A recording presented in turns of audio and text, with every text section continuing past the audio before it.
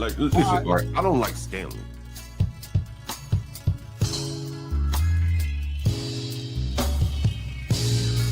I think the only person I have been was Stanley.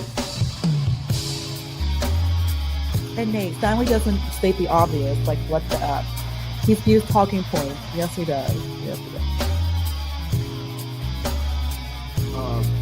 The nature of American culture, it's a white people problem. Okay. I literally said they need to understand really gotta let these people bother you like that. If they want to beef with you, it's called Stanley versus the world. And just assume their character by stereotype? I think people do that every day. Okay, I didn't ask you. What do I think is okay? Make sure we get to a question that I know is in the minds of everybody in this room. As I'm sure you know, Canadians feel rather bruised and insulted by Donald Trump. And this has soured many of my countrymen on not just the president, but on our relationship with America. And my impression is that you do not share this assessment of either America or the current occupant of the White House. Don't want to put words in your mouth. What would you say to Canadians, first, to convince them that America is still the indispensable nation, if you agree with that? Or is it in terminal decline? And does it still retain its traditional capacity to reinvent itself, which is the thing I most admire about American society, its infinite ability to renew itself? And second, what would you say to Canadians that might get them to think afresh about Donald Trump? Is he a consequential president? Or someone we'll all be relieved to see in the rearview mirror? Or maybe both? Well, this is one of these great opportunities that come my way occasionally, how to lose an audience completely. I wanted to give it to you early on. Say something positive about Donald Trump in Canada. And it's a suicide mission. Look, I think there's a great deal of nonsense written about President Trump. And this has been true for 10 years now, because he burst onto the scene. It's more than 10 years now since he announced he was going to run for president. And when people had stopped mocking him and began to realize that this was a serious proposition, a series of wild analogies began to be published regularly in the US liberal media, as well as in Europe and in Canada. And the analogies were with Hitler, with Mussolini, or with Roman emperors, you know, the Julius Caesar, Augustus analogies. And I have spent a decade saying how absurd these analogies are and unnecessary. They're superfluous. They're category errors. It's a category error to draw a comparison between the United States in our time and Germany in the 1920s and 1930s. It's just a fundamental misreading of history. Donald Trump is a very United States figure. He comes out of an American tradition. You can see the influences from the 19th century and the 1970s in Trump. The way I try to explain this to skeptical British and European audiences is he's like a combination of Andrew Jackson, William McKinley, P.T. Barnum, and Richard Nixon. If you imagine all of those distinctly American figures combined into one person, you have Donald Trump. So that. Let me interrupt this right quick to say, welcome to Stanley versus the World. This is guess I thought about doing a show yesterday on this Venezuela stuff, but I was tired and I wound up going on Savage's show and had a whale of a time there getting abused. But this is Niall Ferguson. He is a conservative, primarily economic historian. I think he is a fellow or senior fellow at the Hoover Institute now. He has taught at New York University. He has also taught at Harvard. And his wife is Ayaan Hirsi Ali. She's the think she's Somalian. So anyway, she's a big conservative as well. I actually like Niall Ferguson. Oh well, Neil Ferguson. I pronounce it Niall, but I think he pronounces it Neil. He's Scottish. I actually like him, even though he is very conservative, and his takes sometimes astound me. But one president he forgot, Richard Nixon, P.T. Barnum, William McKinley, Andrew Jackson, none of whom were very well liked or well judged by history, by the way. However, he forgot to add Andrew, damn it. Man, I just had a major historical senior moment. Andrew Johnson is who I'm thinking of. Lincoln's vice president and successor. Donald Trump is a lot of Andrew Johnson as well, and we know he got impeached. Why a historian of Neil Ferguson's caliber did not draw that parallel is beyond me. But that's what the conservative mind does. The true Trump derangement syndrome is actually what MAGA people have. They are deranged in thinking that Donald Trump is doing America a favor by doing things like invading Venezuela. Dude, we don't need that heat. And now we have something for the military to do, because we're going to have to occupy Venezuela. If the plans for the oil and all that, we're going to have to occupy it. And dude, I don't know what is up with this colonial instinct that European heritage people like Donald Trump have, but I just don't get it. But anyway, like I said, I respect Neil Ferguson. He's not a bad guy. The first thing to understand is he's quintessentially a product of the American populist tradition. I didn't. And he's well, let me me help you out here, Fred, because I'm not in the mood to go back and forth with you. It was a kidnapping. If I said invasion, my bad. It was a kidnapping. It was an invasion if you go into another person's country and kidnap their president. What the fuck else is it besides an invasion? Your former army, you should have an idea of what a damn invasion is. If you go into a country and they did not invite you. Now, what wasn't an invasion? I'm sorry, if you go into another person's country with force of arms, it's an invasion.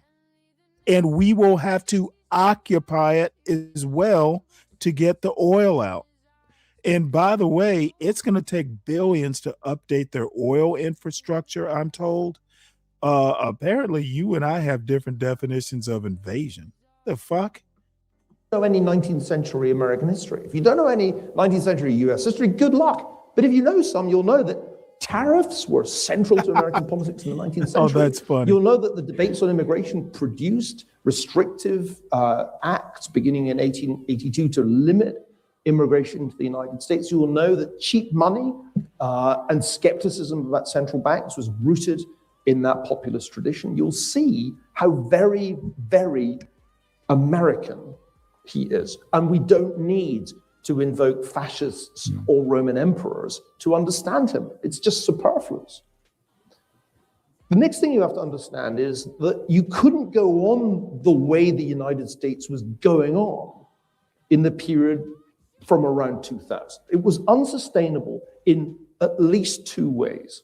Number one, the decision to admit China into the World Trade Organization and allow China to hollow out North American manufacturing by not holding China to its World Trade Organization commitments was a disaster for every American except 0.1% who massively profited from what I called Chimerica. The median household saw its income in the United States. Okay, again, what Niall is not telling these people, and they probably already know it, it was done starting in the Reagan era. It was Republicans who started this. It became cheaper to produce goods in Mexico and China, especially, and Asia in general. It was your party that initiated all this. Now, yeah, Clinton helped, etc. All these neocon or neoliberal, neocon type, Democrat centrists. Yeah, they all had a hand in it, but it benefited the 1%. Dude, haven't you heard of trickle down economics? Of course, supposedly benefiting that 1% was supposed to lift all the boats. You're forgetting that part, Neil. States stagnate. It did not move from 1999 until 2016, flatlined. That wasn't sustainable. Nor was it sustainable for the United States to deploy armies to places as far afield and intractable as Iraq and Afghanistan for what seemed like indefinite periods of time. These two things, globalization and the neoconservative vision of foreign policy, were broken and no longer economically or politically viable by the year 2016.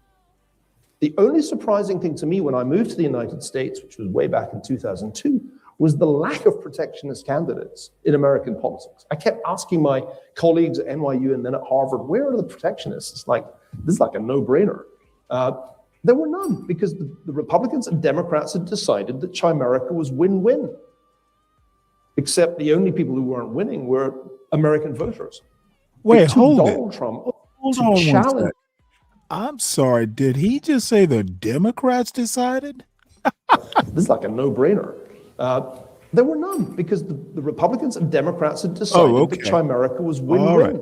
That's better. Except the only people who weren't winning were American voters.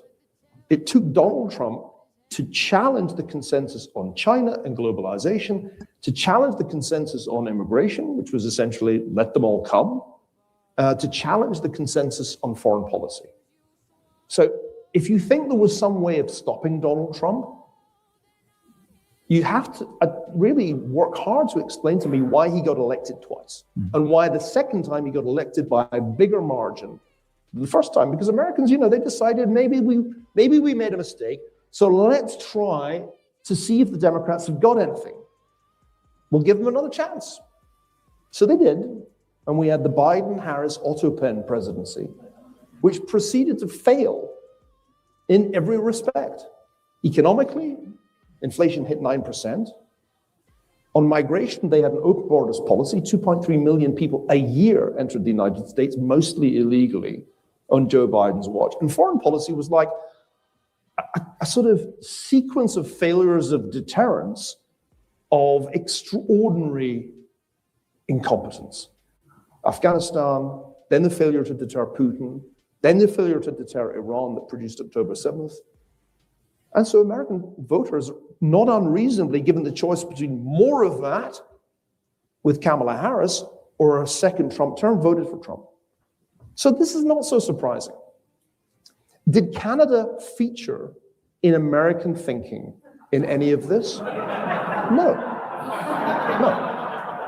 Nobody thought about Canada anymore. You shock me. I know, I'm the bearer of bad news, but nor did anybody in England give a damn about what the Scots thought in 2016 when they voted overwhelmingly for Brexit. Scots didn't. Scots voted to stay in the EU. But you matter as much to Americans as we Scots matter to the English, which is not much. Not much. So the only moment when Canada mattered, really in the last 10 years, was when Justin Trudeau went to Mar-a-Lago to see Donald Trump, and Trump trolled him at dinner. Why did you could be the governor? And we did this too. You could be the governor. My tie's not quite long. And your socks are the wrong color. You could be the governor of the 51st state, just now about that. And Trudeau is like completely falls right into the trap. Everybody's laughing because it's obviously a joke, but he kind of falls into the trap, and then you all fall into the trap. And Trump, who has an unerring instinct for human weakness, it's like his superpower is he can tell the weakness of the counterpart. It's like, I have got them, so I'm just going to pile on. I'm going to make this 51st state thing seem like I mean it. And you take the bait. And then, of course, because he's Trump, he doesn't think about the second order consequences of what he's doing. Because I don't think anybody in Mar-a-Lago is like thinking, this could have an effect on the Canadian election. Has anybody run this past Pierre Poilievre? No, nobody had run it past anybody. The whole thing was completely impromptu. And you end up with Mark Carney as prime minister, because the only law of history is the law of unintended consequences. That is what happened. Americans got what they wanted, which was to end all the pathologies that I described to you. And you ended up with Mark Carney as prime minister. Funny world, isn't it? So I'll stop it there. That's it's some Canadian think tank called the MacDonald Laurier Institute, Laurier probably Institute. Fairly conservative. It's I subscribe to their channel. They occasionally have interesting guests on.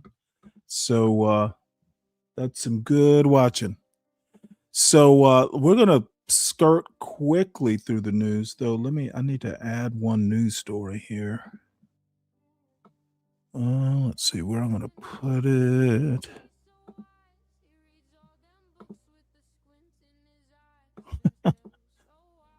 All right. So here's where we are.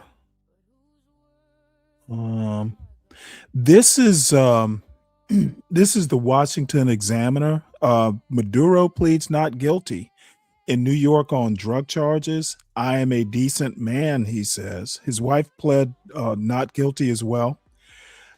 Some interesting things, and maybe I'll just play this video. That might be worth playing. This is them taking his wife and Maduro out of this armored vehicle, and pretty interesting. Let's go. Let's see this. An emergency meeting after the U.S. military struck sites in Venezuela and captured Venezuelan President Nicolas Maduro and his wife, Celia. The morning meeting will see 15 ambassadors from various countries huddle at the UN headquarters in New York City to discuss the strikes. It was scheduled after a request from Colombian President Gustavo Petro, who called the attack a, quote, aggression against the sovereignty of Venezuela and Latin America. On the council are at least two allies of Venezuela, namely China and Russia, who are permanent members and had backed Petro's plea. Maduro is now set to stand trial in New York on drug trafficking charges. For Venezuela, Trump said the U.S. will, quote, run the country temporarily during a transition period.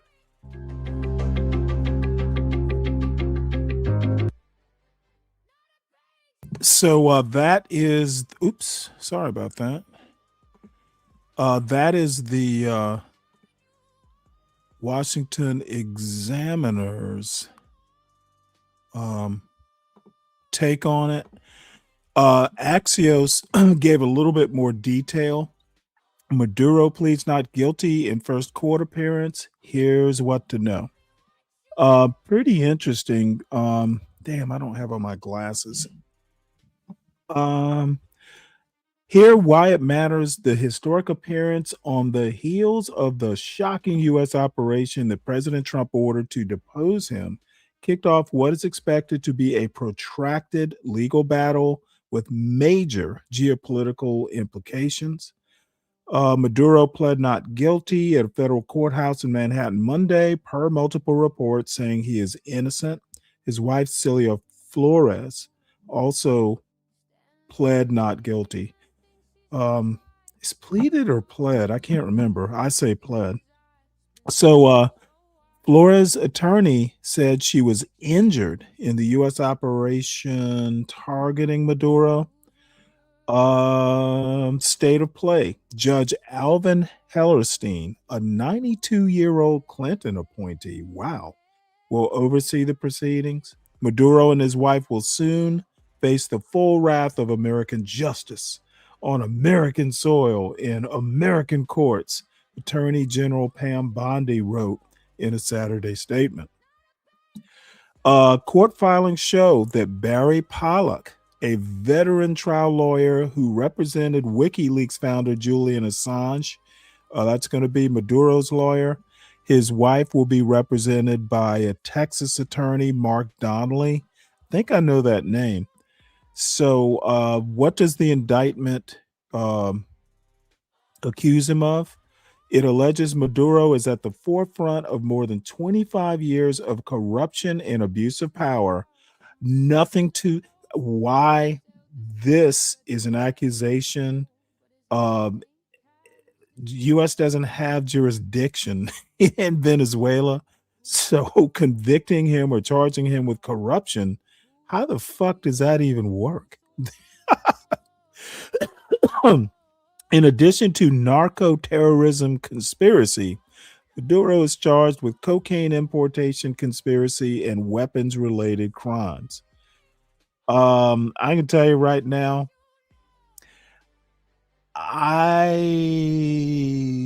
don't think the first charge, the corruption charge, I don't think that's going to stick. U.S. doesn't have that kind of jurisdiction. So I will drop this link. Actually, the link is in the show notes if anybody wants to read it, because it does get into some detail here.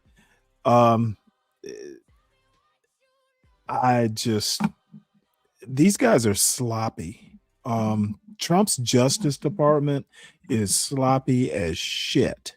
He's getting bad advice from those fourth tier, the Pete Hegseths of the world. Fourth tier. So anyway, so it says here, a large part of Maduro's security team was killed in U.S. action. Says the Venezuela defense minister. Let me just say right off the bat,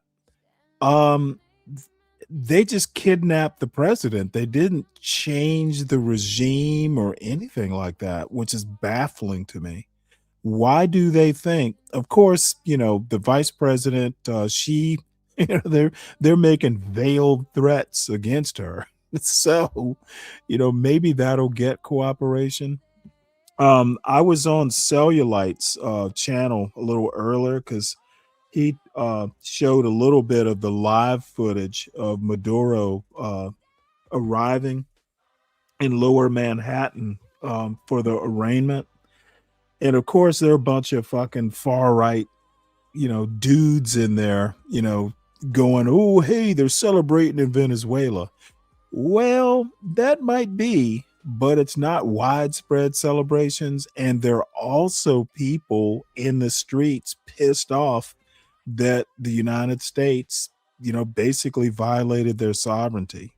So it is a very mixed reaction from what I gather in Venezuela. I haven't seen any, footage of people celebrating in the streets or anything like that. But I just personally, and this is just me, I don't think you go around violating other countries' sovereignty the way Trump did. And it is, America does not have a good record of going into countries and basically spreading democracy or whatever it is Trump is trying to spread. It's a naked oil grab. And believe it or not, the best analysis I've seen, I may have to go find it because I was going to show it and then it's kind of long and complicated. Best analysis I've seen, because he includes the oil economics, Paul Krugman. I probably need to show it. If I don't show it today, I'll show it tomorrow. He broke this down. I haven't seen any analysis as good as he's done in his Substack letter. So let's see. So it says here, a large while of erstwhile President Nicolas Maduro's security team was killed in the U.S. By the way, a lot of them were Cubans. Maduro was so paranoid that he wanted Cubans on his team because he couldn't trust Venezuelans. So, Venezuelan Defense Minister General Vladimir Padrino said in a televised statement on Sunday morning.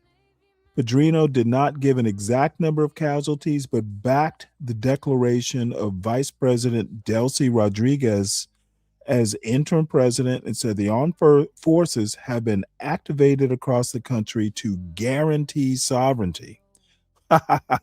So I don't, who knows what's going to happen, but I do know one thing. It's not anything that had to happen. I think it was silly. And Donald Trump, guess you got to have to kind of take him seriously because he controls the armed forces, apparently.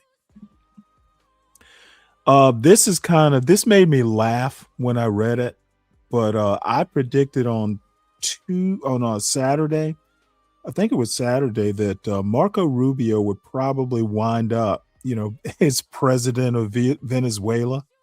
I don't know if that's actually going to happen.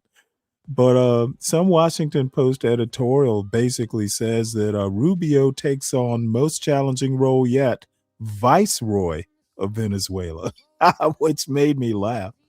I actually think Stephen Miller is going to take, he's going to be on that team. There is kind of like a council or something within the administration, and Rubio is on it. But this has Rubio's fingerprints all over it. He has been, anti Maduro. He's famous for it, as a matter of fact. And what does Dave say here? It's all America. Yeah, okay, Deacon Dave. You are the poster boy for neoconservatism with that statement. So let's see, what all does this have? Top U.S. diplomat has pushed for regime change for over a decade. Now the hard part begins. And it's a long ass article, and I'm not going to play it, but I'll read a few lines. Marco Rubio has held many titles during Donald Trump's presidency. He may have just acquired his most challenging one yet, Viceroy of Venezuela. It's not like an official title. I think this is kind of like a tongue-in-cheek opinion piece.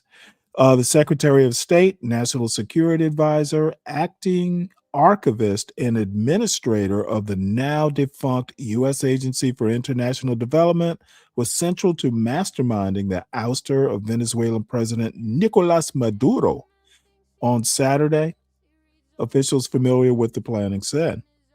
But no immediate successor to govern the country of roughly 29 million. Trump is leaning on Rubio. I said, but with no immediate predecessor. Apparently that's been sorted out. I think this is from yesterday or the day before. So Trump is leaning on Rubio to help run Venezuela, divvy up its oil assets, and usher in a new government, a fraught and daunting task for someone with so many other responsibilities. Well, in my opinion, I think that Rubio is probably the most capable of all the people, including Pam Bondi, in Trump's cabinet. But I also think that, he's doing a lot of delegating, but I also think that he's not taking a lot of this seriously. You could never convince me that as administrator of USAID, that he's actually spending a lot of time, administrating it. So it says here, the moment marks the realization of a long-held goal for Rubio, who has voiced his criticisms of Maduro and desire for change in Venezuela for well over a decade. Those who have worked closely with Rubio, whose parents left Cuba before the communist takeover in 1959, say the issues of the region are close to his heart. Marco's parents' experience is hardwired in him, says Cesar Conda, a Republican strategist who worked as a as the former senator's chief of staff between 2011 and 2014. U.S. officials say Rubio will play an outsized role in guiding U.S. policy as the Trump administration attempts to stabilize Venezuela. Let's see what Rubio has to say in this video clip. Why does the United States need to take over the Venezuelan oil industry? We don't need Venezuela's oil. We have plenty of oil in the United States. What we're not going to allow is for the oil industry in Venezuela to be controlled by adversaries of the United States. You have to understand, why does China need their oil? Why does Russia need their oil? Why does Iran need their oil? They're not even in this continent. This is the Western Hemisphere. This is where we live. And we're not going to allow the Western Hemisphere to be a base of operation for adversaries, competitors, and rivals of the United States. President Trump sets the terms, and ultimately he'll decide what the iterations are of that. But it means the drugs stop flowing. It means the oil that was taken from us is returned. So essentially, this is like the 21st century colonial type attitude. The Monroe Doctrine literally was not what these idiots say it is. It was basically Europe, not coming in and colonizing, in the Western Hemisphere. It was the colonizers' way of saying, hey, if it's going to be colonized, we're going to colonize it. But apparently Trump has decided that I'll get into the theory because there's something I'm going to show later that talks about the spheres of influence thing, which to me is Orwellian. It seems to be that Donald Trump has bought in to the spheres of influence, Asia for the Asians and the Western Hemisphere for, the bully on the block. And all it's going to do, he's taking us back to the 19th century. And basically this is a devolution, a de-evolution. He's taken us back to when America was great, and he does not seem to understand that, taking over these countries, all you're doing is fomenting terrorists. That's what ultimately happens. He's basically making an incubator for insurgencies. In Central America, in South America, they are famous for insurgencies. Dude's a moron. Ultimately, and that criminals are not sent to the United States. It was the capture of someone who was an illegitimate ruler. He stole an election, so he wasn't even supposed to be there. Much different than a military move. Okay, he stole an election. That is a Venezuela problem. That is not an American problem. Okay, what's Trump going to do when Russia just says, you know what, fuck it, we're taking Ukraine, which they've been trying to do. And China just goes, well, hell, Taiwan is our Venezuela. He's just opened a can of worms. And it could very well be that Trump is already, 4 steps ahead on that. Like, fuck it, let China have Taiwan. I've got their oil supply. Against a military adversary. And the other thing, why does China need Venezuela's oil? Well, the oil is a world market. The fuck are they talking about? This, again, was an extradition. This was a law enforcement action entirely appropriate by the Trump administration. This was not an action that required congressional approval. In fact, a law enforcement operation imposing U.S. law in another sovereign nation. These guys think the American people are stupid. And by the way, they may not be far off the mark, and you'll see why I say this in just a minute. That couldn't require congressional approval because this was not an invasion. This is not an extended military operation. This is a very precise. How the fuck do you think you're going to secure those oil fields? Of course, it's an extended military operation. The military's still there. The Navy's been off Venezuela for months now. It's not an extended operation, dude. You're not gonna, those oil companies are gonna need protection. These guys are just sitting there lying through their teeth. It's operation that involved a couple of hours of action. It was a very delicate operation too. It was one that required all these conditions to be in place at the right time in the right place. You couldn't afford leaks. We couldn't afford anything out there that would have endangered the mission and gotten people killed or killed off the mission in the optionality. President Trump is done negotiating. He proved that a couple of days ago, that he is a man of action, that when someone is threatening the United States, he will defend it with every resource that we have, and he'll continue to do that. So his conversations now with the vice president in Venezuela are very matter of fact and very clear. You can lead or you can get out of the way. Wow, dude.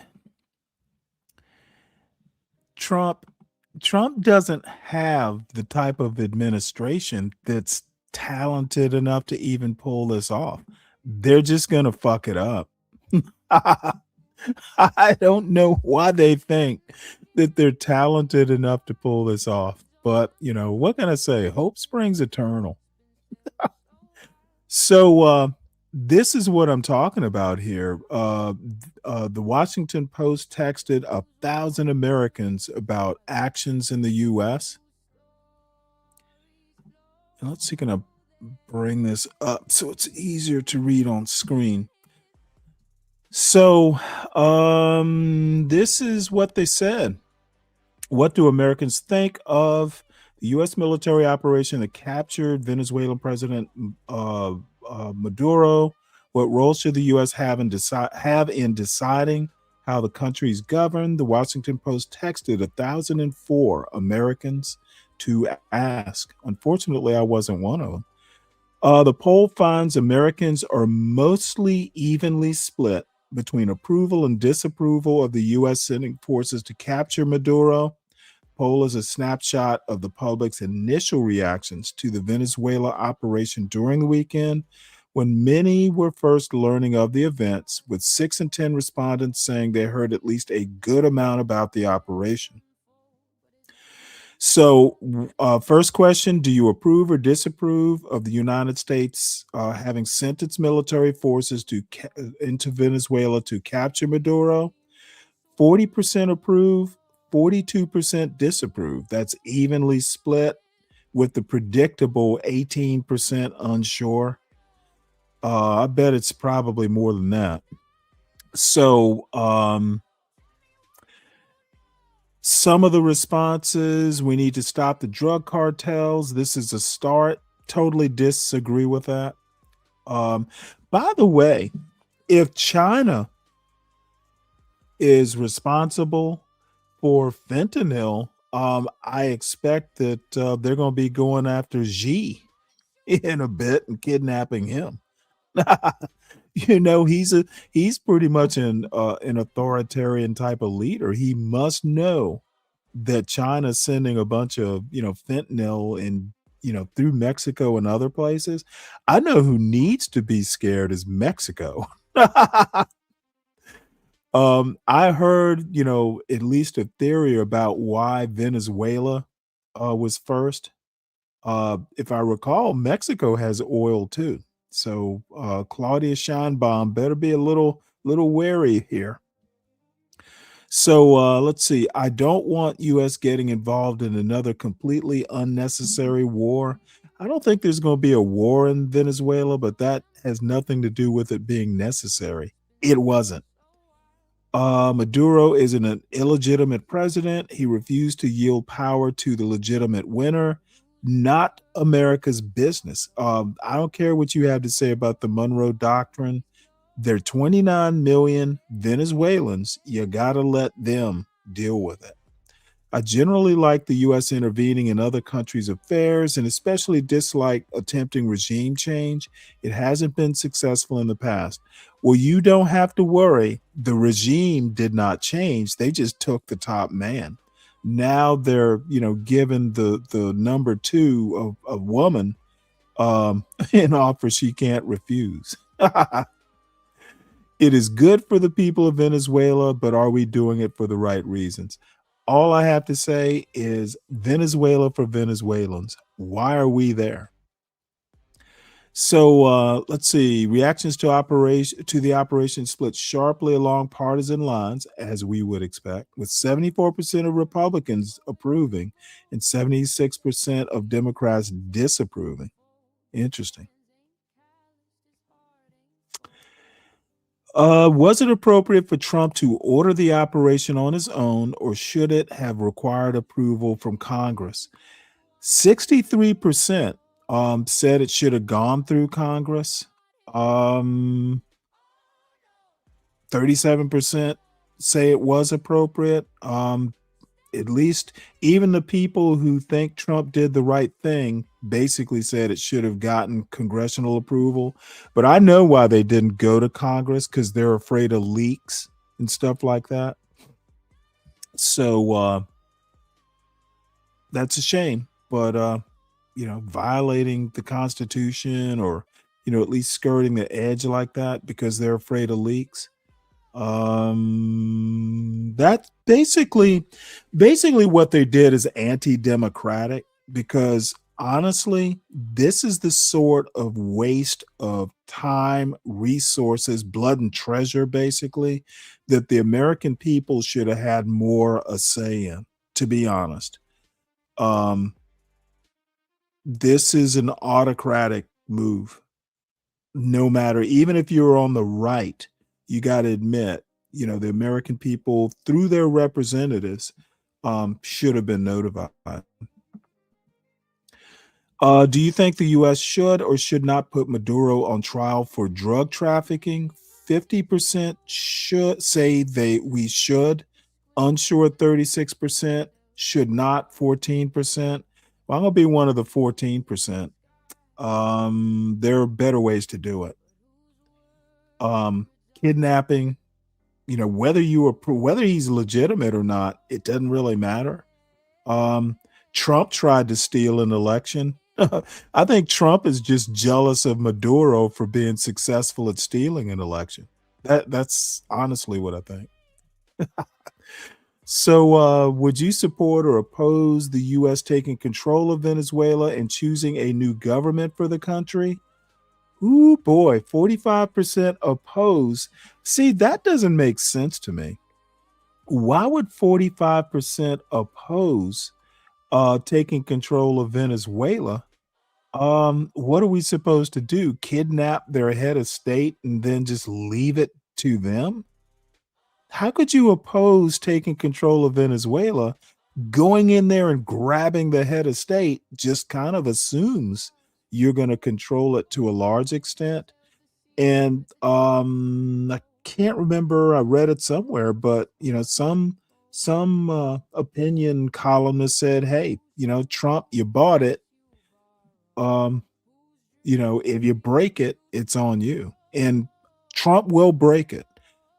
He does not have he doesn't have a bunch of, there's never been an administration that has successfully done what Trump did and it turned out good. I can't think of one. Now, I'm not an actual historian. Maybe somebody can think of a time where, America invaded like this and it all turned out okay. But I can't think of one in my lifetime. Grenada, maybe.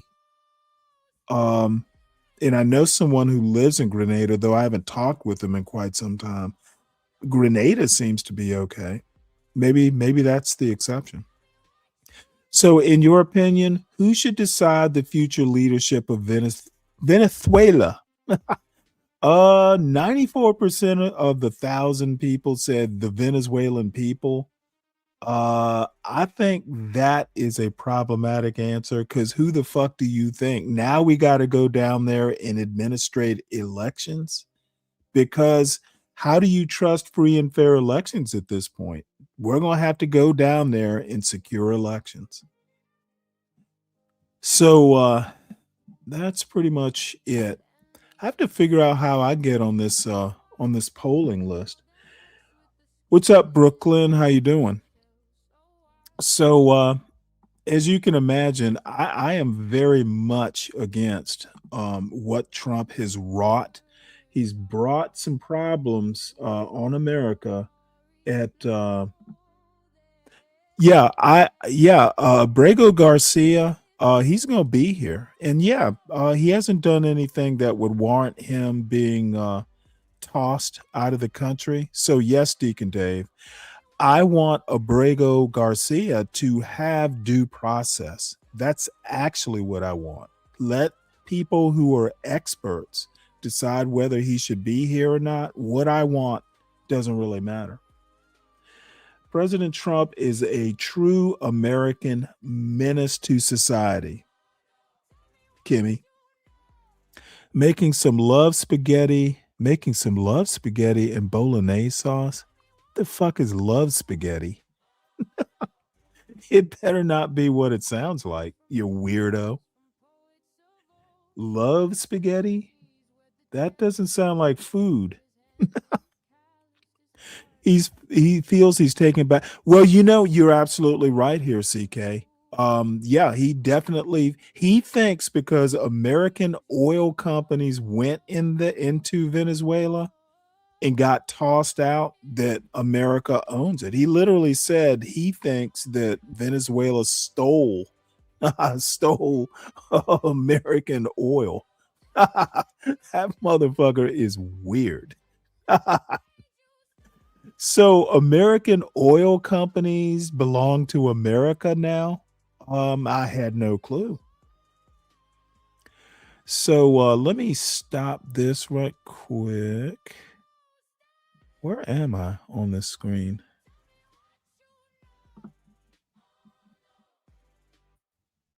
There I am.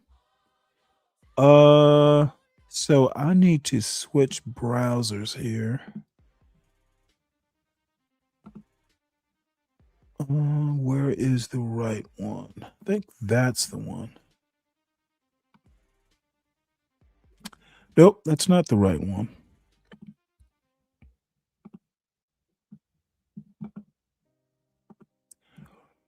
Oh,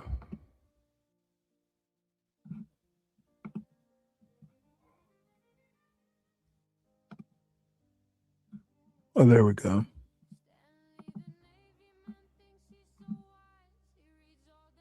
So this is oh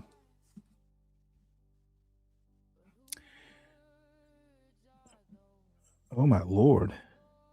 I've never actually used the other browser. So I'm going to see how this works.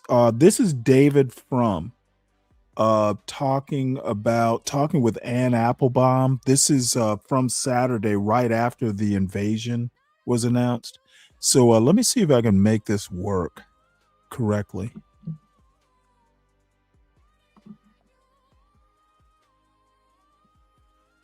And let me know if y'all can actually hear this.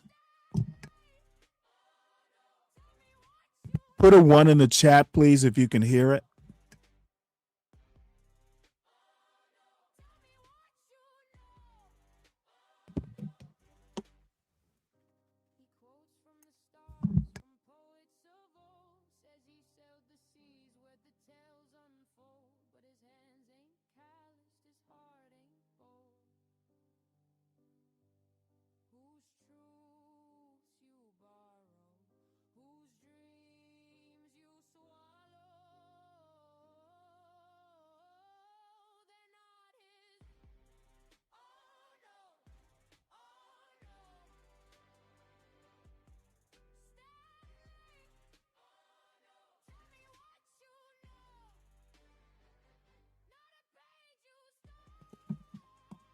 All right.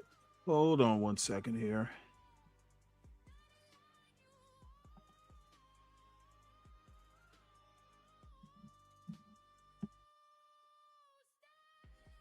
God damn it.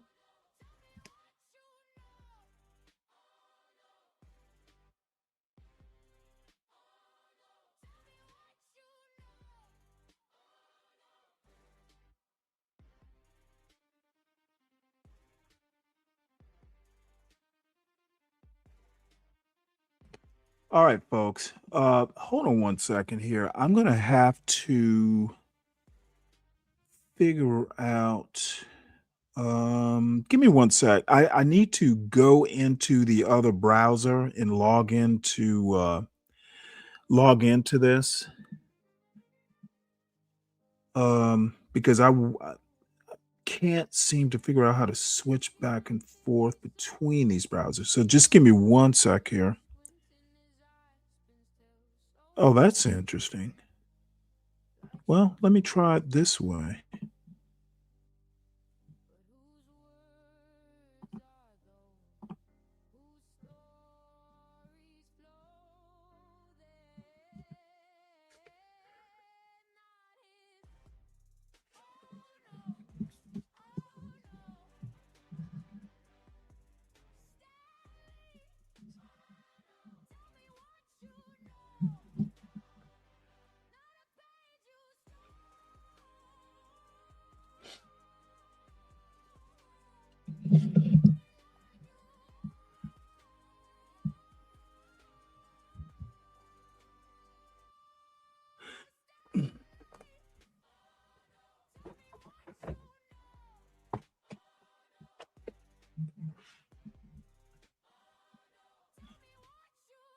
All right.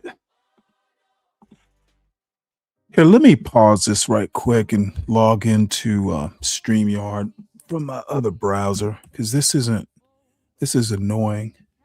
So give me one sec here.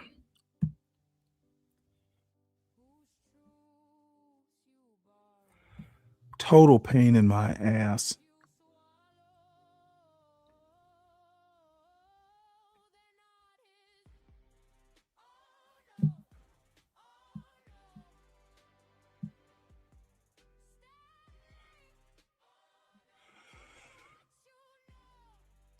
Okay, let's see here.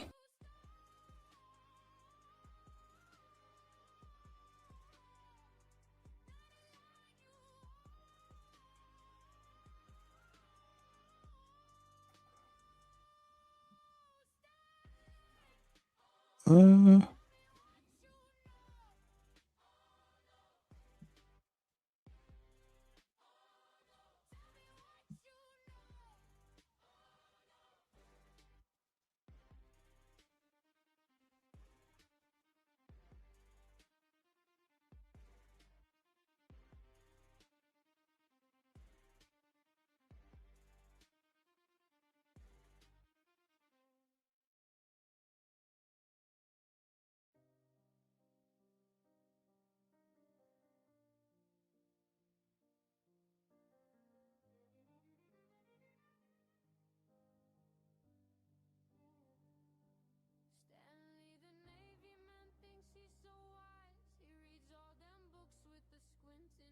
Controlled by Maduro, refused to let him take power. And not only that, they really and truly violently repressed people who were his advocates and people who'd been working for him. So this is a country that will not be sad or sorry to see Maduro go, but is very, very nervous about what might come next. Yeah, one of the things I was struck by at the press conference was the nationalist bragging by American leaders that this is a thing they did for the United States, not for the Venezuelans. The United States, of course, acted entirely alone, without any regional support or allies, without any form of international legitimacy, without any action of Congress. There is an indictment by an American court of Nicolas Maduro.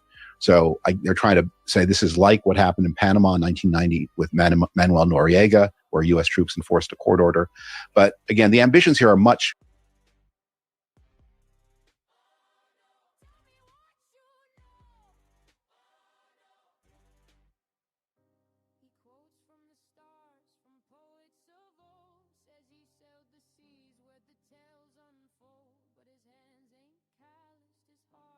All right. Sorry about that, folks. I've never tried to do it this way. So let's just go ahead and I logged into the browser that I want to use for this particular video. We'll see how that works. Enemies, in a sense, is detaining them, expelling them, sending some of them to torture prisons. Maybe this is the way that they reconcile those two imperatives by saying, okay, now there's a dictator we like in charge in Venezuela, and we can now round up and expel everyone who fled the last dictator. I mean, that's possible. I mean, some of the language used at the press conference today was Trump once again repeating that Venezuela had sent its criminals and it's emptied out its insane asylums and so on, for none of which there's any proof. Actually, many members of the Democratic opposition fled the United States. Many people who were simply seeking a decent place to live and a place to work. There have been a lot of successful Venezuelans in the United States. I mean, the smearing of Venezuelans has been one of the. Yeah, I do not know why you cannot hear this. Can you hear me? Oh, you can hear it. Okay. Yeah, sorry about these technical difficulties. I should have tested this out first. Ugliest things that this regime has done. I mean, the American regime, I should say, has done since Trump took office. But you're right to focus on the lack of concern for Venezuelans and for what happens in Venezuela. All of the narrative from the very beginning of this conflict has been about, the glory of the United States, the reconquest of the Western Hemisphere. There was a bit more of that today. The supposed loss of U.S. oil that is somehow owed to the United States because it was stolen in the past, and nobody's really unpacked that or explained it. And again, this idea that Venezuelan criminals and crazy people were somehow sent to the United States, well, which again, there's no proof. So it looks very much like a war or a military action, if that's what we're calling it, that has been designed for domestic purposes. This is for U.S. domestic political consumption rather than to achieve something in Venezuela. I noticed that, and speaking of the U.S. political purposes, Trump made the first announcements of what he had done on his wacky social media platform, Truth Social. He called into Fox. It's as if he says, I'm accounting only to my half or my 40% of American opinion, or these days maybe 38%. I'm not accepting any responsibility to the whole country, and certainly not to anybody else in the world. One of the things that I wonder, there's been an eruption of Democratic Party opposition to this, emphasized.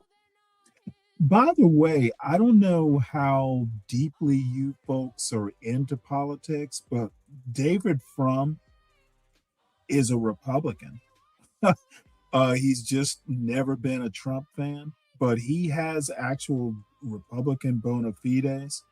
Ann Applebaum is a Republican, and she has bona fide Republican bona fides too.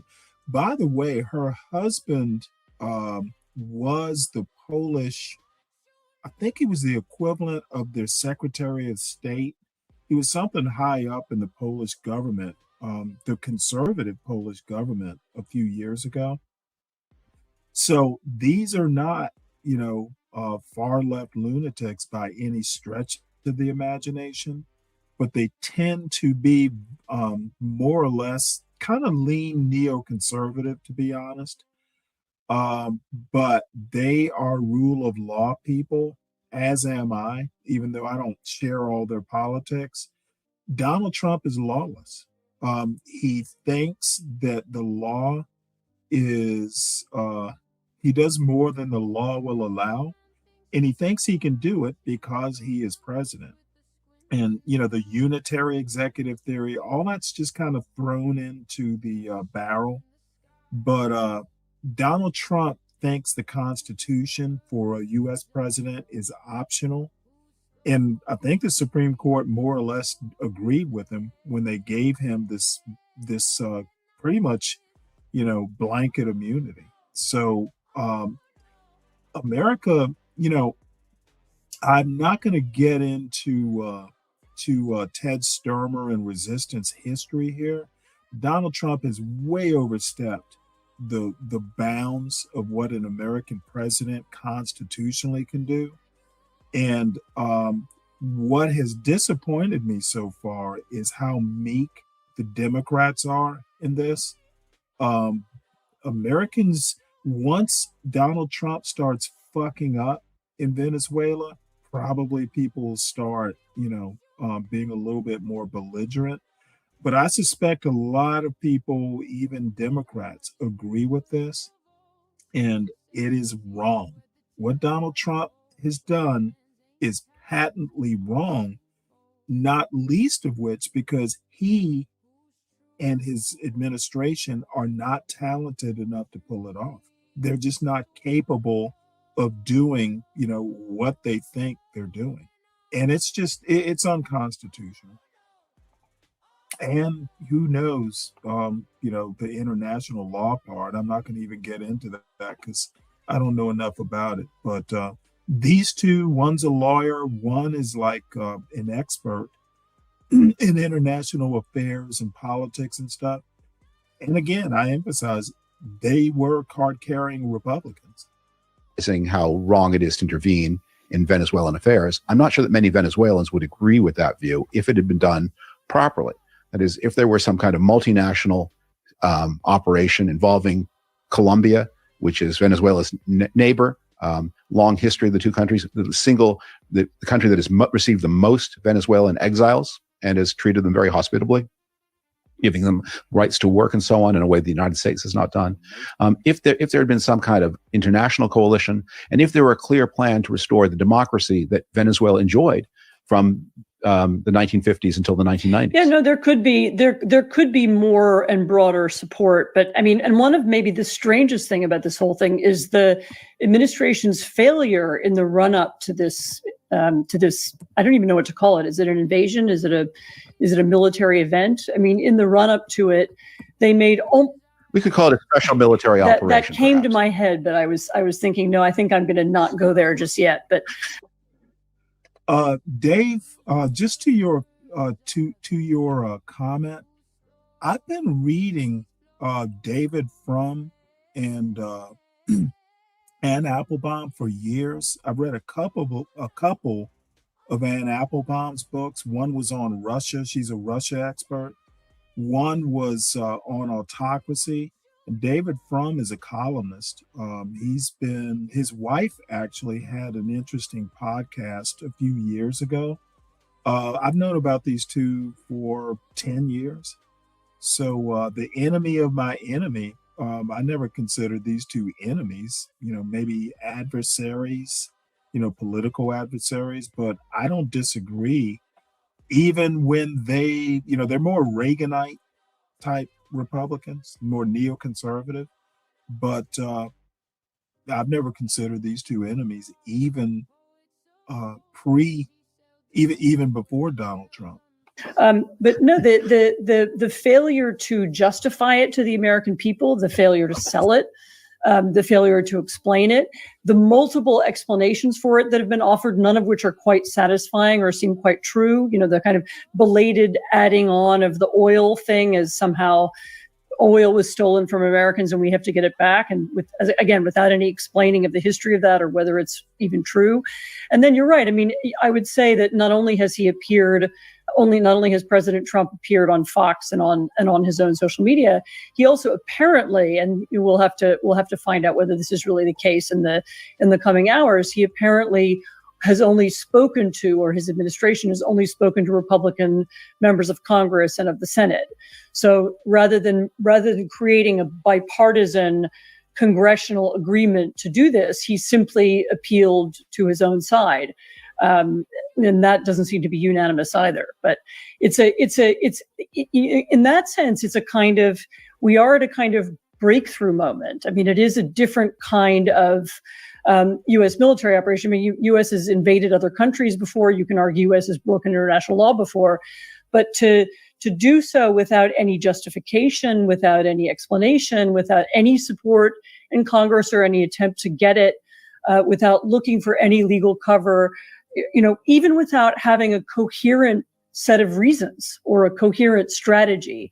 It's all very strange. And again, my assumption is that because in fact the true purpose is domestic. The true purpose is to deepen the president's arguments about supposed, narco terrorists or immigrants whom he's fighting against, maybe to give him the opportunity to say America's at war and therefore more emergencies need to be declared and more laws need to be bent.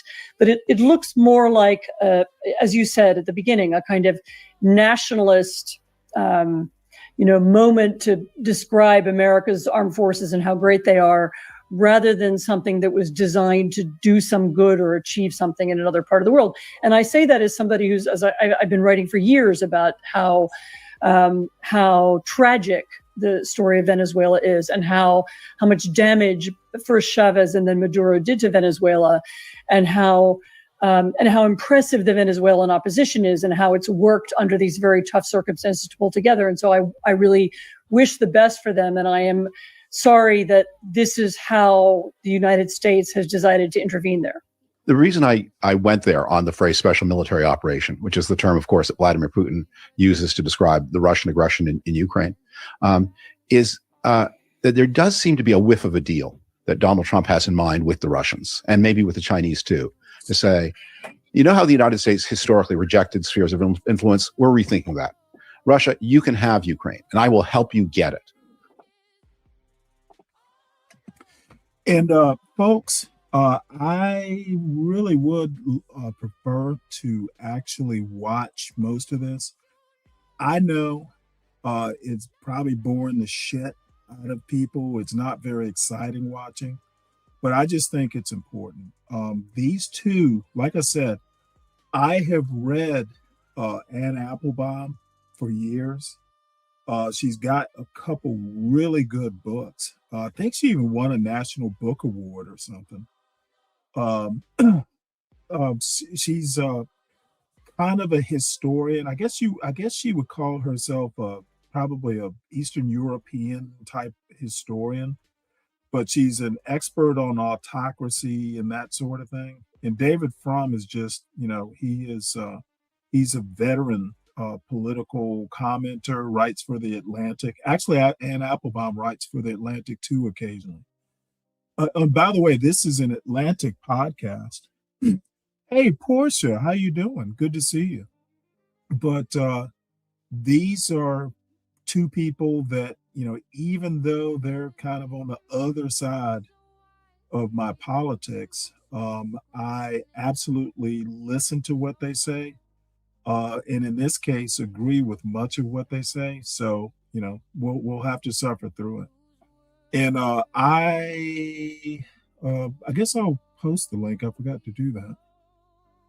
Let's see, can I get this full screen? I'm not sure.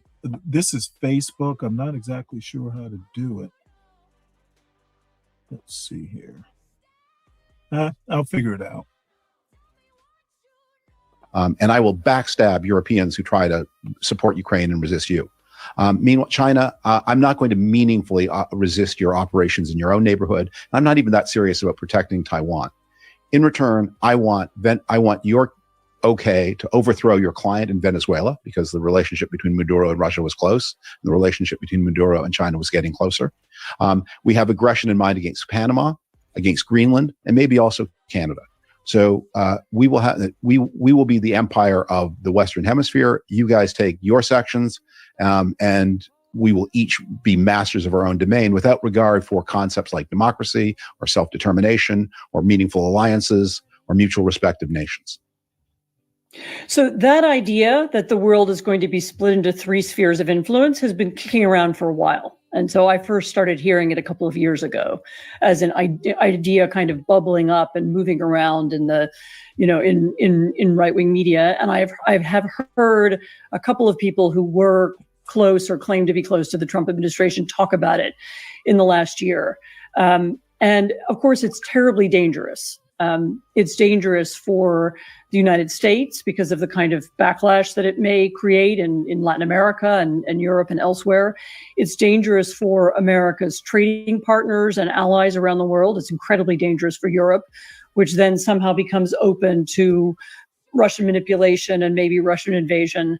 And of course, it's very dangerous to America's allies in Asia, Taiwan, Japan, South Korea, the Philippines, and others. And it really creates the prospect for a reordered world, one in which violence becomes much more common and the use of military power by big countries against smaller ones becomes normalized. And that, of course, will have economic effects and will eventually be felt by all Americans. I mean, because America's prosperity and America's power and America's success over the last several decades, I mean, certainly since the Second World War, have been based on a very different idea of how the world should work. And it looks like at least a part of the Trump administration is ready to give up that idea. Let me go through that. That's such an important point, and especially the point about how you make violence more acceptable and more common. Let me just go through something for people who don't think about this as much as you do. Why Americans have, at least since 1945, and really longer than that, rejected the idea of spheres of influence. Because it may seem logical to some people. Well, China has its backyard, Russia has its backyard. Why can't the United States have its backyard and everybody leaves everybody else alone? The reason the United States historically rejected this idea was twofold. First was Americans said, when we call for collective defense, when we call for free trade, when we call for democracy and human rights, we're not doing that to assert American dominance over others. We're using the extraordinary advantages of the United States, the security, the natural resources, the wealth, to deliver something to other people that all human beings want. Not all human beings should want, all human beings do want. They all want to have the benefits of freedom and material prosperity. So we're going to speak for all. The United States has more means, but the ends are not American. The ends are universally human. So we're going to speak for that. And then what's our sphere of influence? The answer is the whole thing. There are practical limits. We're not going to go out there looking for wars and causing trouble. But our ideal is that ultimately all human beings will live this way. And we'll live together in cooperation. And so so the sphere of influence argument is never an American argument. It's always an argument by other people who want some carve out from human rights and freedom and democracy and international peaceful commerce. And we're not going to give it to them. Now, the fact that the Trump administration is so open to these ideas is, to me, and I think this is one of the things that is most surprising, is it's a doctrine of American weakness and retreat, saying that the United States no longer feels able to defend Europe, much less Ukraine on Europe's east, no longer feels able to defend the free peoples of Asia. So we're just going to retreat. And because that makes the American project much less attractive to other countries. By the way, this spheres of influence thing, it sounds a whole lot like 1984. I think it was 1984 where, it was trans Russia. It was like some weird, it's been years, high school since I read it last. But, these carve outs where China has a sphere of influence, Asia, Russia has a sphere of influence, which is Eastern Europe, which opens up, Western Europe for invasion, at risk. America has the Western Hemisphere, very 1984. And again, I agree with David Frum. It's anti-American. It's anti-liberal. Whether I like it or not, I'm kind of a creature of the Enlightenment. And that's kind of sad in and of itself. But temperamentally, I tend to be more of a classical liberal with a capital L. And this is not evolving. This is not moving forward. This is actually de-evolving. And I don't know why Trump thinks this is a good idea. I don't know why 40% of Americans approve of this cowboy diplomacy, but it won't end well. Trump is not that talented. There's going to be more within the American sphere of influence. There will be more force. And Greenland has been a target of this. Canada has, and now Venezuela is. No, absolutely. I mean, it's America giving up on relationships with the world, and America retreating into a a kind of 19th century idea of, we dominate our neighbors and we don't have anything to do with anything else. It means that America's global companies will suddenly discover that the rules that were very often created to help them and help them succeed in Asia or in Europe will change, and they'll be less successful.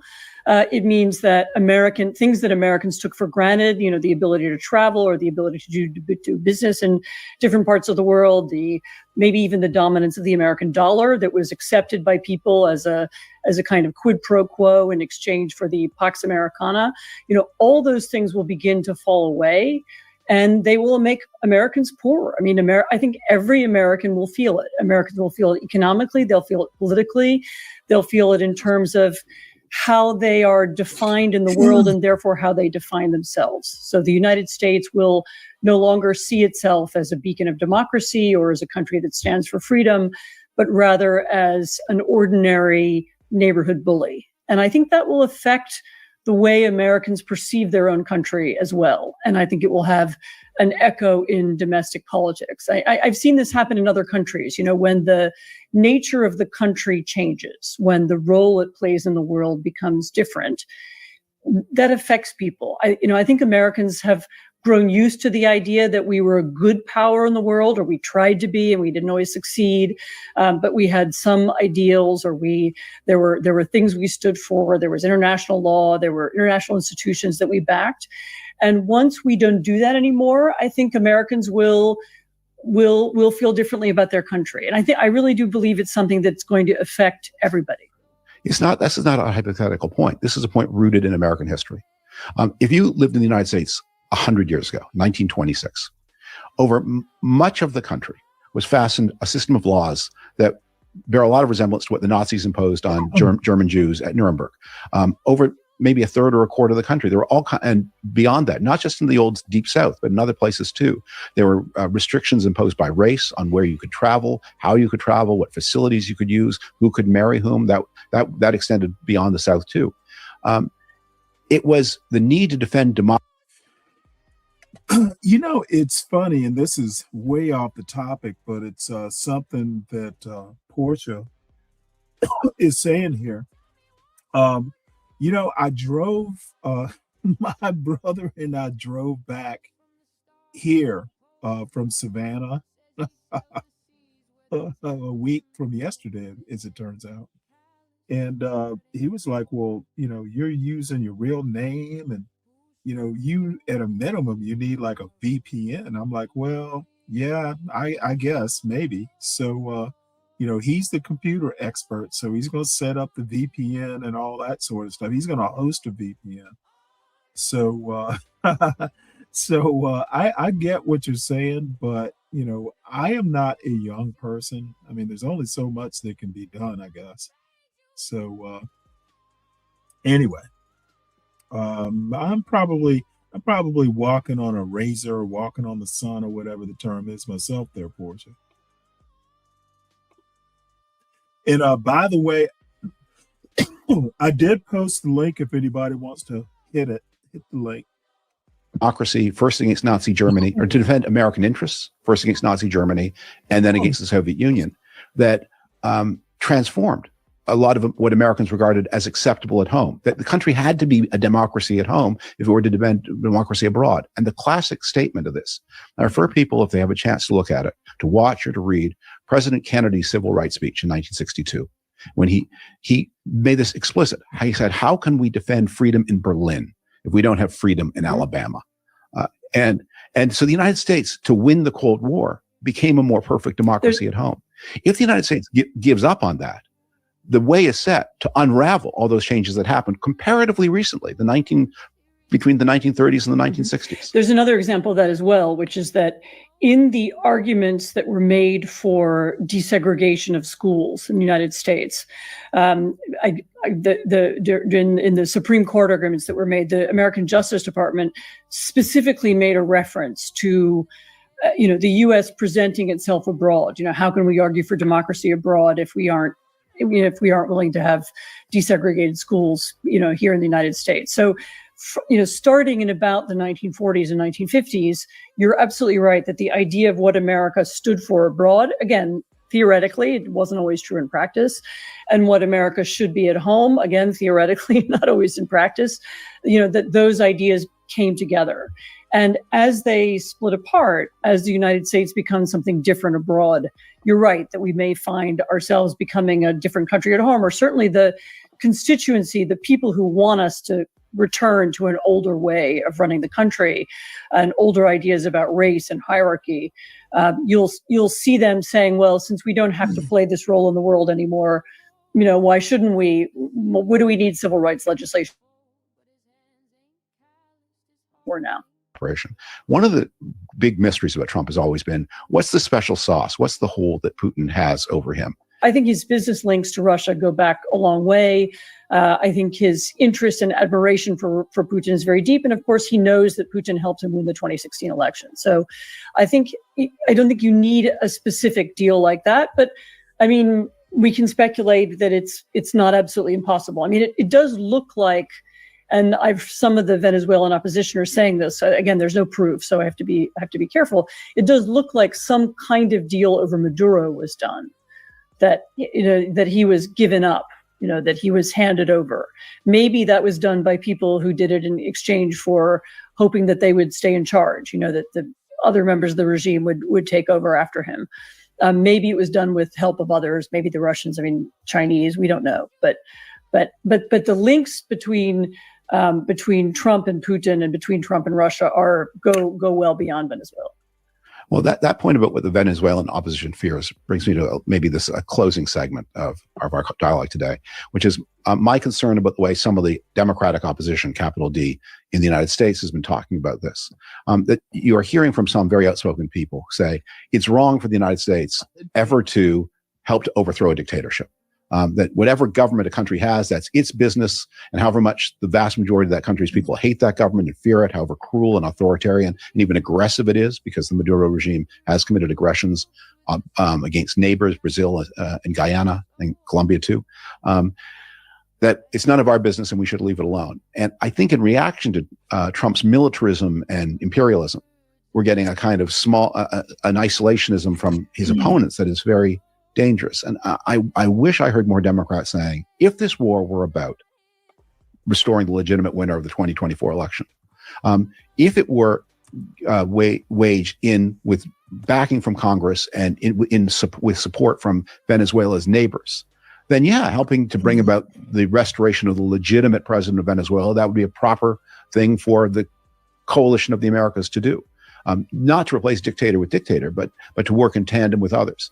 But there does seem to be a kind of, in reaction to Trump's America First, a kind of similar kind of chauvinism that we're hearing from, that this is none of our business. We have no concern with who governs Venezuela and how. It also ignores the fact that we have influence not over Venezuela, but in Venezuela, in other countries, whether we want to or not. I mean, we're the elephant in the room in a lot of places. And had we decided to support Maduro, which I think some members of the Trump administration did want to do, and do oil deals with Maduro, for example, which we might easily have done. I think there were, as I say, I think there were people who wanted to do that. Then we would also be affecting the outcome of politics in Venezuela. So to pretend that, we live by ourselves, in a bubble and we don't influence anybody else is also wrong. I mean, I do have to say that given how little Trump involved the Democrats and how minor his effort is even today to reach out to people and explain what he's doing and justify it, and how half-hearted it all seems. I mean, I found his press conference very half-hearted, and he seemed kind of unenthusiastic, and it wasn't, people were sort of repeating themselves and saying things by rote, how great our soldiers are and what a marvelous thing this was. And, given that, it's not really surprising that people have reacted this way. It's also, to say, well, it would be great if we had done this on behalf of democracy in Venezuela feels a bit empty, given that obviously Trump wasn't going to do that because he doesn't care about democracy anywhere. So I have some sympathy with people who who are very critical. I mean, I would like to emphasize, it is important to keep remembering how happy a lot of Venezuelans are, and how delighted people are, across the continent that Maduro is gone, and to just keep that in mind as a factor going forward. This is a more marker for the future. I mean, obviously it's true, as you say, Trump didn't do this for democracy. Indeed, and he didn't do it to stop the drug flow either. Maduro is right now an alleged and indicted drug trafficking president, but there was a convicted drug trafficking president in an American prison, and he was released at the end of November, pardoned at the end of November. I guess they announced the pardon at the end of November and made it legal at the beginning of December. In exchange for what? One can only speculate, but I don't think it's just for a Christmas card that Trump would let somebody like that. No, this was the former president of Honduras. Yeah, no. I mean, there's hypocrisy all over this story. As I said, the conversations with Maduro about oil that took place last year, the letting go other drug kingpins, the question of whether Venezuelans were really importing that many drugs to the United States anyway. That seems like most of the they're sending the Venezuelan drug traffic was cocaine, which was on its way to Europe. And by the way, blowing up boats is judging by market prices. The Wall Street Journal reported, I think in the fall, that the retail price of cocaine in the United States. This particular fact is actually fairly incredible. Most of I'll just let David Frum do the fact. And by the way, I just noticed that some of the closed captioning is in Spanish. Over the first year of the Trump administration was down, if I remember this right, something like 25%. The one price he successfully brought down was the price of cocaine. That's the drug that is flowing via Venezuela. So obviously blowing up boats doesn't work. No. I mean, yeah, I saw that Jaslyn Cluckett category. I admit I had to chuckle when I saw it, or cluck. But you were disrespecting a sitting U.S. representative, Portia. When you look at any of his reasons, they all, they kind of shrink on touching them. I mean, and this is why we're all looking for other kinds of explanations. Is there a secret oil deal? Is there a secret deal with Putin? Is there some deeper plan to spread this form of conquest across the Americas?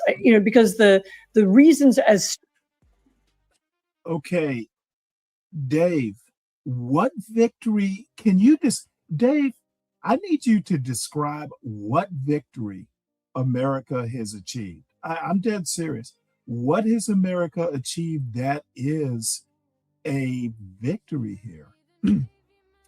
It's a victory, for the testosterone. It's a victory for all these red pill dudes who think they're a man and want to go rah Trump. But dude, what victory? We're going to spend billions of dollars in Venezuela for oil that is rather hard to use. Let me see. I'm going to play a little bit more of this, and then I'll bring up Paul Krugman's Substack. He made a point that I found really interesting. Stated just don't make any sense. They don't add up. They're not a strategy. They aren't a plan. They're not a plan. They're certainly not a plan for Venezuela, but they also don't really make sense for the United States. It's not about increasing American prosperity or safety, or even America's good name in the world. And I think that's what's perplexing people and causing this really angry reaction. Which I agree that there's an aspect of it that's maybe small-minded, but I empathize with it too. Well, I just worry that the parts of Trump won that proved most enduring, that Biden continued, were Trump's protectionism, and I worry that it would be a bad result if the part of Trump 2 that continued is this spreading to both parties of American narrow nationalism and disregard for, as you say, the hope and faith that the Venezuelan people have put in a different America, the America they remember and many of them still believe in, which is a country that would say, look, we're not going around the world starting wars, we're not intervening promiscuously, but how other people do matters to us. There are, especially in this hemisphere, but everywhere, but especially in this hemisphere. And if the United States, in conjunction with law and partners, can restore a democracy that was stolen and support people who have, as you say, courageously acted to defend and maintain and reassert their democracy. That's not none of our business. That's part of the common business of humanity. I agree. And that the United States aspired to be a beacon and aspired to be a country that wanted to make itself better and make the world better was, I think, one of the things that gave Americans a lot of pride and a lot of satisfaction. And it would be, I think, tragic for us to lose that. As we're talking, Secretary of State Marco Rubio has apparently added a threat to Cuba to the list of reasons that the United States supposedly acted in Venezuela. Do you have any thoughts about how to make sense of that threat? So people should understand that there is a deep and close relationship between the Venezuelan regime and the Cuban regime. So much so, I was talking to a Mexican journalist recently who told me he'd been to Venezuela not that long ago and was very struck by the fact that all the people around Maduro were all Cuban. So a lot of his security guard was Cuban, and a lot of the people who were protecting him were Cuban. The Cubans were supplying security help and advice to the Venezuelans and have been a really important part of keeping the regime in power, especially as it became more and more unpopular. Cuba also gets oil from Venezuela and has a kind of symbiotic trade relationship with Venezuela. And so it may be that Rubio hopes that the fall of Maduro or the change of regime in Venezuela will eventually have a knock-on side effect in Cuba. So he may be hoping for that, as a possible consequence. Domino theories have a way of proving incorrect or dangerous or wrong. And so for Rubio to hope that by changing the government of Venezuela, he will somehow affect the government of Cuba, there's a long history of those kinds of theories being wrong. But it's perfectly possible that that was one of the things in his head when he pushed for this operation, as we know he did. Seems unlikely that President Trump was thinking about that. Seems very unlikely that President Trump cares one way or the other about Cuba. I agree. And thank you for taking time today. Thanks for devoting the time yourself. And we're going to resume normal scheduling with the program releasing on Wednesday. Thank you all for watching the David Frum Show. Remember the... Yeah, I posted the link. He has a YouTube channel, actually. He has a YouTube channel, but it's under the Atlantic Monthly umbrella. I highly recommend him. He is just a good political analyst. And to Deacon Dave's point, no, I don't need a coping mechanism. What I need is knowledge to shoot down the foolishness that pollutes the blackosphere on YouTube. And as a matter of fact, I'm tempted to show a portion. I was on Savage Entertainment last night. And once again, I had to go toe to toe with these YNs, these 40-year-old YNs. It used to be 40-year-old virgins. Now they're 40-year-old YNs. All right, so this is Paul Krugman. He talks about the real Donroe doctrine. There was something in here that struck me about Venezuela's oil. There's also the theory that Trump might occupy Nigeria. I don't know what to say about that, but they've got oil too. Let's see here. Can I find the specific?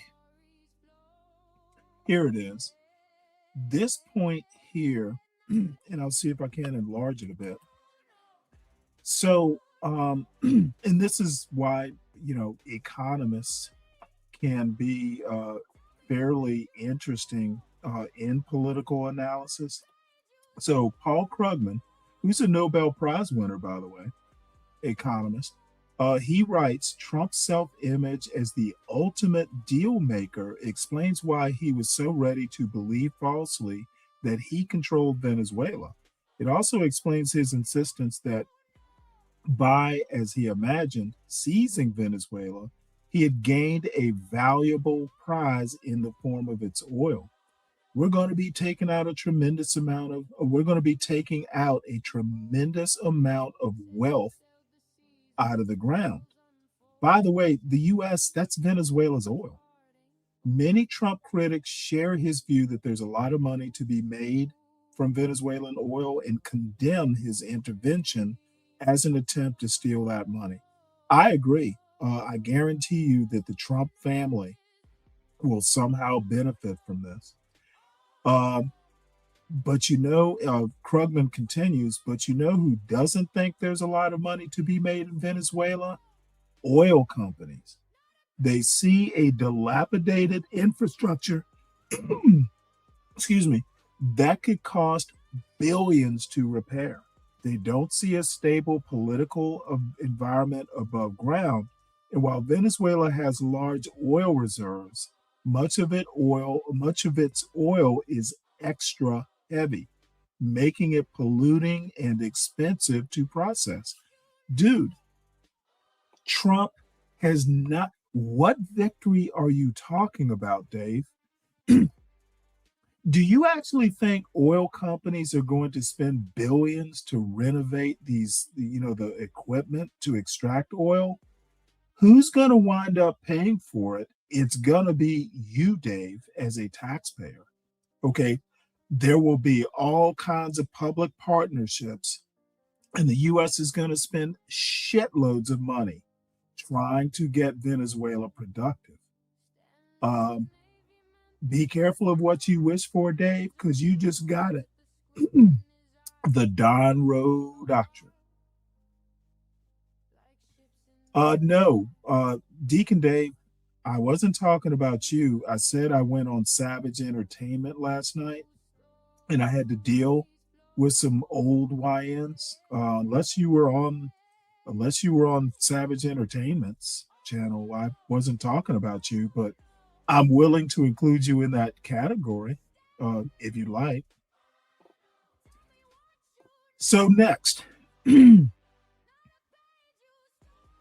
also pay for single mothers. I have no idea what that means, Dave. That is a Dave problem, not a Stanley problem. So I'm going to show a little bit of this. This guy, Jose Luis Granados Ceja, is a journalist, and I don't know if he has a Venezuelan background, but I'm guessing he does. He talks a little bit for almost an hour, I think. But I don't want to go because he covers some ground that I think David Frum and Ann Applebaum did. But it's worth hearing this. One thing that he points out is that there are counter demonstrators in Venezuela. It's not a uniformly celebratory crowd that's out on the streets. There's some people who have a problem with what Trump did.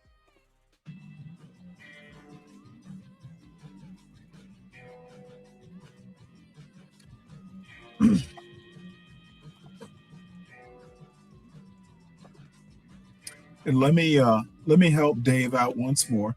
I'm always helping Dave out of these logical traps that he sets for himself. Dave, once you put the stamp and mail your taxes, it's no longer your taxes. It belongs to the government. So you're not supporting anybody. You're just paying taxes. You need to remember that, sir.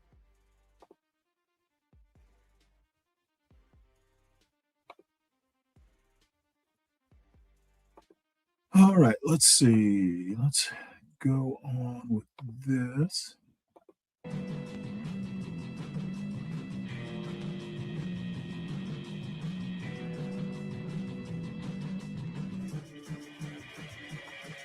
But it doesn't really. Here, let me see. Can I get to the start exactly of it? how we joining drop site and congratulations to you, but also to them. It's a great addition. I imagine you've been busy for the past couple of days. It is sort of hard to start because there seems to be this sort of pretense that well, there is this pretense in the mainstream media, it seems, that like we're supposed to take it seriously, that Maduro's cooing, I guess, and maybe you can expand on exactly how we should view this, is a Why is function this not of doing? his. Hold on one second here. I want to get rid of this big white field. I have something. God damn it.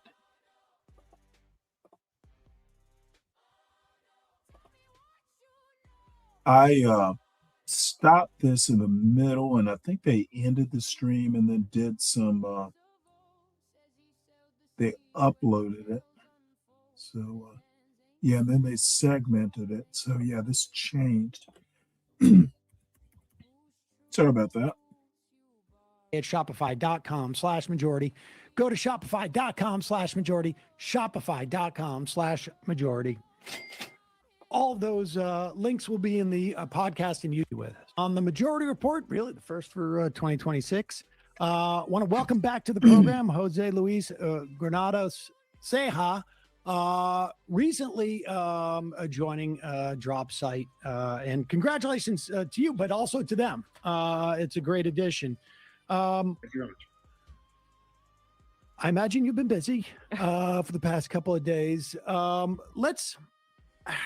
It is sort of hard to start because there seems to be this sort of pretense that, well, there is this pretense in the mainstream media, it seems, that like we're supposed to take it seriously, that Maduro's cooing, I guess, and maybe you can expand on exactly how we should view this, is a function of his drug running.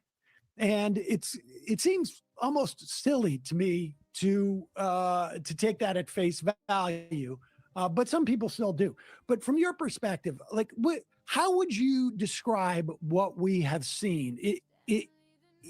How much of it is an internal coup? How much of it is an overthrow or regime change? Walk us through that. Yeah, I think the best way to understand this is that this was a kidnapping. It was the kidnapping of a sitting head of state of a sovereign nation that implied a military. By the way, I was on Cellulite's little show this morning, and of course I said that, hey, this was a kidnapping. It was not a lawful or legal law enforcement action. And Cellulite is a far right Negro, and his little buddies in the chat were too. And I just eat up that kind of energy. Like, you want to do like 4-on-1? Oh, I love it. So it was Stanley versus Cellulite's audience for at least a little while this morning. And dude, it's exactly what it was. You don't go in. I don't even know how this can't be a kidnapping. And you didn't even do a regime change. That's what really gets my goat. Dude, you didn't topple the regime. You just kidnapped its president. And probably, again, and I know Porsche is going to love this. I'm saying it especially because Porsche is here. Donald Trump was just pissed off that Maduro was successful at stealing an election. Military operation with foreign boots on the ground inside of Venezuela, with dozens of casualties of Venezuelans, but also the Cuban security forces that had been providing assistance. This is a regime change effort. This is extraordinary, of course. This is something that, while it was in a way always a possibility, did come as a surprise. And the aim is precisely this. And the way that things have played out over the last few days, I think, kind of affirmed that, which is that there were very strong interests inside of the Trump White House to do something with Maduro in particular. There was almost an animosity, a personalized animosity. And of course, I think here we should underline Marco Rubio's kind of fervent drive to kind of oust anybody who's ever aggrieved him in any way. And I think that helps explain this. It seems like the United States thinks that it can use its military might, its coercive power, this illegal Navy blockade that it has imposed on Venezuela. You know what? What's up, Juan? So it's plata o plomo. I don't recognize the term. Sorry, I don't. If that's Spanish, I'd never even had it. I guess I could run it through, but acting President Delcy Rodriguez has invited Trump to Caracas, probably to kidnap him. Trump would be crazy to go to Caracas. It's gonna be a hostage negotiation situation if Trump goes to Caracas. To try to force the acting president, Delcy Rodriguez, the executive vice president, to do their bidding, but it's going to be a very, very difficult situation if they think that that's the way it's going to go. But do we have a sense of what their bidding is? I mean, this is the part that seems so sort of like odd, because actually Richard and Dave have a very good point here. It is good to see like all the old friends here in the chat in the new year on this little old show. The little show that could. But Portia, thank you for being here. It is truly an honor, to be honest. And Juan, same with you. Good to see you. Richard, of course. So yeah, anybody who wants to hit the link, I guess I should pin it now that I think about it. Look, I will probably, this is probably the last thing I'm going to do, at least today, for, on the on the Venezuela stuff. Because I mean, it's done now, and it actually looks like a surprising number of Americans are okay with it. I would have thought it would have been, mostly negative, but it's pretty much even though it's kind of split down party lines. It's surprisingly even.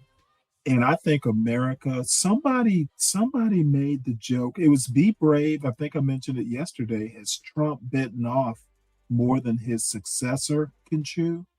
And, that's one of the few things that Be Brave has ever said that made me, rub my chin and go, gee, you might be onto something there. Trump's administration is basically fourth rate. They're either first-rate authoritarians, but they're fourth-rate thinkers. And Trump himself is not talented enough to pull this off successfully. I think Venezuela is a huge mistake.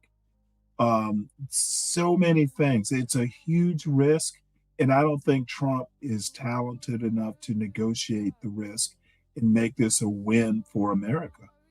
But we'll see. Dude, I honestly think Trump has sealed the results of 2026 because he's going to fuck it up. That's just what Trump does. He takes bold moves, then fucks things up. You have kidnapped Maduro, ostensibly because you want regime change, but it doesn't really feel like it's regime change. I mean, I'm looking at a Miami Herald piece from October, and the Maduro regime, or at least with Maduro's a blessing, offered almost this, what seems to be the outcome we have right now. The only difference is Maduro would live in Qatar or live in, like, I think it was Turkey. Yeah. I mean, so like, what are we to make of this, and what's your sense, I guess, within the administration, how unified are the administration members about this outcome? So if we look at, and we assume that this report is accurate, it's not exactly clear what they were promising, but let's take it at face value and say that the Venezuelan government at one point, led by Nicolas Maduro in the moment, was promising basically this situation, a soft transition. Chavismo stays in power. There actually isn't regime change, and there actually is an investment in Venezuela's oil industry. Venezuela's oil industry continues to play a very, very important part of that, but it's suffered a lot. In that sense, Trump is actually correct. The unilateral coercive measures campaign, the sanctions as they're commonly called, has really punished that industry. It used to produce, between 2.5, 3 million barrels a day. Today, it's less than 1 million. So it requires a massive investment. And Venezuela had been seeking investment in that sense to kind of rebuild the capacity for this, but under their terms, as any other state would, right? Which is, if you want to invest in this country, you're more than willing to, but follow the rules here. And there were even enterprises, U.S. enterprises, that did it. We know Chevron has always had a presence there. Others, ExxonMobil is the first one that comes to mind, but definitely had a much bigger issue with the Chavismo, power in Venezuela and decided to exit and has been working more closely with Guyana, for example. But I think a lot of it is sort of the neo-colonial drive of the United States right now with Donald Trump, which is that they don't really care as long as they have access to the resources. This is really the key question that's driving everything. That this is why it's the renewed interest of the United States and Latin America more broadly, because this is a region that they view as their backyard. It's a term I find odious, but that's their attitude. And they want to make sure that they can have access to the resources and cheap labor and pliant governments by any means necessary. And in this case, trying to get Delcy to do what they want them to do by threatening to kidnap or assassinate her. I mean, that's not really how foreign policy is understood to be exercised, but this is the reality. It's about control of resources. But to answer maybe Sam's kind of question about it, like, why not just do this in the way that gives Maduro this exit? I think the answer is the perp walk that we've been seeing, where this is an explicit desire to humiliate him. There was news this morning that Stephen Miller is going to play an increased role in Venezuela policy, so this sounds exactly like him. But it's the South Florida delegation, these lawmakers here, of which obviously Marco Rubio comes out of Florida as a senator. The animosity you described, the desire to humiliate him, seemed to be at the top of their minds. But Trump as well probably wanted this because he was unable to provoke Maduro into responding with these boat strikes. And this makes him look like the big tough guy. That kind of seems to be the answer, right? I think you're onto something there. Absolutely. We know Trump. We know he, for example, took down the picture of Joe Biden in the White House hallway there. It's that kind of really deep animosity that he seems to want to precisely produce these kinds of scenes. I also think the United States, under his leadership, also painted itself into a corner. There was these really aggressive postures. We saw that Maduro and the Venezuelan government was not willing to cede much other than what we've already heard from these leaked reports. And so what was the exit here? There was something was going to give, and it seems like they settled on this one. Let's, send a signal, show them that we still are the most powerful military on the planet, that have the capacity, the technological capacity, I think in particular was interesting in this case, to do what they just did, which is kidnap a president, and also to humiliate him, to try to parade him as they have, as a sign of their power in the region. And so I think I'm going to be honest, this most powerful military in the world thing, we didn't win Vietnam. We didn't win Afghanistan. We didn't win Iraq. What the fuck? We are the most powerful, but we're not omnipotent. So, yeah, we can go in and kidnap a president, but it was literally something they were so afraid of leaks that they didn't follow the law and let Congress know what they were going to do. So most powerful, probably, but omniscient or omnipotent, no. We are fallible. I think there's also a message being sent to the rest of Latin America through these actions, not just to Delcy Rodriguez, but he's already threatened Cuba, Colombia. He seems to be suggesting that he wants something in Mexico as well. So I think a lot of this is also about the projection of power in the Trump era. We know that Trump got rid of USAID. Soft power is not really a thing anymore. This is how the United States wants to really? Oh, wow. That's really and interesting. I asked you a long question. Wow. So the first. Interesting. I didn't think about that. So you think this is all theater? Interesting.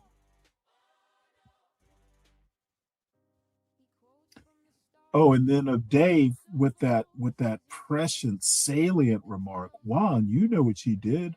When has a woman not used a man for power?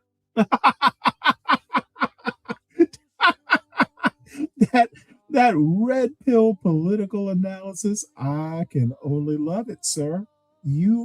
This red pill wounded lens. Wow,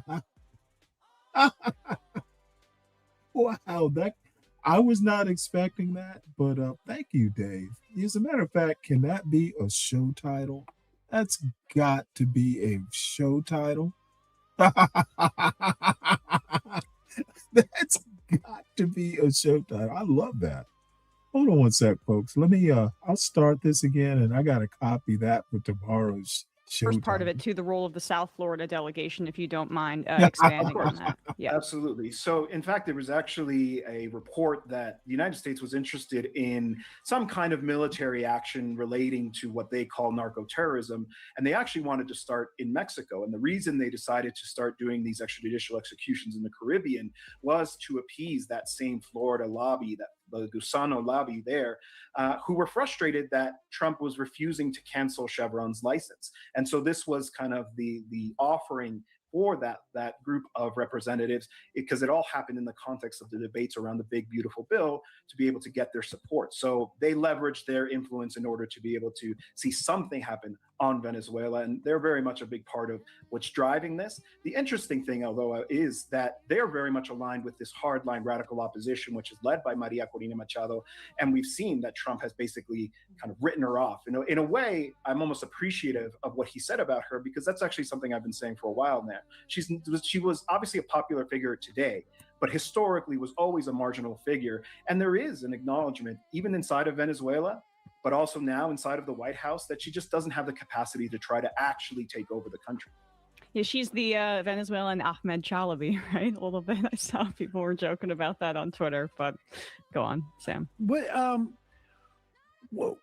What is your thoughts in terms of whether Rodriguez was involved in helping or providing information or, subsidiary to her? It was a clean kidnapping.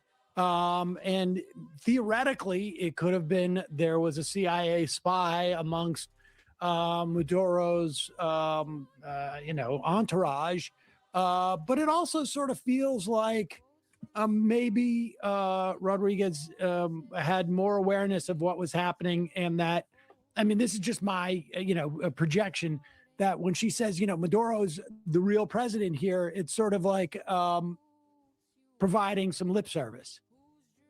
So I think it's difficult to come to that conclusion now that more information has come out. It was clean in the sense that there were no deaths on the U.S. side, although there were injuries, there were some casualties, but it sounds like a bloodbath in order to actually capture Maduro. It wasn't as clean. They certainly knew where he was, and it seems like that was provided by intelligence, CIA intelligence, that had obviously been active in Venezuela. They never really left, but they had become more active more recently with Trump's order a few months. No, Portia. There are a few people who are a little annoyed in Venezuela that what Trump did, it's not all celebratory. So that's coming up in this particular. They're going to make this particular point. Months ago, and I think the fact that there was a lot of people killed, including, as we just saw confirmed by the Cuban president, 32 Cubans, because of the difficult situation in Venezuela. Maduro's inner circle was the security for it was provided by Cubans who they trusted to a higher degree, and 32 of them were killed. So there was clearly a very intense gun battle at some point. Later on, we also saw some images of them using anti-aircraft weaponry. There was also images immediately afterwards of the bombing of the missile batteries, the air defense that Venezuela had. So this was a fight. It wasn't as clean as I think they tried to tell us it was.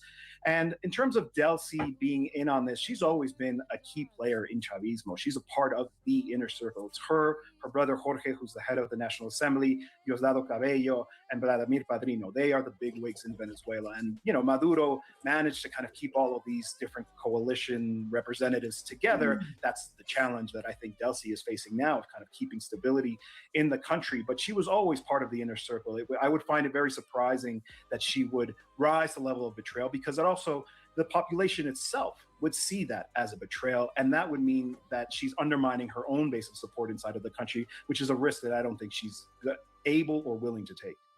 So let's say that this is the Trump administration. I mean, obviously it sounds like part of it is just like there were sort of resentments that Maduro was not coming to heel and was, dancing in a way that may have been mocking Trump. But to what extent, if what they want is essentially to throw open Venezuelan oil assets to American corporations and to just function under the auspices of the United States, and we can get into the sort of the whole Donroe doctrine, as Trump seems to be calling it, but to what extent does Rodriguez have to actually deliver what the Trump administration wants?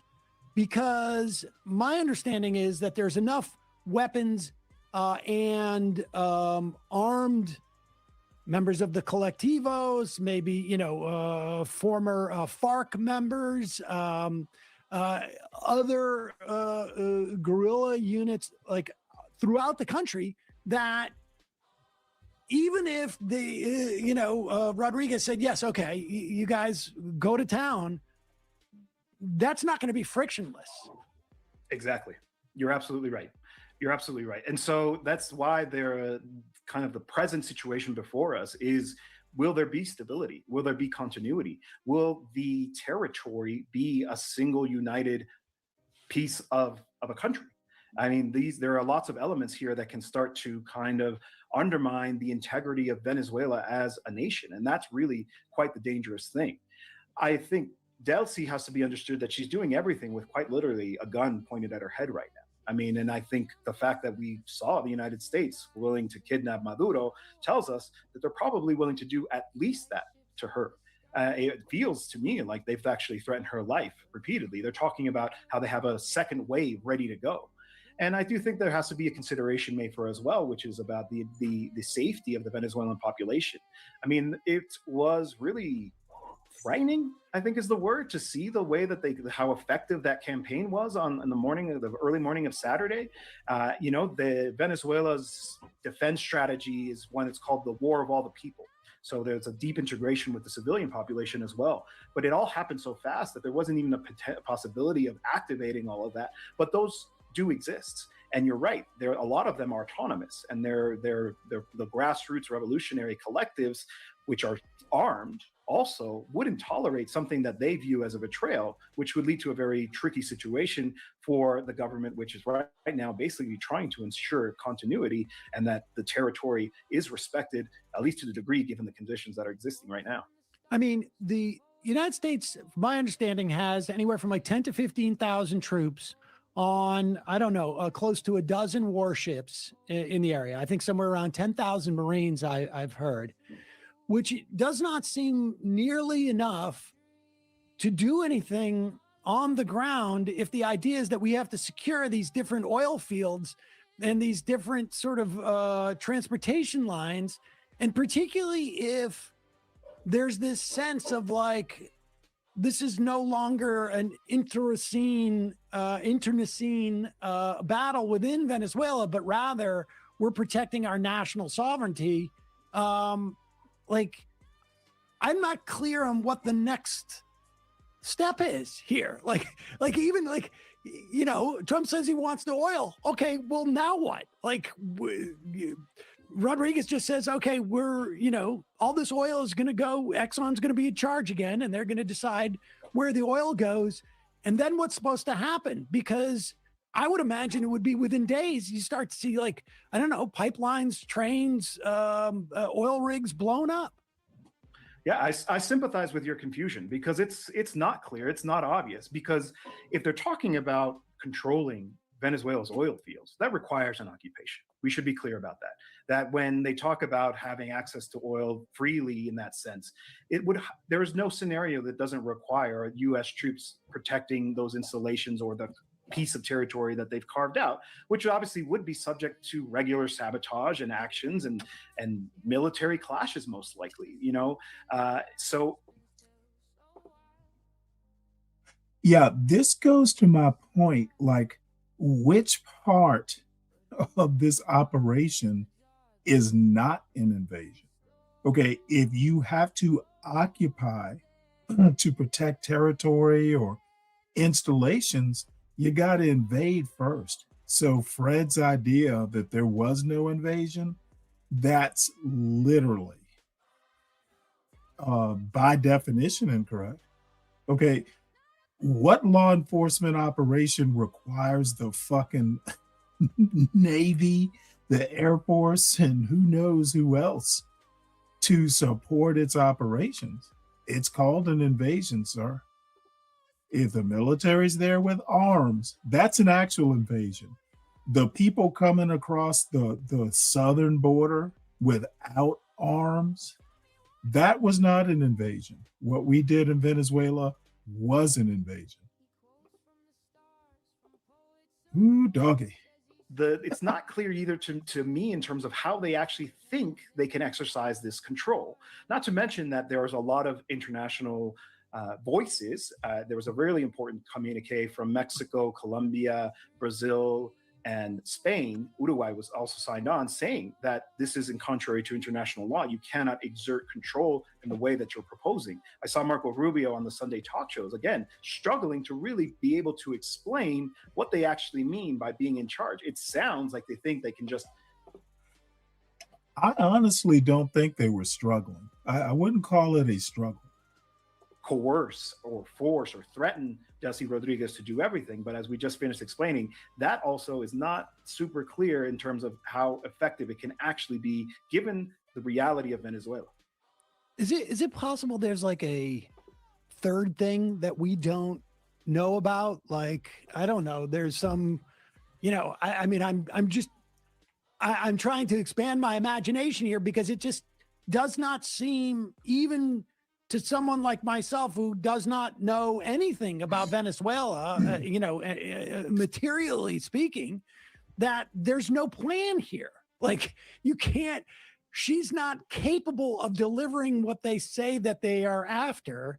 And it's as if, like, in fact, what it really is, it's like, some, I don't know, Ocean 11's thing where it's like, there's $1 billion worth of gold sitting in a locker somewhere, and all you got to do is really deliver that to Donald Jr., and then we're all good. I mean, like, could there be any other? I mean, we've got, like, set an example for the rest of the hemisphere. I mean, including Greenland, I guess, as to what the United States is willing to do, but that's not going to work in the vast majority of these countries. I think in terms of even as an intimidation tactic, it doesn't seem like there's any actual way to deliver, even if Rodriguez wanted to say, again, our oil is yours. It's not really hers she doesn't get to choose that. I can't, it just doesn't make any sense, because at one point, people are going to say, justify why you've got, spending millions of dollars on sending troops and ships down there. Yeah. And he also talks openly about boots on the ground when he had talked about avoiding another kind of military conflict abroad. So I think really they are struggling to figure out a way to make sense of this. There is one possibility, which is that Venezuelan leadership finds a way of explaining this in a way that is palatable. Because, of course, the number one issue for Venezuela has been the unilateral coercion measures, the sanctions, the blockade, the fact that they can't actually sell their oil in a normal way in the international market because of the dominance of the US dollar and the power of the US Navy being able to kind of enforce that blockade worldwide. We saw them just chase the ship throughout the world trying to seize it. So if there's a way for Venezuela to feel like they can finally get this noose off their neck, to actually see their economy recover in a serious way by no longer being subjected to this, it's possible that that may be enough for the Venezuelan population to say, okay, we will tolerate this over the short term because at least we still have our government in place and our project is still there. You know, the Venezuelan project, I think certainly in a lot of ways is very much emphasized on, you know, using the country's oil wealth to spread the wealth around, but there isn't a lot of that right now to spread around because of the, you know, the years-long campaign. But there are other elements to it, right? Like there was also the commune project inside of Venezuela. These are the kind of autonomous, self-governed territories that also have their own interests in terms of how they envision a future for the country, in some ways in cooperation with the state, but in sometimes also in opposition to it. So, you know, there is still a lot more that can happen here. And I think most people are thinking mostly about how to continue to have some kind of stability in terms of their day-to-day lives, to make sure that food can still show up on the table at the end of the day, that the bombs aren't going to start falling whenever the United States feels like it. You mentioned, you know, some of those factions, and then earlier in our conversation, we spoke a little bit about, you know, some guerrilla groups and other more militant groups within Venezuela. What's your sense of where they stand here? Is it possible that they could be empowered by the United States, an obviously well-worn tactic of the U.S. in this region and in others?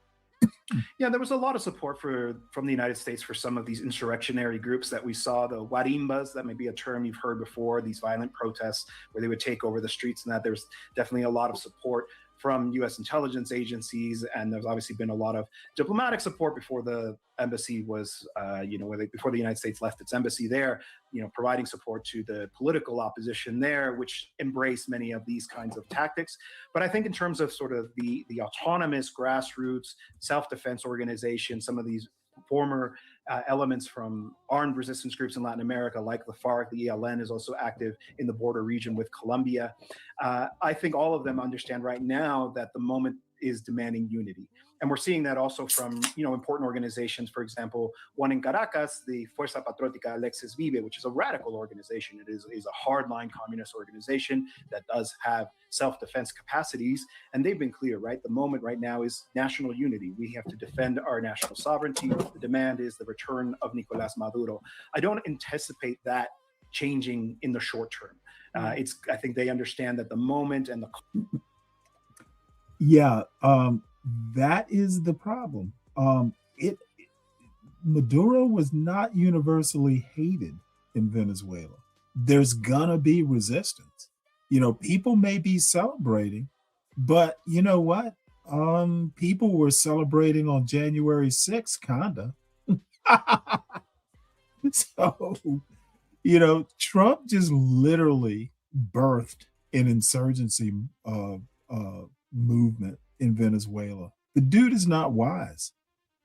Call from the leadership of Chavismo has been, for example, from Diosdado Cabello, don't fall into these traps, don't fall for the psychological warfare. Their aim is to divide us. We have to stay united. And I do think that certainly over the short and medium term, that's what we're going to see. It all really depends on what the acting president does. And if they feel like she crosses a line, well, that will definitely change the scenario. And we hear a lot in the Western press about how unpopular Maduro is. What's the actual reality? Certainly in the diaspora, he's not popular. And I've seen some reports of people celebrating, you know, in Miami and places like that. But inside Venezuela, it's curious. There hasn't actually been a lot of noise from the opposition. Certainly no voices really kind of crying out. There may have been spontaneous elements. If anything, what we've seen is the population, the hardcore base of Chavismo taking out to the streets immediately.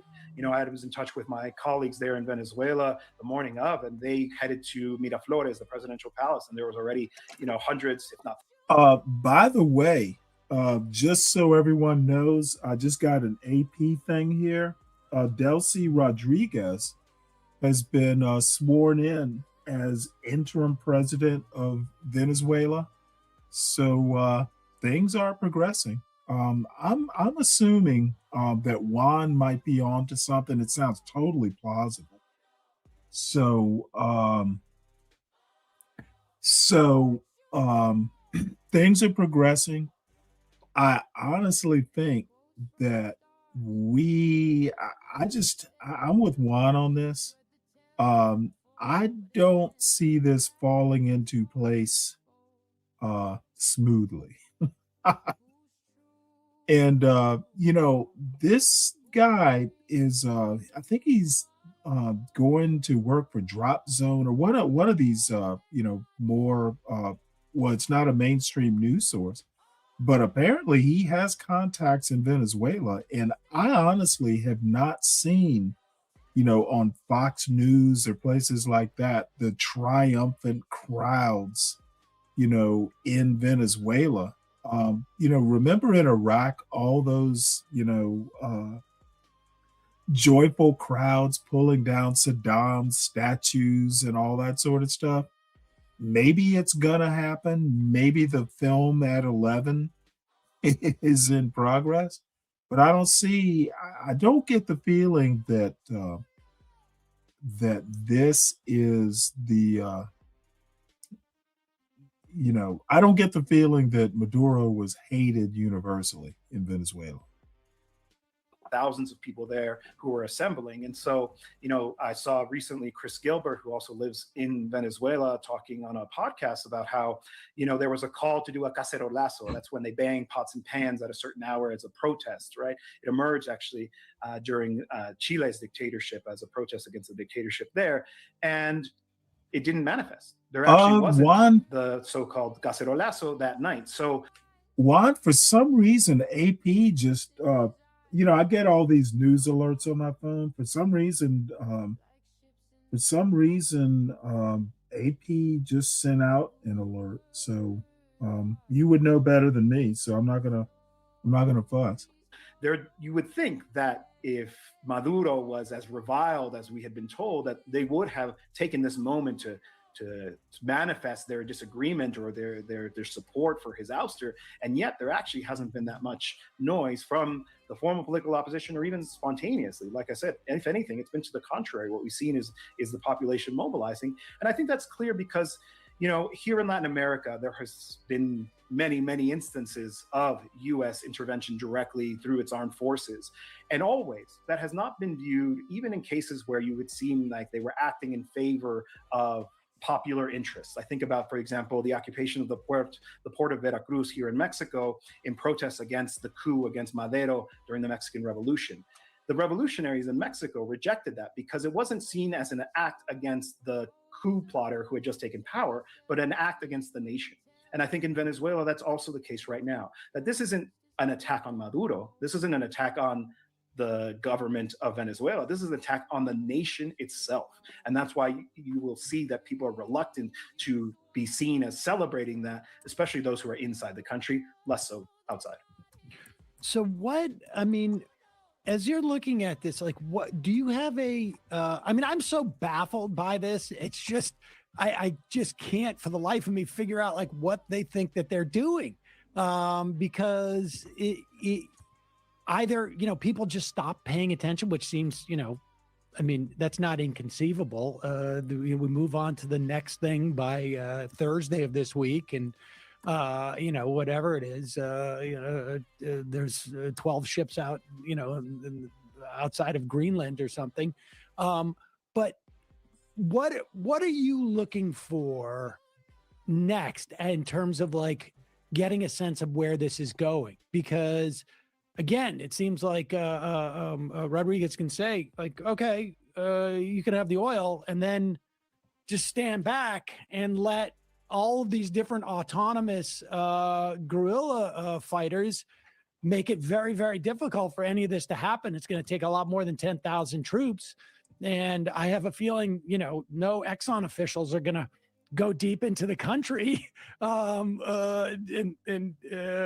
subject themselves to some type of threat. So what is it that we should be looking for that might give us an indication as to where this is headed?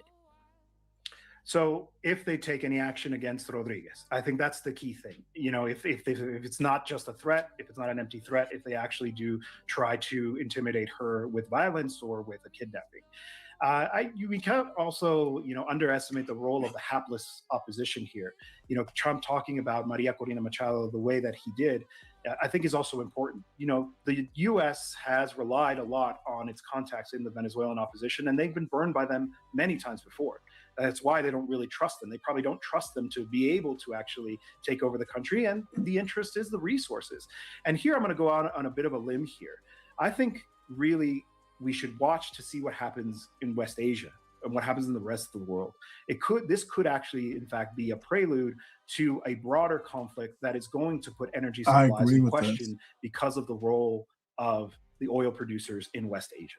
And I think that the sense is that we have to have some kind of a reserve, somewhere we can turn to really rapidly increase oil production in the event of a broader, more serious global conflict. And I think that part is also important to pay attention to, and maybe also in terms of an indication of what they want to do here in the region as well. Venezuela is not the only country that has a lot of energy resources.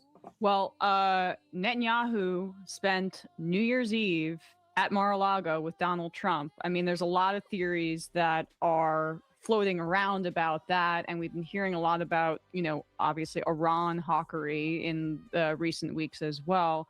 I think, to me, and Sam and I were talking about this before the show, a lot of this foreign policy, this bloodthirsty foreign policy, obviously by the Trump administration, is still this recognition of a transition to a multipolar world.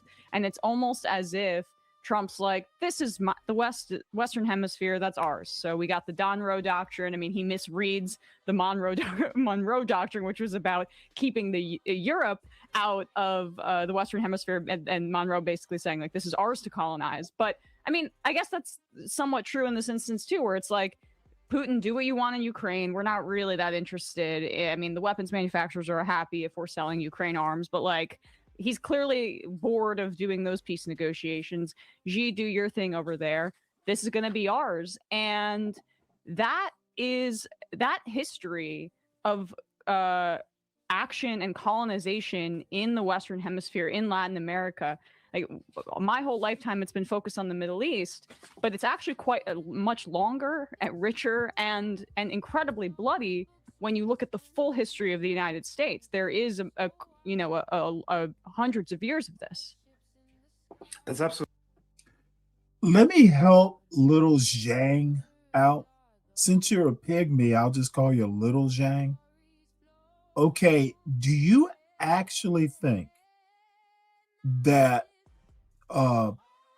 Venezuelan crowd celebrating Trump kidnapping Maduro would be something Trump would allow in his new country? Okay, the first thing would be Trump going, oh, hell no, you don't, ma'am. We'll kidnap your dumb ass if you don't let my adoring Venezuelan crowds celebrate me. Yes, I'm questioning it, Zhang. It doesn't make sense, is why I'm questioning it. It's Trumpazuela now. By the way, it is no longer Venezuela, it's Trumpazuela, and you need to get used to that new name. Trumpazuela is the first country under the Monroe Doctrine. Keep up, Zhang. Keep up with the times, sir. Absolutely right. I have been putting forward the hypothesis that this is indeed a strategic retreat into their traditional sphere of influence. I think the national security strategy is basically a confession saying that we understand that we do live in a multipolar world, that there is a peer rival in China, and that we actually, as the U.S. here, I'm talking about the U.S., can actually compete. What's up, Yeti? It is now Trumpazuela. This strategic retreat to try to shore up its access to resources, to have supportive governments as its neighbors, in order to then, in a future moment, be able to dispute global hegemony with China. That was their goal. They said it previously after the fall, at the end of the Cold War, saying we want total spectrum dominance. They couldn't achieve it, instead. Yeah, I'm going to stop this here. I think we've got the gist of this. This is actually a really good interview. Again, it's in the show notes if anybody wants to watch this. Mike, I already went through this with old YNs on another channel this morning. It's exactly a kidnapping. So shut the fuck up. I'm not even entertaining opposition to that point. So I do want to shift gears here.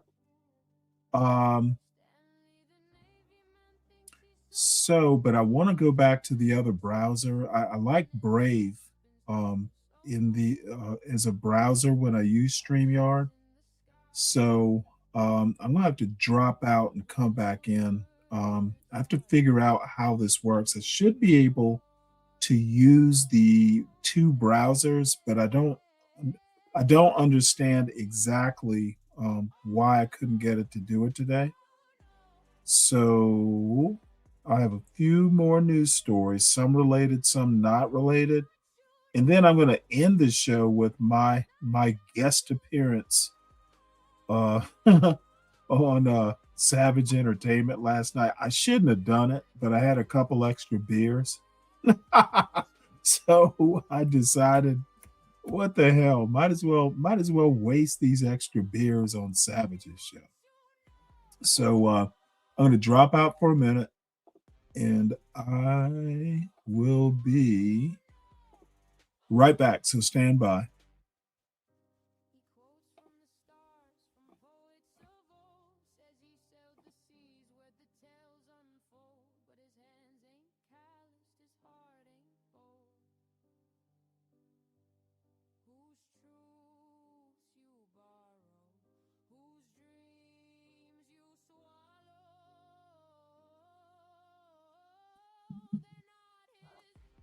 All right. So everybody,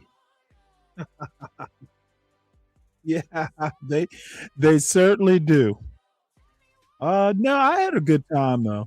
I actually had a good time, and this is one of the times where I just went up and beat up on some YNs, and I don't feel guilty this time. They deserved it.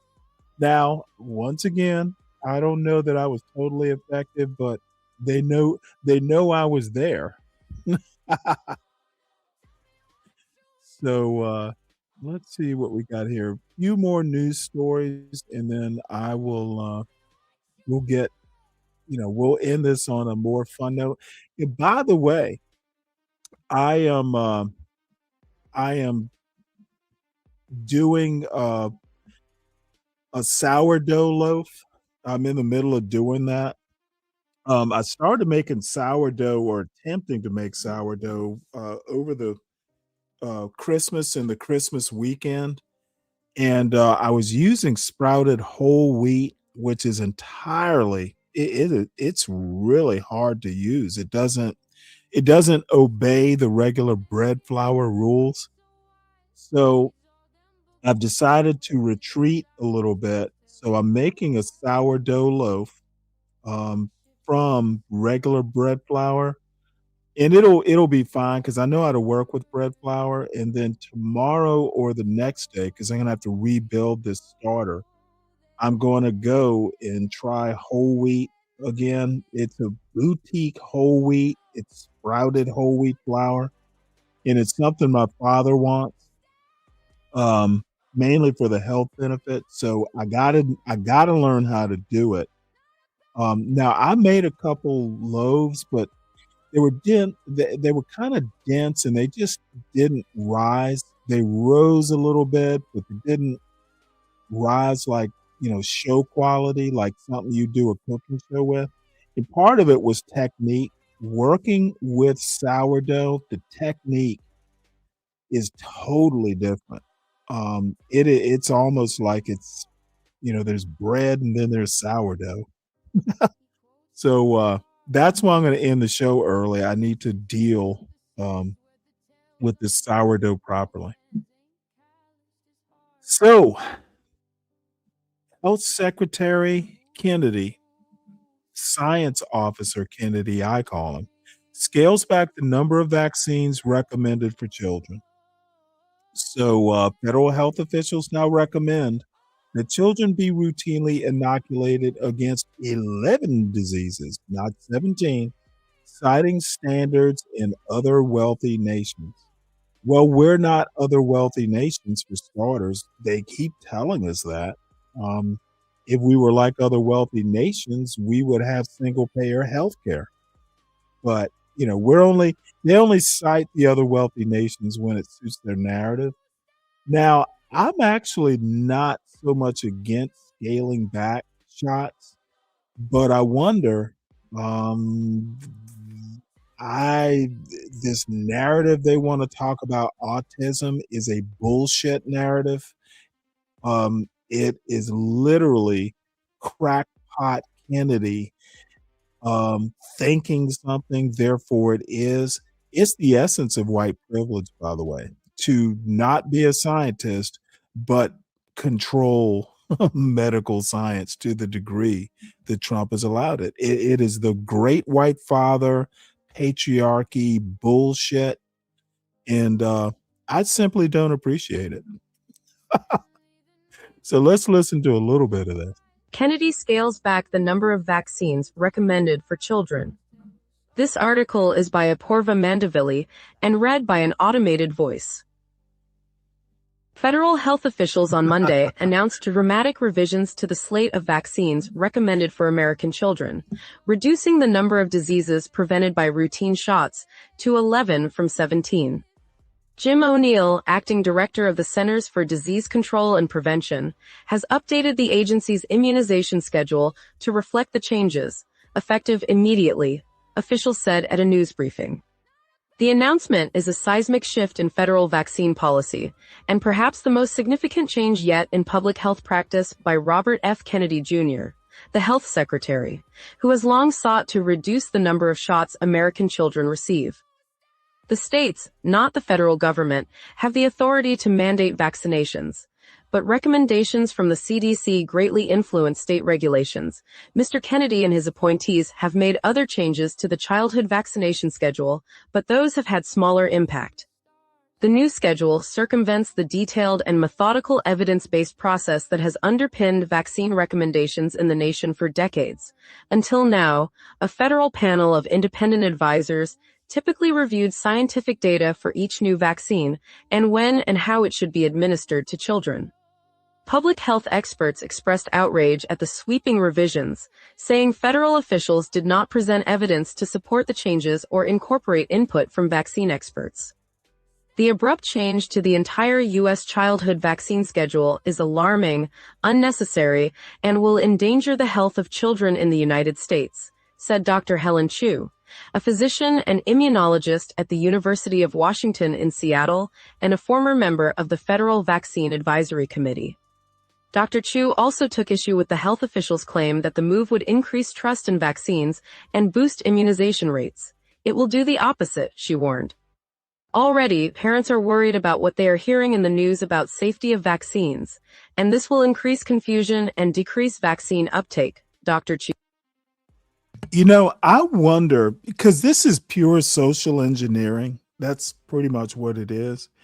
I kind of wonder whether the upshot of this will be forcing kids either into homeschooling or more into private schools, schools that kind of, teach their parents' ideology, essentially, oddly enough, I see this as very pro charter schools or pro homeschool, because you won't want your kids out in some random public school where some kids won't be vaccinated. I wouldn't. And see, what these idiots don't understand is a lot of times kids coming home, a lot of you have had children or do have children. Dude, my biggest fear was like my son coming home with an effing cold. I remember catching the flu for him once, and my God, it was the worst week of my life. And this was way after my wife died. I don't think I'd ever been that sick from the flu. And I hadn't had the flu in years. Dude, it was so bad that I remember taking a sip of milk and I thought the stuff was spoiled, and it wasn't spoiled. My taste was off for a fucking like a couple weeks. I couldn't eat because all the food tasted bad. And it wasn't COVID. This was like back in, my son was still in elementary school. So this is way before 2020. Anyway, the point is kids bringing home colds and flu, and I've never had what is it? What is it? Chicken pox that you could get shingles from? I've never had chicken pox. I've never had any childhood disease for some reason or another, probably because of vaccines, by the way. Now, my sister had chicken pox, I think, but I never caught it. And I think I have to go back and check with the doctor. I can't remember if I've had a shingles or chicken pox vaccine. I hear, getting the fucking chicken pox at 60, could be life threatening. So I better double check. But vaccines good. Crackpot Kennedy bad. What's up, Frost? How you doing? What's up, Dirty Dude? So let me go ahead and play this article. I need to do a stretch and fold on my sourdough. You said. The new schedule continues to recommend vaccines against some diseases, including measles, polio, and whooping cough, for all children.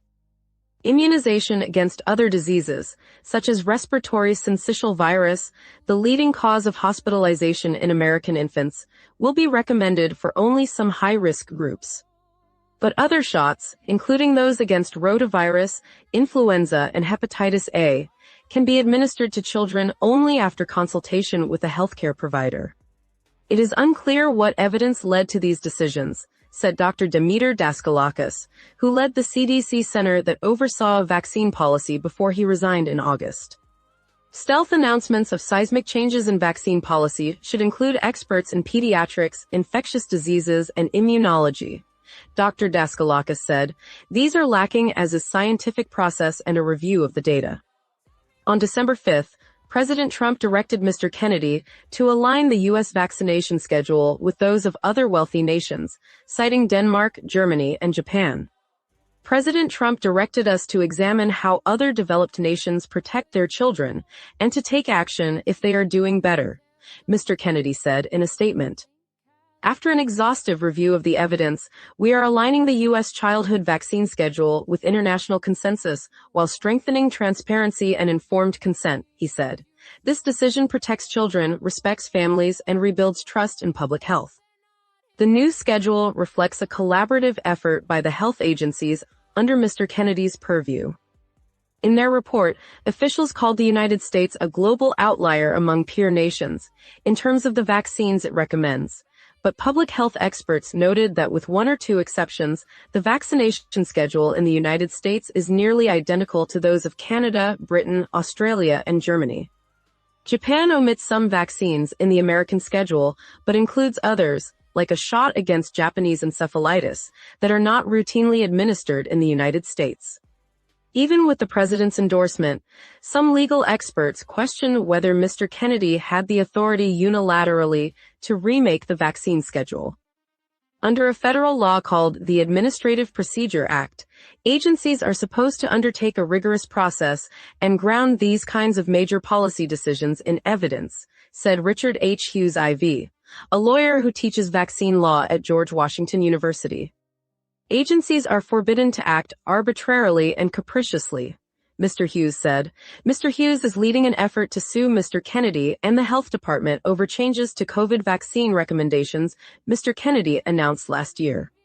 Health officials said that they reviewed vaccine recommendations in 20 countries and that the new schedule reflects consensus over the shots considered most important. Discussions with health officials from those nations preserve the recommendation for the shot against varicella, or chickenpox, as well as one dose against the human papillomavirus, which is credited with sharply eliminating the risk of cervical cancer among American women. Experts have pointed out that each country's schedule is designed to fit its population and healthcare realities.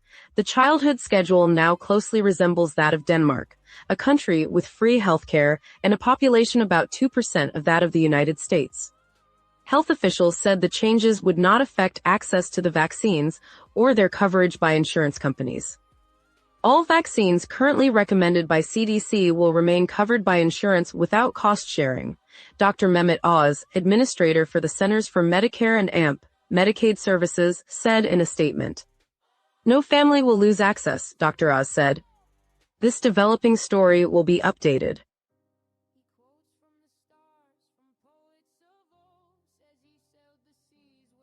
You know, oddly enough, Dr. Oz has been doing a fairly decent job. So shout out to him being the adult in the room. So anyway, next story. Pentagon censures Senator Mark Kelly over video urging troops to defy illegal orders. This is disgusting. Essentially, Defense Secretary Pete Hegseth on Monday issued a former letter of censure and began retirement grade proceedings under 10 U.S.C. 1370 against Mark Kelly, Democrat, Arizona. Pure political targeting and political vendetta. There's no way you could think otherwise. In November, Kelly joined 5 other lawmakers, Slotkin, Crow, DeLuzio, Goodlander, and Houlihan, in a 90-second video first posted from Slotkin's X account urging troops to refuse illegal orders. Hegseth said the department cites Articles 133 and 134 of the UCMJ describing Kelly's video as reckless and seditious, and stated Captain Kelly's status as a sitting United States senator does not exempt him from accountability, and further violations could result in further action. Kelly has 30 days to respond to the notice, with Secretary John Phelan directed to complete the 45-day review, potentially reducing Kelly's retired rank and pay and placing a censure in his permanent military personnel file. Amid growing partisan tensions, legal challenges and congressional scrutiny are expected over military authority, civilian oversight, and political speech after President Donald Trump accused lawmakers of sedition. They're going to lose this. There's no way the Supreme Court could allow this. Free speech. There are things you can't say when you're active military, but I'm sorry, this is literally an assault on a sitting senator, and there's no way this can be allowed. But the good thing is, even if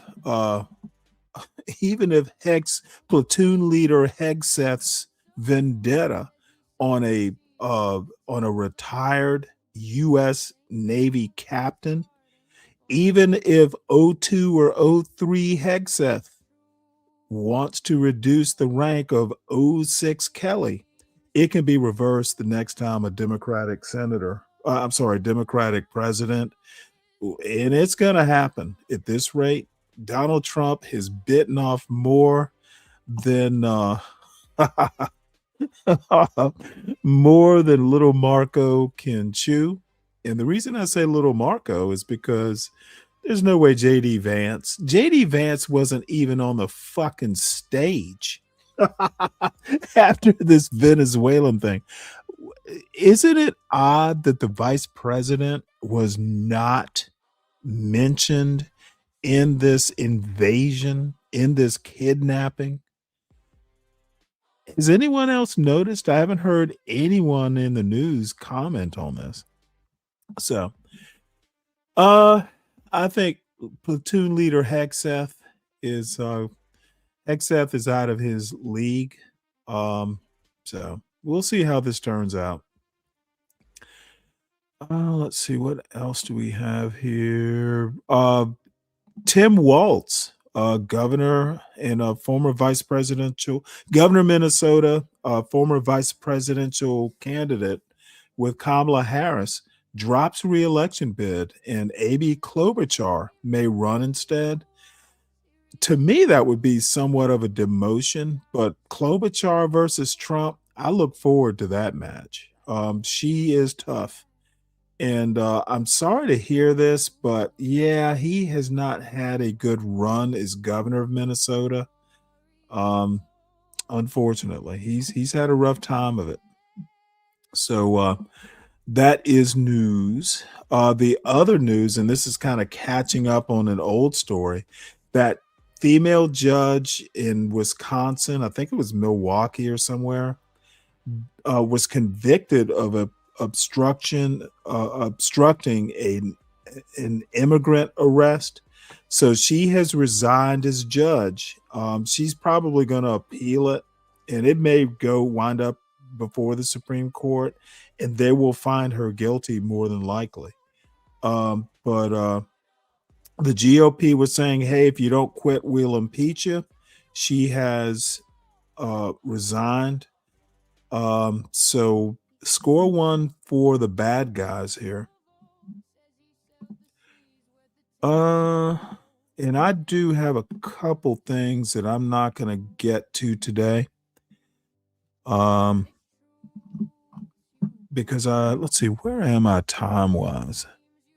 I'm at 2:45. Actually, I thought I was closer to he never got over the Tampon Tim moniker, absolute fatality. Disagree. I don't know that I agree with that. But let's get to something more fun. I'll let this go a while, but I am going to stop at the 4-hour mark. So I've got an hour and 15 minutes. Kelly's not going over to prison. And if he gets reduced in rank. Now, the dude was an astronaut. It was either, I don't think it was him.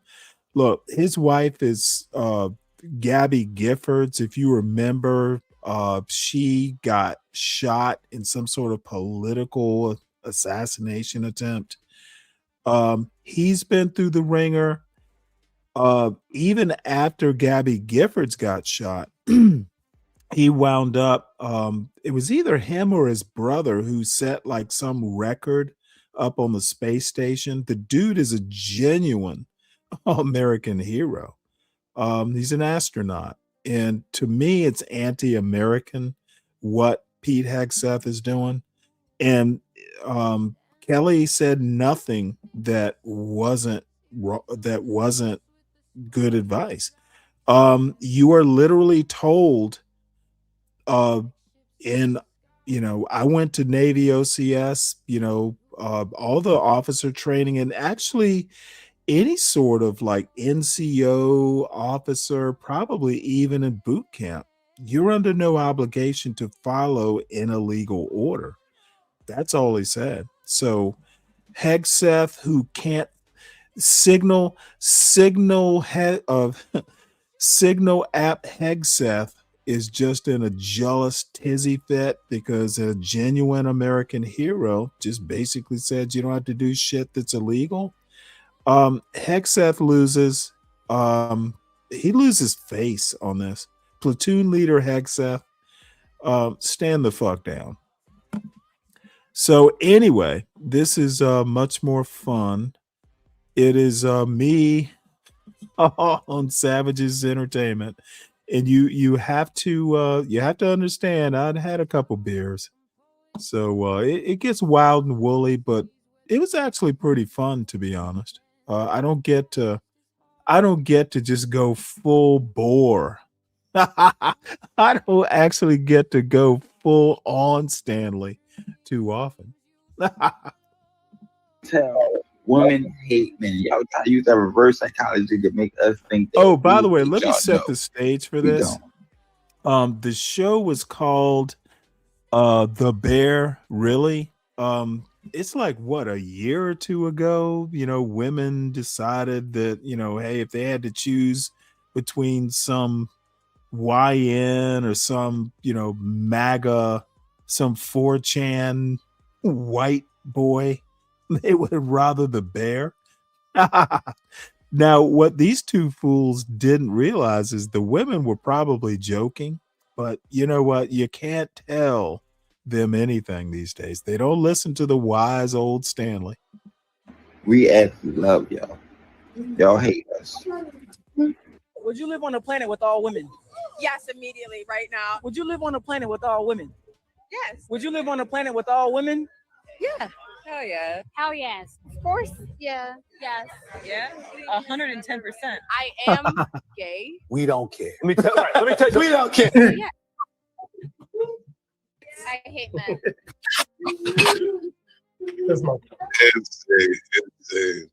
Insane, man. Insane. I sent something on the private chat. I don't know if you got it yet. In the private chat? Oh, yeah. Let me see. No, just because I'm trying to. Yeah. Okay. Hopefully you get it if you can. That's all right. I probably have to email myself. Oh, my man. Hold on before I find it.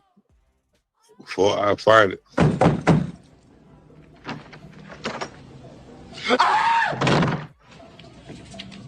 What are you doing here? We got my man Stanley in the building.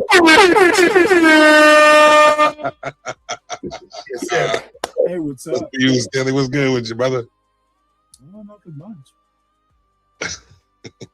You come to join the conversation, man. I haven't caught all of it, but I started, then I had to run to the kitchen, and my volume is off. Look at the title. I think that's what it is. I don't want to do this in front of people. I'm sorry.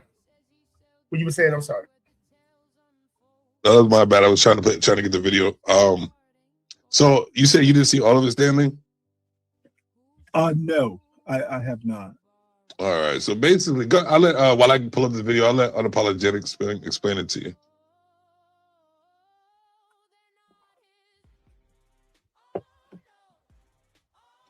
You're on mute. Sorry about that. He should have stayed on young mute. man talking about his how can I say it? His thing where he's saying thing as the nurses he'd been involved with and how No. He was the first part, but the women and the bears, women picking the bears. Oh, okay. The woman picking the bears. It was a situation women are choosing bears before they choose the man, and let this be known. Most of the Oh my Lord! It is Caramel for the win. Oh, this is a totally pleasant surprise. Hey, Caramel. Good to see you for sure. I think I pinned the link. By the way, I pinned the link if anybody wants to come up. And let me just go ahead and do this commercial. Everyone, please make sure you hit the like button. If you are new to the channel, please make sure that you subscribe and share it out and all that sort of stuff. And I warn you now. This show can be a little bit of a cup of tea. I may not be your cup of tea, and that is fine. Stay if you like it. Share it out. I can be a little prickly, with the political commentary and just cultural commentary too. But my friends like Caramel and Frost and DertyDude, who are, I've known way before this show ever existed. They are ride or die. And I think they just put up with me sometimes. But anyway, and support the show by supporting the host.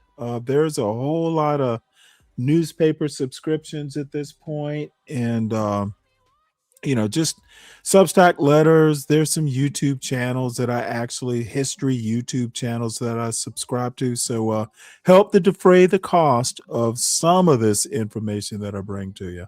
It's not always news you want to hear, but it's news I want to bring to you. So anyway, this particular video, women choosing bears over YNs and young men in general, I think it's just ridiculous. I think some folks, some young men didn't quite take the joke real well. I prefer sometimes my dog, which I don't have one right now, but I tended to prefer my dog over human beings sometimes. So, but I didn't really. It was just kind of a tongue-in-cheek joke sort of thing. So this gets a little hairy, gets a little belligerent, but I had a good time. I don't get to unload that often these days. Women maybe 30, 35 and under, that's saying that. And the video say, like, what if the dude, grape me? You know how these women talk. What if the dude grape me? And they given that an option than to choose a bear that can probably, that will rip a face off and listen, dude, you know what? Actually, polar bears. Listen to this dumbass pretend that women are actually gonna date bears. The fuck? This dude is borderline retarded. Like, women are actually gonna date bears?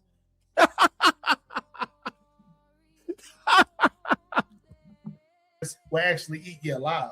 They eat humans, polar bears. You know what I'm saying? So as you guys, I figured that you probably know that. But yeah, so that's what it's about.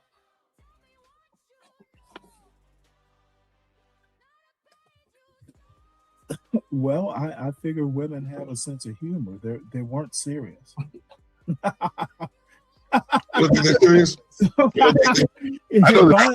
the way, wait, hold it. You know what? I have not listened to Sharon probably in a couple weeks.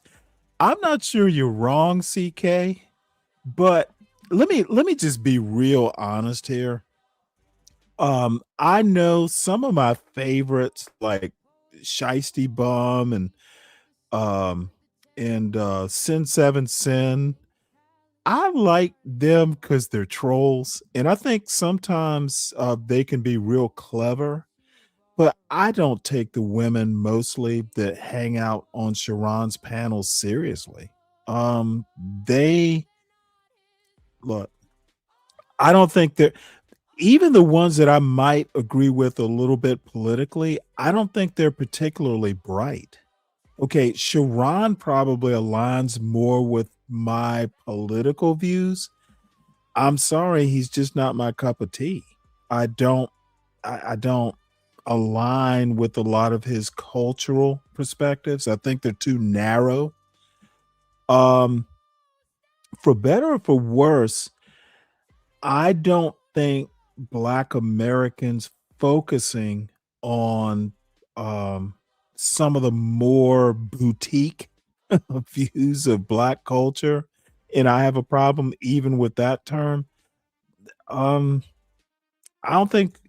just don't think they're not my cup of tea. They don't know enough, to be honest.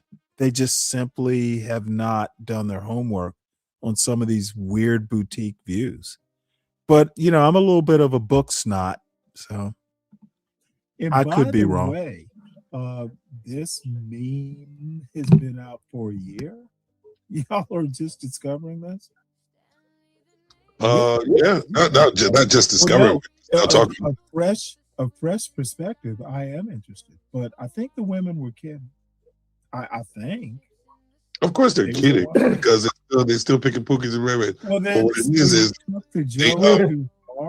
what it is the mindset, Stanley.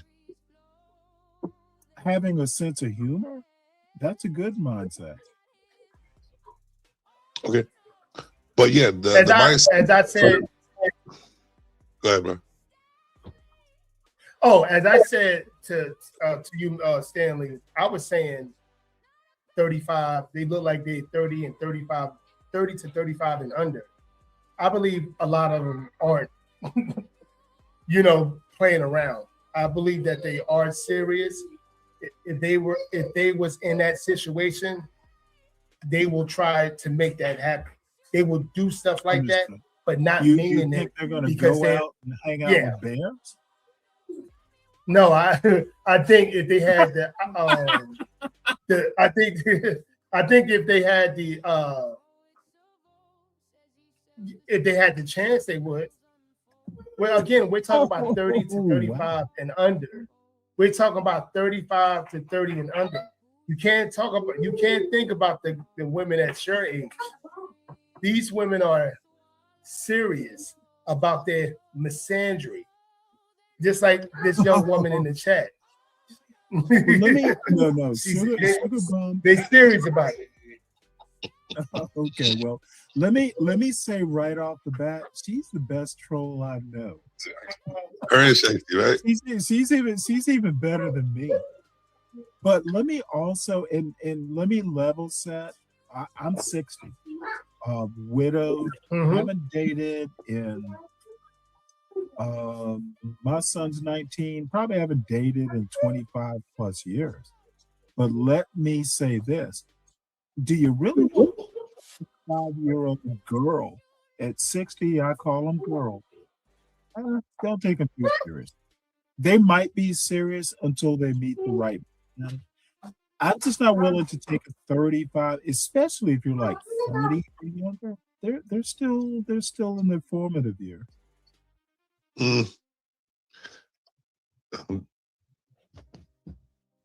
I would give two shits what they think.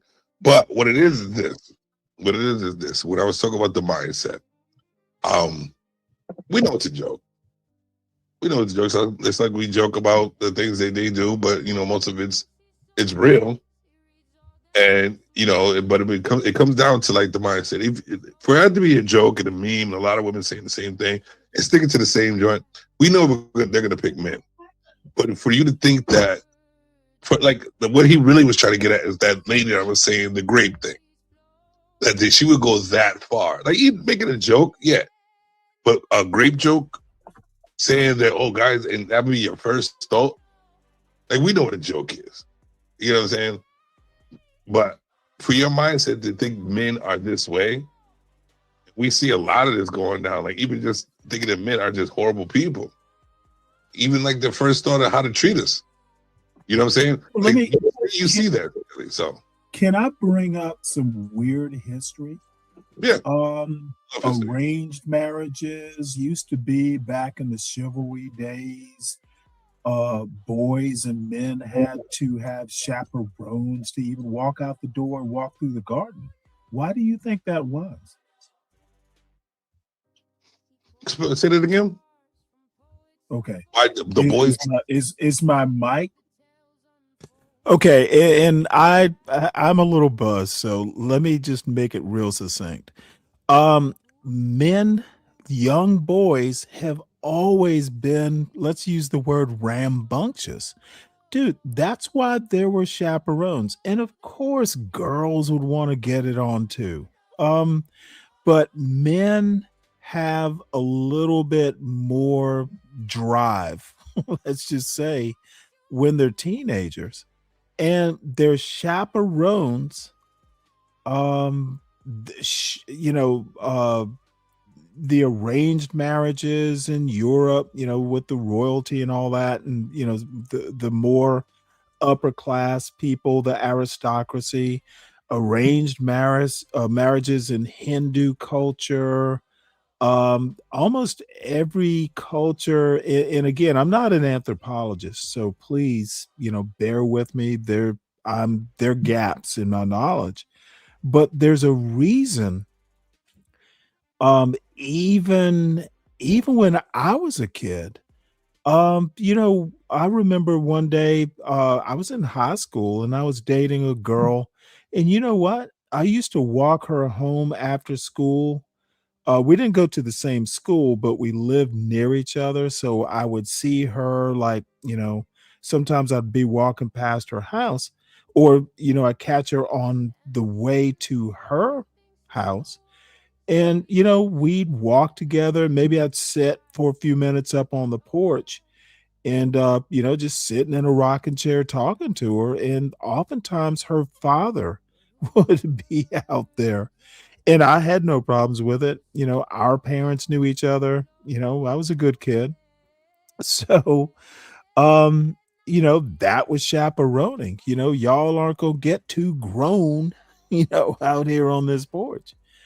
And I remember, and just as an aside, it's on the topic, but a little bit off. This girl's father was like, well, maybe one day, I don't even remember. I'd have to think about it, but he said something like, well, who knows? Maybe one day y'all might get serious. And, you know, and I was thinking to myself, I'm only 16. I'm not serious about any of this shit. So, um, your daughter's not that cute. I'm not committing to shit at 16. And at 16, I had presence of mind to know that me talking to your daughter, and I think she was a year younger, like 16 and 15, that's not a fucking lifelong commitment. But why do you think there were ever chaperones? These guys want to act like men are victims, especially young boys and men. And a lot of times, Black American history has, it should be isolated because there were times when, a boy could be a victim of liking a girl, but not in the way they're talking about. These guys are ignorant of history. And I love my brother Savage, but dude, you gotta be able to use history as a lens on some of these American culture things. And they fumble the ball when I ask them, why do you think there were ever chaperones? They just they're either willfully ignorant or they simply can't figure out what my point is. And eventually I think I explain it to them, but it wasn't because chaperones didn't exist because boys were being exploited by the lusty, aggressive girls. Low? I'm just trying to put it all together. Okay, why do you think way back in the day that there had to be chaperones? There were arranged marriages. Even when I was a kid, by the time you were driving, maybe you could take a girl out, but my mother, for instance, would want to know, the parents, all that stuff. Why do you think that was? Because the parents paid more attention to their kids back in the day. Oh, you don't think they trusted their boys? Yeah, finally, I have to explain where I'm going. Now, maybe I'm totally wrong, but I was a boy once. Dude, I got a 19-year-old. Boys, they want pussy, to be blunt.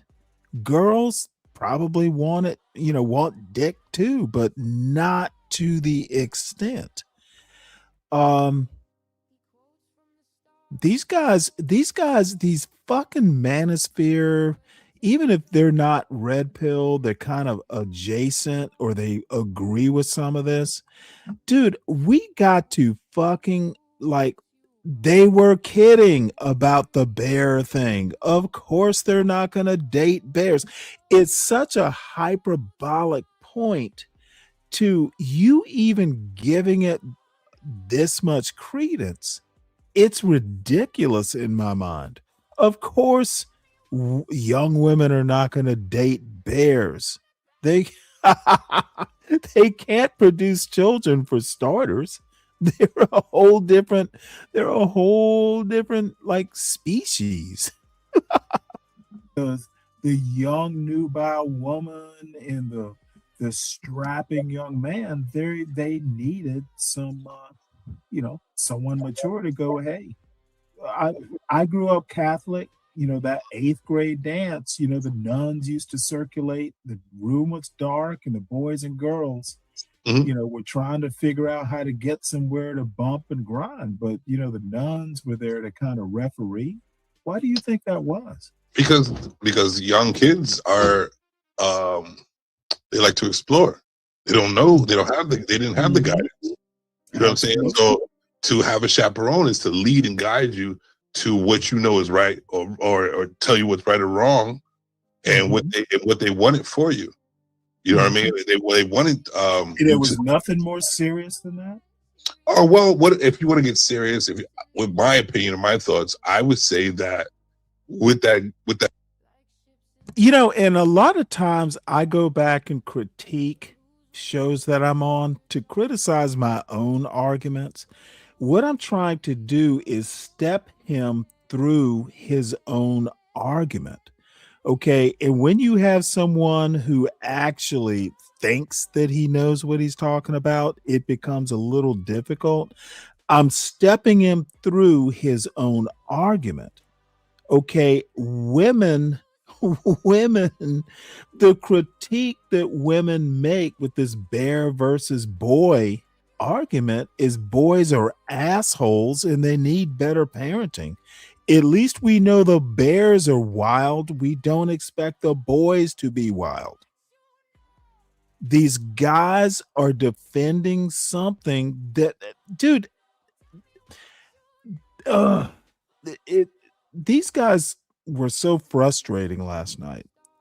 I'm trying to step them through their own argument, and they're just so obstinate in this fucking far right manosphere bullshit that it's annoying on the restream.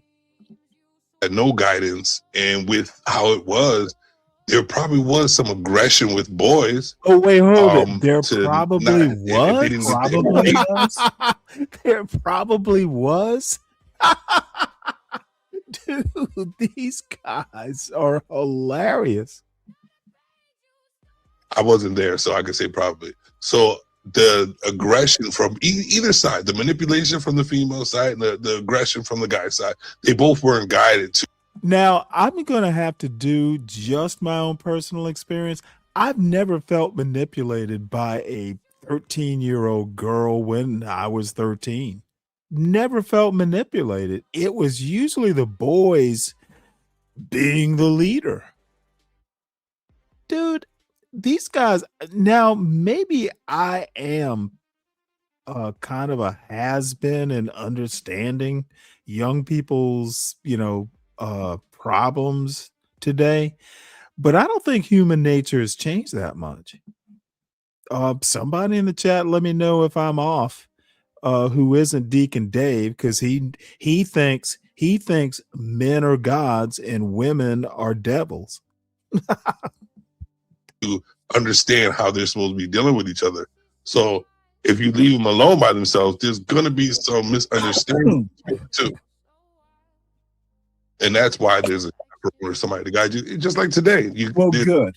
You got it. Now let's take the next step in this exploration. Over the course of history, and this is literally, I'm not pulling out books, I'm just going on my anecdotal and a lot of history that I've read. Okay. You can go all the way back to the Iliad and the Odyssey. Are boys more aggressive or are girls more aggressive? Especially when they're preteens. Yeah. So who's more likely to grape? Boys. Because they don't know how to, they wouldn't know what to do with all that. No. Just answer the question. They're private. Boys or girls? Are you talking about? Okay, no. Are you talking about? I'm clear. Wait. Are you talking about Boys or kids? You talking about girls preteens? who are Are you talking about say, preteens? let's just say Are you talking about 14 to preteens 10. or 30-something-year-old? Are you talking about 30? If you will listen to this dumb fuck. He thinks when I say boys and Savage responds boys that I'm talking to 37-year-olds. This is what I have to contend with, folks. Allow me, because you know what I mean, by the way. No, because Don't but you pretend saying like pro, you yeah, don't. but he answered it. No. He answered my question. Run rings around you and It's laugh boys. when I do. But Stanley has a good point. Did you say boys? Well, Yeah, he said men or boys. No, you won't, sir. That's what you're saying. Okay. Yeah, men or boys. Are men 14 to 10?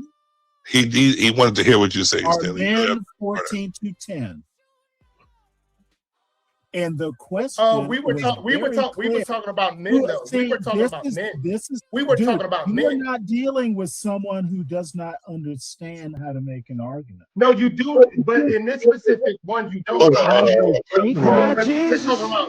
We're talking about.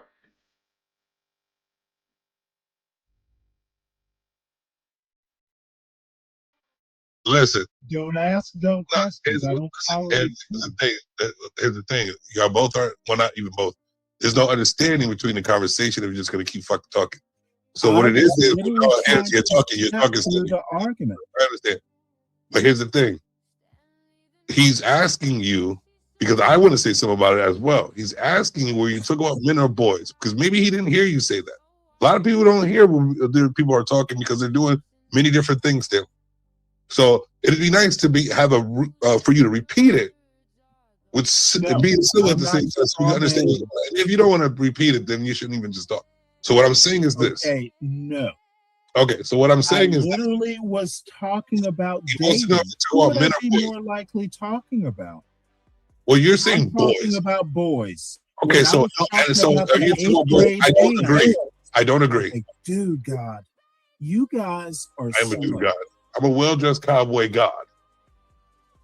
Okay, I'm literally talking about nuns walking around an 8th grade dance and boys and girls, because I use those two words. Yes, you did. In a dark gymnasium. Why do you think the nuns were walking around? I was literally talking about chaperoning. Right. Why do y'all think I'm talking about grown men and grown women? Well, he wanted to know because they're fucking idiots and they're not listening to an argument. If you get up and walk away, that's your problem. But I'm not obligated to fucking baby you through this sort of stuff. Dude, too many YNs, old YNs, they want their fucking training wheels on when they talk to someone who actually knows how to structure an argument. Dude, I'm not your fucking kindergarten teacher. Because you asked, filibuster right now. You just asked the question. Just ask the question. I know you want to hear yourself, but you just asked the question. So let's answer that part first before you filibuster and keep going on. So what I'm saying is this. The fuck, I don't filibuster. Because in that you also said that who would be the one to be great. Okay, I literally keep harping on boys and girls, and these motherfuckers want to pretend like they didn't hear. It is problematic. Dude, if you have gray in your goddamn beard, I'm not going to be easy on you. I don't suffer fools gladly if you are over 40. As boys or girls. Boys or girls. What we're saying is none of them. And you're wrong. That shit. I say as a man. See, yeah, as a man, boys don't even know what they're doing, and girls don't know what they're doing. Right. Exactly. That's why they need chaperones. You can ask that question about if the chaperone wasn't there, would be boys that do it. No, it'd be both of them trying to experience each other. Again, nothing about a chaperone not being there. This motherfucker's making up an argument. The question I asked was, why do you think that chaperones were needed back in the day? Why do you think arranged marriages were needed? My point is that males, young or old, well, I won't say that old, but males are just more aggressive. Okay, women, they're making too much out of a joke, for starters. And number two, they just don't seem to be able to accept that women are certainly manipulative, but what's worse, being manipulative or being, assaulted? If you're look, women are manipulative to Delta Novembers. If you're a Delta November, dude, you get what you get. Delta Novemberhood is not a permanent situation. It doesn't have to be. Being aggressive and committing a crime is a choice. And men are more likely to do it. Maybe that's why women want to make the joke about bears. And these two are just butthurt that women don't just accept. See, what these motherfuckers want is like, hey, you're a man, therefore I don't care if I have a PhD or an MD, you're a man. I have to let you lead. Women are like, fuck that. My daughter, I'd be like, fuck that. You know what? Don't be bringing Delta Novembers to my porch.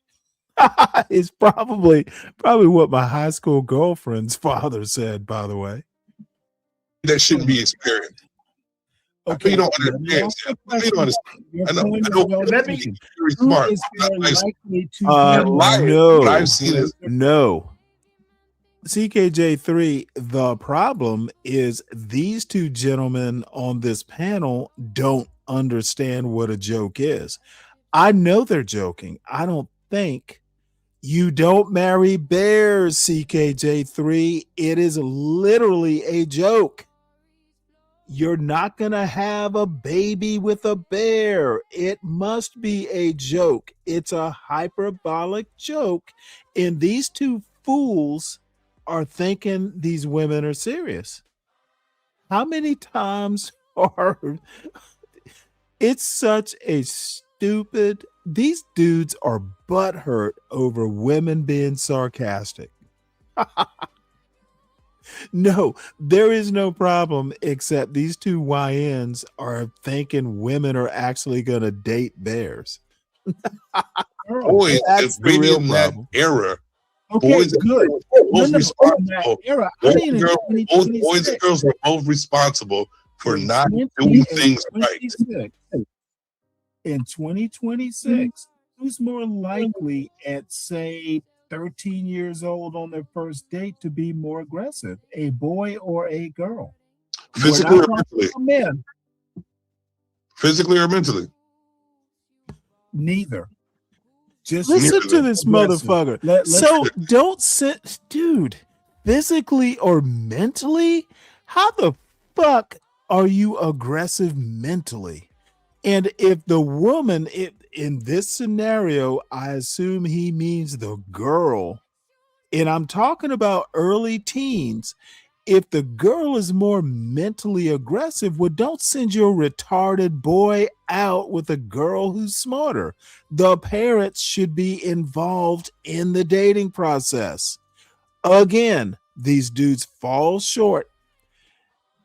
I don't even know where the fuck sometimes these people get these questions from. And it is not my problem. And I'm going to be real honest and real brutal here. Okay, just because sometimes people need to kind of qualify their backgrounds. Let's see, some of these women hate men that much, but not all of them. Most women do not hate men that much, CKJ3. I don't care what your little logic is. Most women don't hate men like this. The overwhelming majority of women do not hate men. Sharon's panel is not real life. It's Sharon's panel. Neither. It's a little bit okay. A girl boy will be under more than hormones, likely would you call aggressive men? in 2026. Were you Stanley? Were you girl aggressive will as a boy? A girl would be. Okay. This Were is you- not were- 1985, not Hold on, 1975. hold on, Stanley. When you were a boy, were you aggressive to the girls? Okay, dude, I don't do this sort of stuff. No, I'm asking you. Were you aggressive to the girls when you were a boy?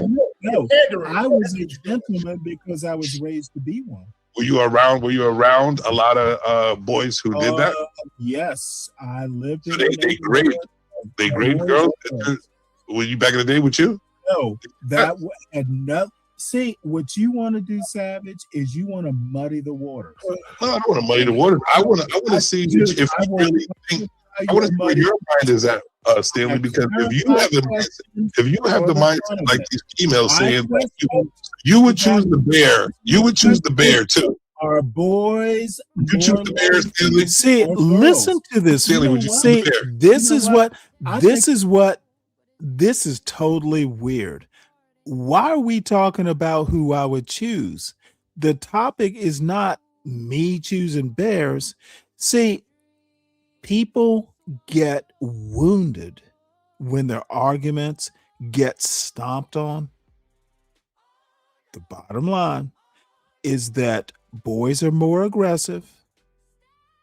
Women are joking.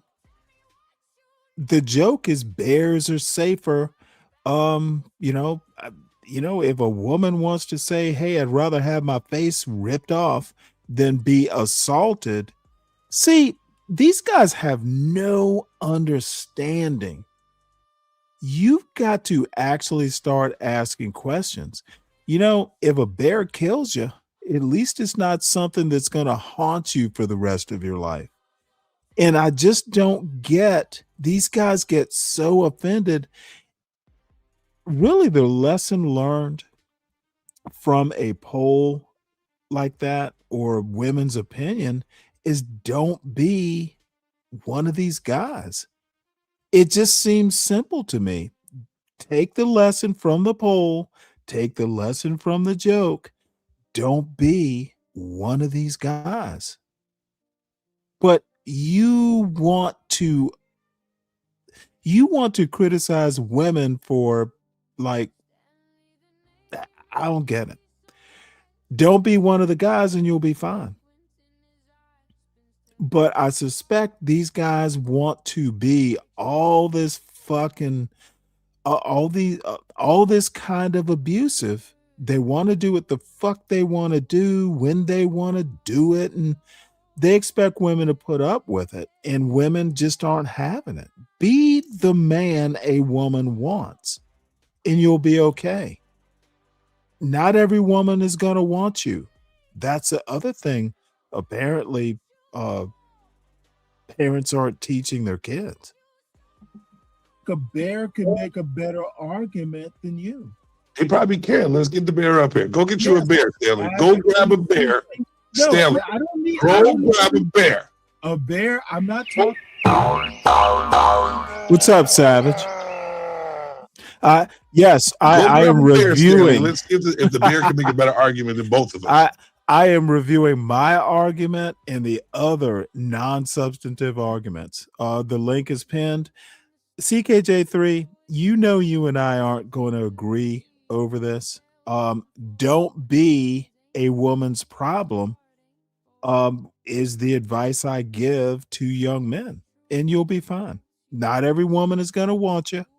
That's what fathers or even single mothers need to teach their boys. Not every woman owes you pussy. That's what these old YNs don't seem to grasp. Just because you smile doesn't mean a woman has to accept you. How about that? Well, we can talk around these circles that you talk about. I listen very well, and I see how people talk. And I understand what you're doing. It's cool. You know what? I'm gonna have to stop reading this chat. I also mentioned CKJ3.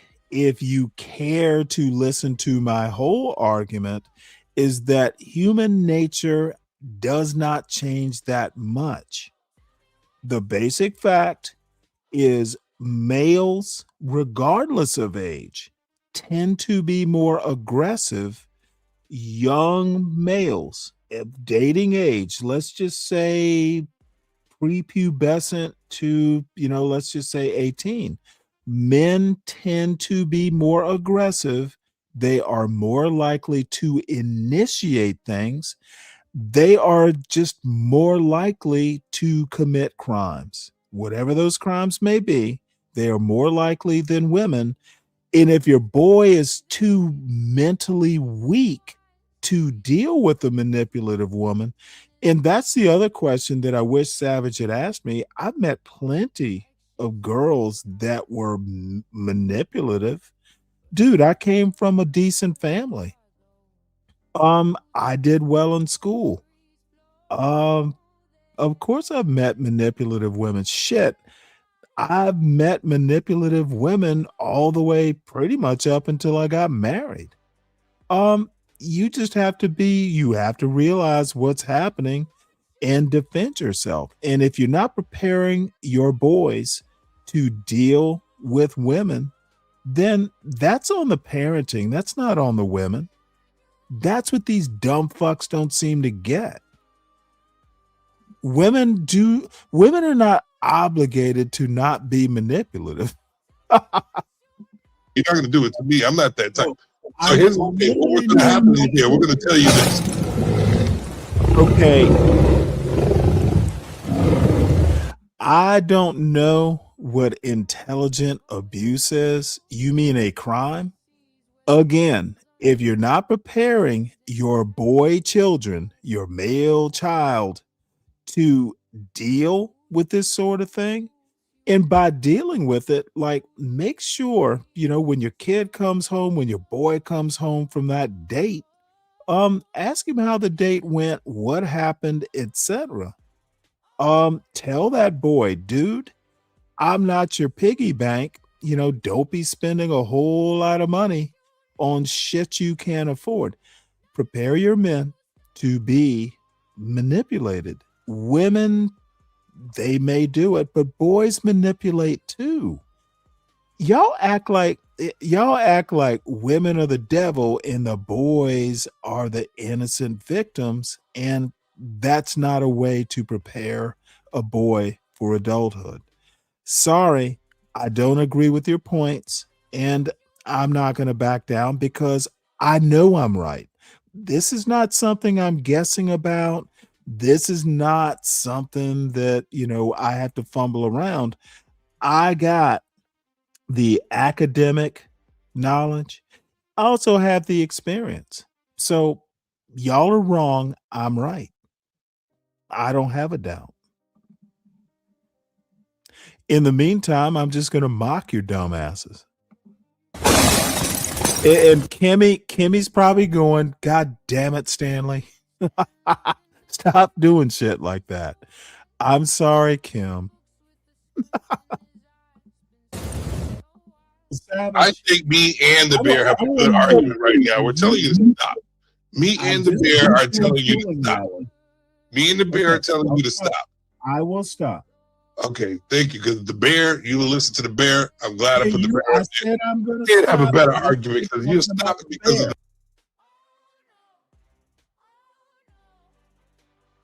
the. This is another thing that annoys me, CK. I didn't say you said it. I said it. I don't put words in people's mouths. I know you didn't say it. What the fuck does that even mean? You're stopping because of the bear. You made your point. You're absolutely right. The bear came up and said stop, and you stopped. What so I bear? guess the bear makes a better argument. Okay, Savage. If you think you won that round, go right ahead. I'll let you have it. Thank you for letting me have that, Stanley, on my show. I appreciate you for letting me do anything on my show.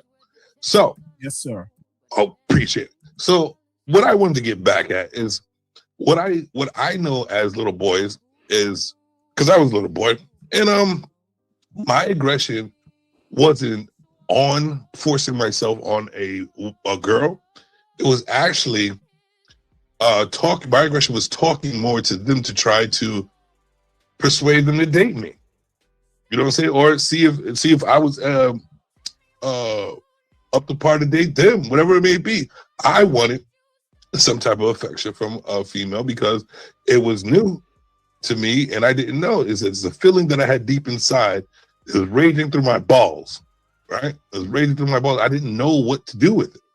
So nobody taught me nothing about sex. I had to learn from porn. I had to learn from watching my older brothers in the room doing shit like that. So, but I never got to the point where I thought about, because I didn't even know nothing about it. Let me also make a point here. People need to get out of their anecdotal experience and start looking at a higher, like 30,000 foot view. Your experience, while important, is not everyone's experience.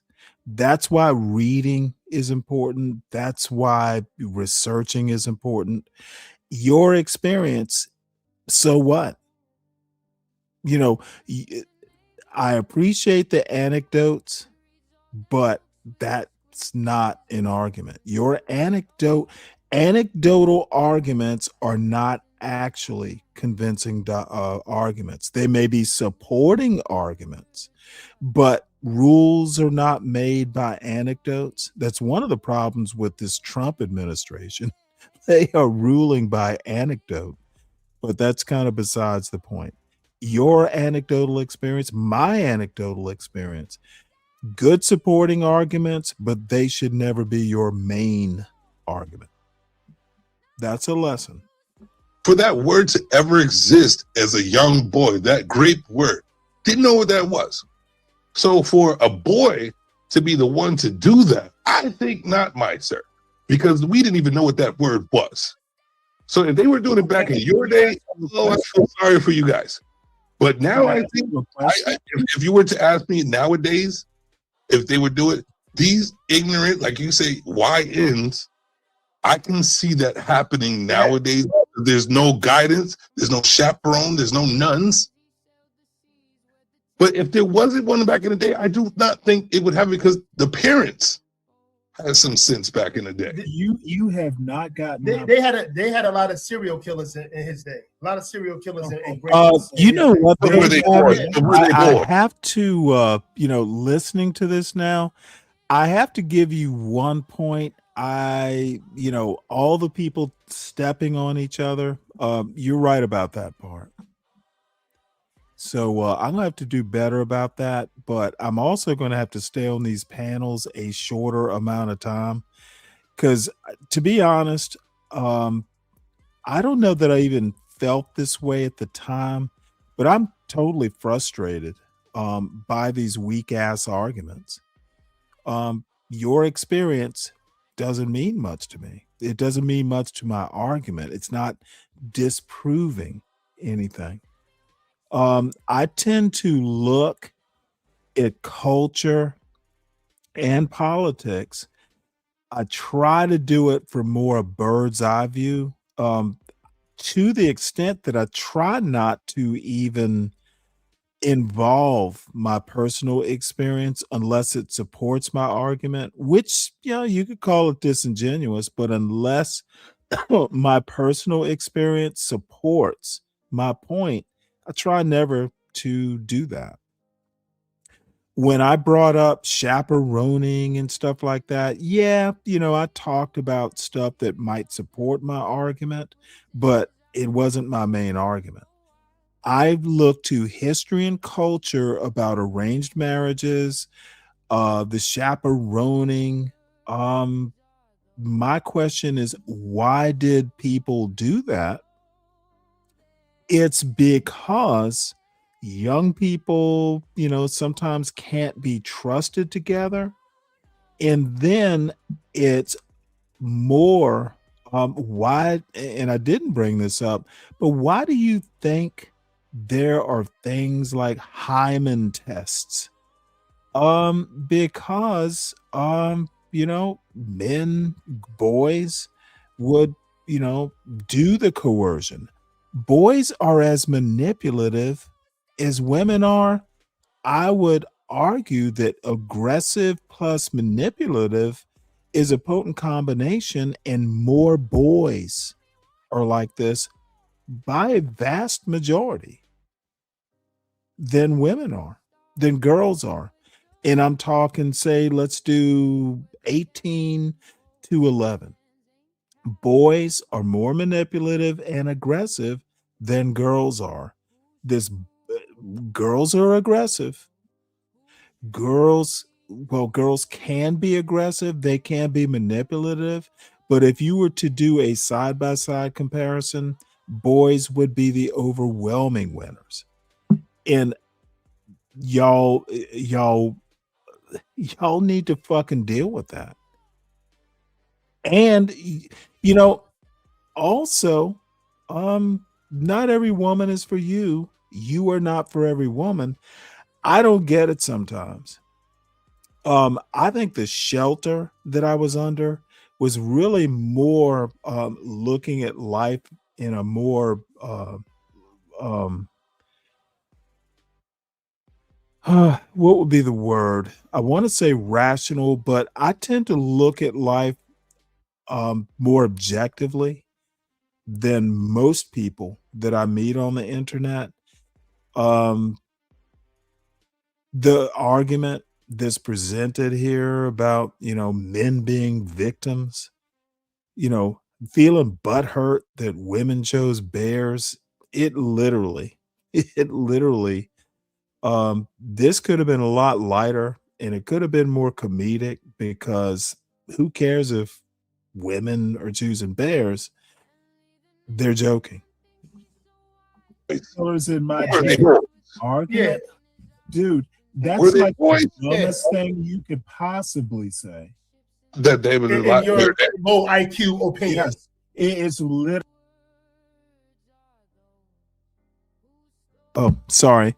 CKJ3, you need to qualify that statement. Left on its own devices, it's moronic. Boys are not supposed to be aggressive without a reason to be aggressive. You might want to think about that one. That manosphere bullshit doesn't fly here. And I respect you, Admiral, but qualify that statement. Boys are not supposed to be aggressive. Bold, there's bold, there's aggressive, but dude, you're supposed to temper that aggression with brain power. Take aggression and make it a tool, like a tool versus, a weapon against you. Blunt statements like that. This is part of these manosphere type arguments. Y'all often want to go, well, you know what I mean. No, the fuck, I don't know what you mean. That's why there's language. How about use it effectively? Literally the dumbest thing you in your low IQ opinion. Prove your point. Oh, do you really want me to actually show you the data? You don't even is the topic men are victims? That would actually be a better topic, CKJ3. Women choosing bears is literally women on a poll saying they prefer a bear. They're joking. Men are victims doesn't sound like a joke. Women choose bears over men. That does sound like a joke. So no, the topic should have been, are men victims? Maybe. Women choosing bears? Maybe CKJ3, make sure, and by the way, Savage, make sure you drop anybody who's a content provider, please make sure you drop your links in the chat as you see fit. CKJ3, you need to make sure you subscribe to Savage Entertainment. Savage, what is it? Savage uh Savage Code Entertainment. I think is it Savage Code or Savage Come? Check that Savage. But anyway, make sure y'all subscribe to Savage's channel, please. We need to get his we need more fans of Savage. Only on Savage's channel can you get me on a Sunday night a little tipsy talking about women and bears. Back in the day, in your era, boys were sitting there going around gripping, not even on Other silly bullshit about in my era. Like, people have fundamentally changed in the last 40 to 50 years. Boys are still boys. More toys, you got phones now, but y'all act like you're more evolved or some bullshit. No, boys are still boys, girls are still girls, and y'all just want to fucking complicate it. And part of it is the technology, part of it is y'all don't read books, part of it is, parenting isn't what it used to be. But boys are still boys, girls are still girls. Nothing's changed that much. It takes thousands of years to evolve to a higher form all the time. What's up, CK? What's going on, Stanley? Oh, nothing much. Just having fun raging against this machine. No, what I was saying is, so there is a difference between raising a daughter and raising a son. So when I say that boys are aggressive, they are aggressive. Like, the difference between like my daughter and my son is way different. My son is super aggressive, Stanley. Super aggressive. And there's a Let me ask you a question. Do you raise them the same? Are the rules the same? If you know they're different, then raising them has to be different, correct? No, Stanley. Well, what I'm saying is, like, there's some things that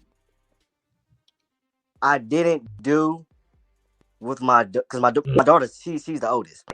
So it's certain things that I didn't do because she is a female that I will do differently with my son. Like, I can be. Yeah, I'm lost. I think we agreed that boys and girls are different.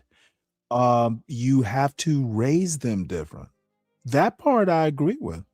Right. But what I'm saying, like, when you said aggressive, in my mind, aggressive is like, all right, boys, they always outside. They play, they climb trees, they hop fences. Like, that's what I mean. Well, that's where we're different. No, boys are aggressive in that they will initiate, they will cause problems. Boys will try things. They'll jump off the roof. Girls may not. Aggressive as in they will try shit. That's the difference between necessarily. A female is it isn't. and What I'm trying to say. Hold on one sec. What I'm trying to say is boys are also more aggressive. I would dare say intellectually. They'll make a mistake, and hopefully the mistake doesn't kill them. Girls tend to be more cautious, but there are plenty of exceptions either way. You raise boys differently than girls. Maybe, at the they're equal in your love, they're equal under the law, the curfew. Like, I wouldn't say a boy should, your curfew is 12 and the girl's curfew is 10. No. Some things can be equal, but when I say how you raise, I mean their natures are different. It's neither bad nor good. It's neither positive or nor is it negative, but it's different. I agree with you on that, but I think everybody knows that. Well, at least they should. I'm not sure that they do, to be honest. I think I am honestly starting to doubt that people actually understand. And if they know that boys and girls are different, they don't know exactly what the differences are. You expect a woman or a girl to maybe be more manipulative, but boys are manipulative too. And if they can't get their way, sometimes they'll just they'll force the problem. And You talk about men or women? no, I'm talking what I'm thinking of is 18 and younger, all the way down to say preteen, say 10 or 11. 11 more likely. So was that topic?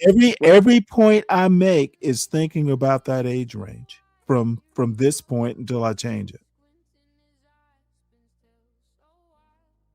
Boys are more aggressive. They're more aggressive. They will take more chances. And sometimes if they can't get what they want, they will force what they want.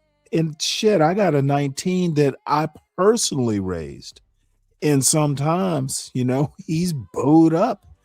And motherfucker, I'm his father. He wants to force something and I have to tamp that shit down real quick. Boy, I'm old. I don't fight fair. I will call the ambulance. That much I can promise you. I won't let you bleed to death. But Stanley, it's the same. I'm telling you, I'm seeing it right now. It's the same with my wife and daughter. It's the same.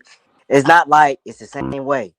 I'm telling you, I grew up with a sister and a mother, so I know what you're talking about. Yes, I think it's the same on both sides. But my sister wasn't exactly raised the same way as I was. That's my point. I've seen it. Dude, it's not. See, Savage wants to say I was sheltered, but I grew up with a sister who's close in age, with a mother and a father who believe in gender roles. And then I've got a brother who's 13 years younger.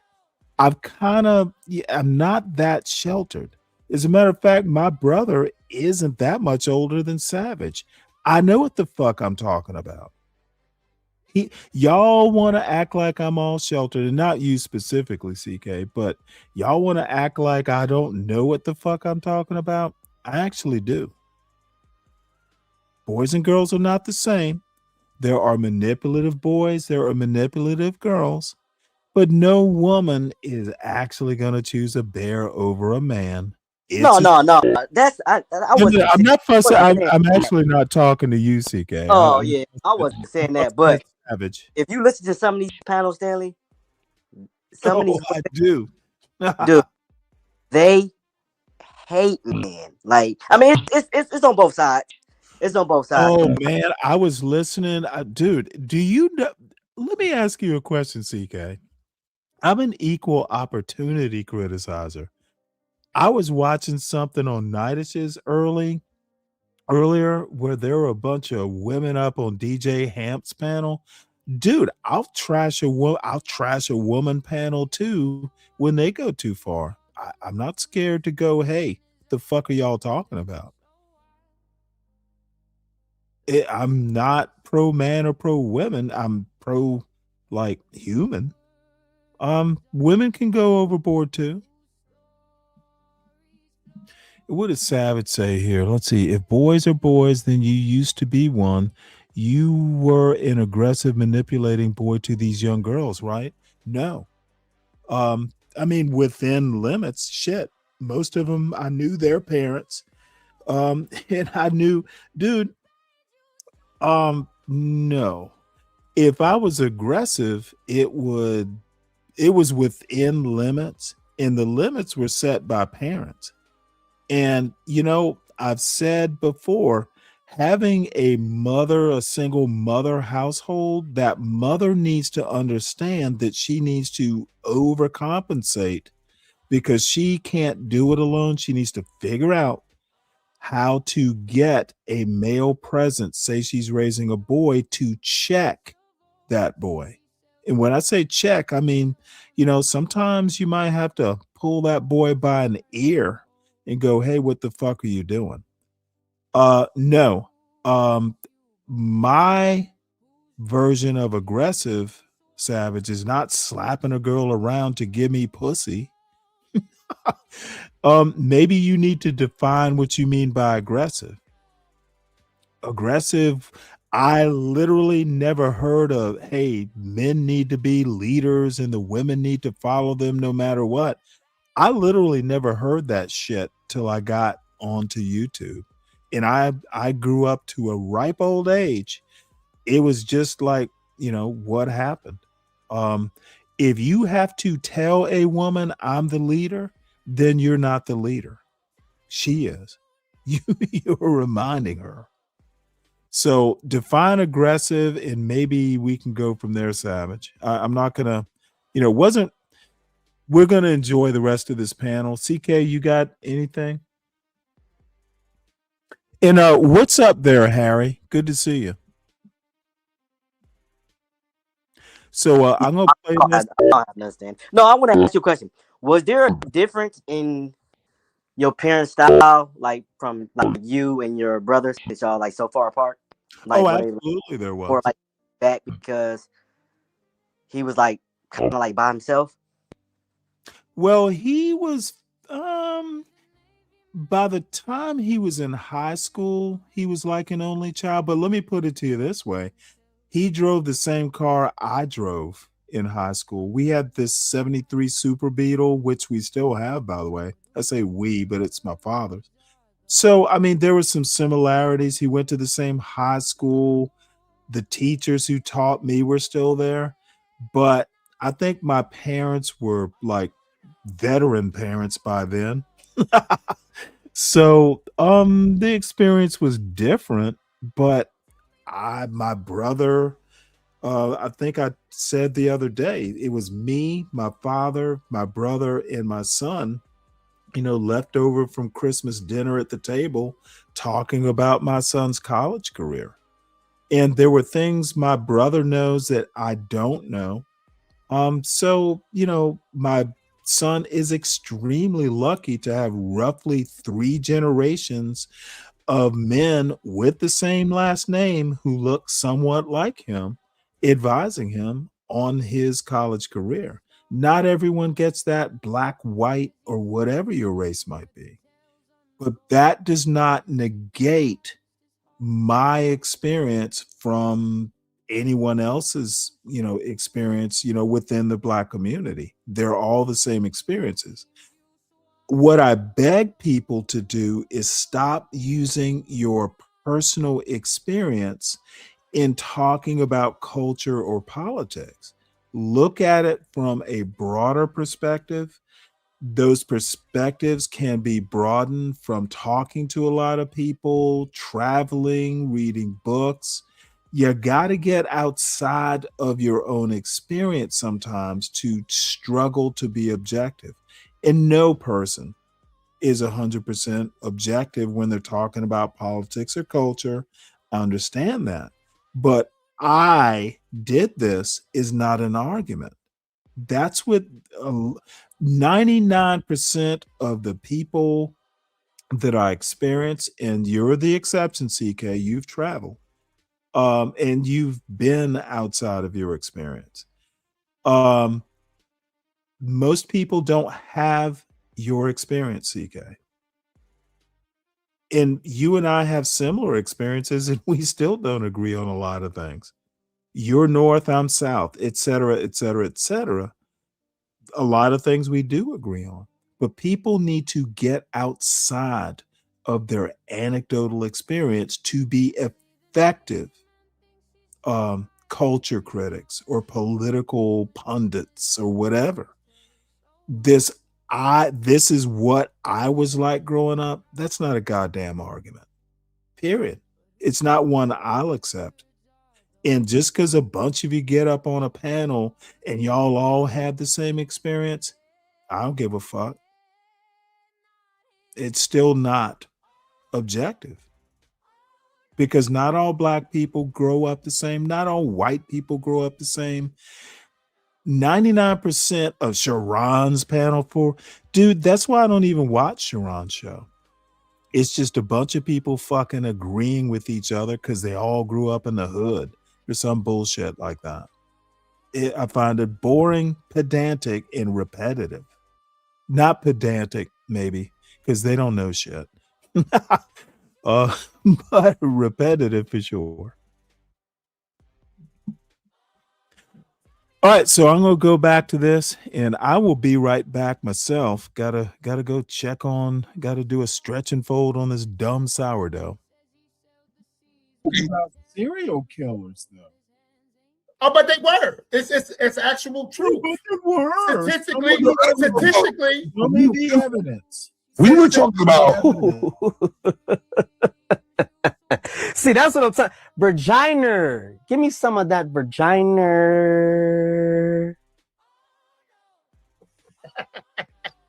That's what we were talking about. We're vagina. Serial killers.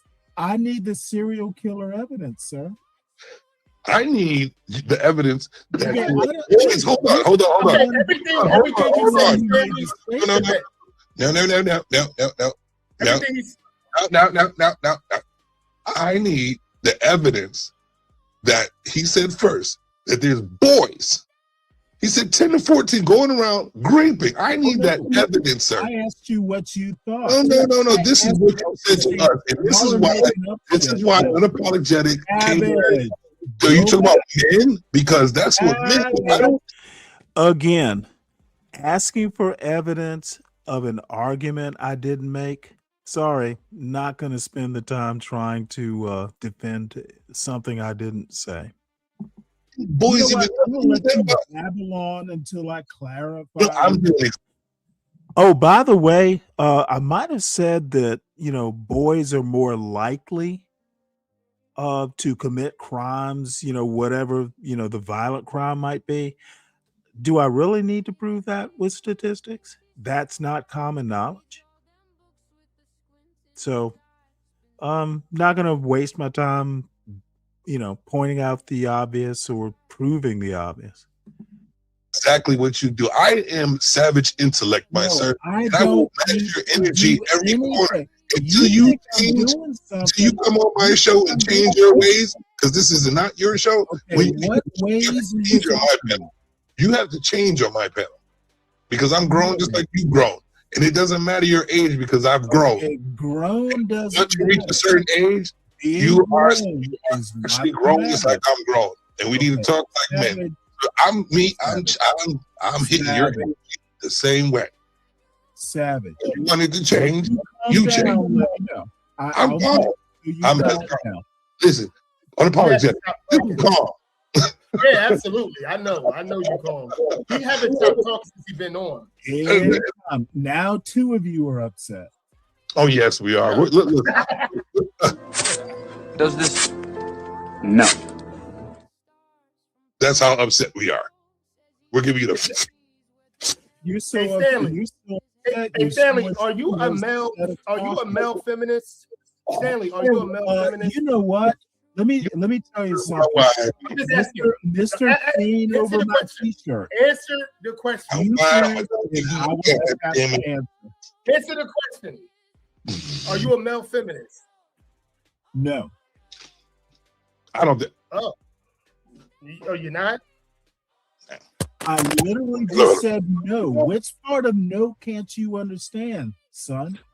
Okay. I don't call me son, but it's all good. Yeah. Now you're trying to get a little disrespectful. It's fine. Attack, son.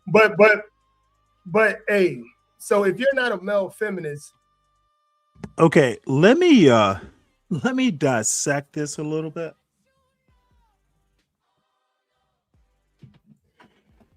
So this fool, people like this get their feelings hurt so quickly because I'm better at it than they are.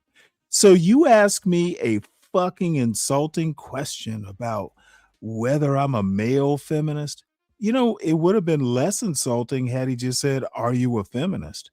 A feminist, it's not really gender specific. But you're gonna ask me a question I find insulting, then you know what? I'm gonna return fire, you little bitch. don't fuck with me because I will fuck with you back and I'm always going to win. See, this is literally where I start just fucking, you know what? You allow me to lock and load. It devolves from here. Ask me a dumb question about male feminist, and I'm just going to treat you like the little boy who asks stupid questions like that. I don't give a fuck if your feelings are hurt. And I don't give a fuck whose feelings are hurt. Don't fuck with me, son. Why are you projecting trying to project that most 10 to 14-year-old boys, the reason why they were chaperoned is 10 to 14-year-old boys. Wait. Let me deal with you right here, Savage. As it turns out, I am much better at trolling people on a panel because I know more words. I've read more books. I just know more shit, and I'm just older. I've experienced more. You start fucking with me, and I will make sure I fuck with you back, and it's literally going to be more effective because I know how to troll better. It's kind of my personality. So ask me a dumb question about, are you a male feminist? Motherfucker, you're my son because I now own you. It is my job to teach you not to ask stupid questions from that point on. Well, what can I say, Savage? I seek to entertain. Wait. 10 to 14-year-old boys. 10 to 14-year-old boys mainly on great women. Could y'all hear me? In those days, that's why they were chaperoned. Why did you make that? Where Wyatt lose me? I said nothing like that. No, why did you put that in? I did not say that. I asked your ignorant opinion, and now I have my answer. You should have just said, I don't know, and we could have moved on. He did say he didn't know specifically because we wasn't in that era. I'm talking to you. Why are you cursing? Did you get this? Did you smoke something? Well, wait, hold it. I don't remember. I don't remember cursing. Let me go back. Let me go back a few seconds. This motherfucker's, dude. I curse when I get a little tipsy, and I definitely do it when I'm tipsy and frustrated because, I have shifted into troll mode. Dude, I don't take you seriously anymore. Dude, people don't, and I guess I should be more forthcoming. If I lose respect for your argument, of course I'm going to troll you. And it might be all trolling. I might not take you serious enough to even try and make an argument. I don't suffer fools gladly. I never have. It's a personality flaw that I've been working on literally since I was probably in first grade. I did not say that. I asked your ignorant opinion, and now I have my answer. You should have just said, I don't know, and we could have moved on. He did say he didn't know specifically because we wasn't in that era. I'm talking to you. My apologies. I did call him a motherfucker, so my bad. I did curse. So I understand now. Why are you cursing? Did you get this? Did you snort something? Because I am frustrated. Did you snort something? Oh, there I go. I'm frustrated. Frustrated with you. You are asking. Are you one of those 50 and up guys that still smoke crack? I didn't. You know, this is like, come on, man. You are disappointed. You shouldn't have cursed. I didn't curse at you. You're not up to it. You shouldn't have cursed. You're not up to it. Sir, you don't. How do you say that? Yep. I've literally given up trying to argue with this guy. So comedy ensues. Such as it is. I'm not that good a comedian. Quite frankly. You don't know me. You don't know me. You know, I think I know a thing You or don't know two me. about this. Listen, he knows that boys were going around raping young ladies at his. Yeah. He knows. That's why they needed a chaperone. And y'all just went all Stanley, ballistic. was you ever a chaperone? I believe he's a male feminist. Why would I be?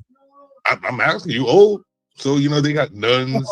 You know, by the time I met my wife, I didn't need a chaperone. You probably needed a chaperone when you was young. I can tell. I can tell. No, you was probably one of the aggressive boys. There were none. I literally What's just yours? said, "Raise a hand." What'd you do? What do you mean, what did I do?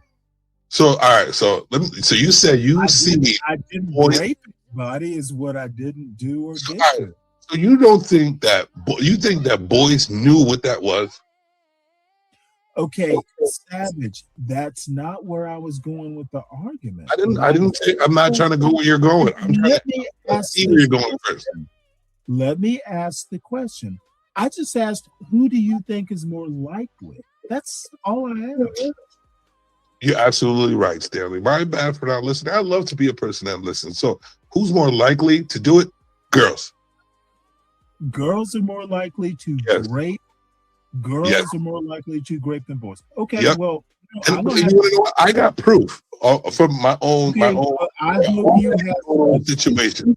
When I was younger, I was the shy guy. Yes, and this is exactly. You have an example, but it does not support your argument.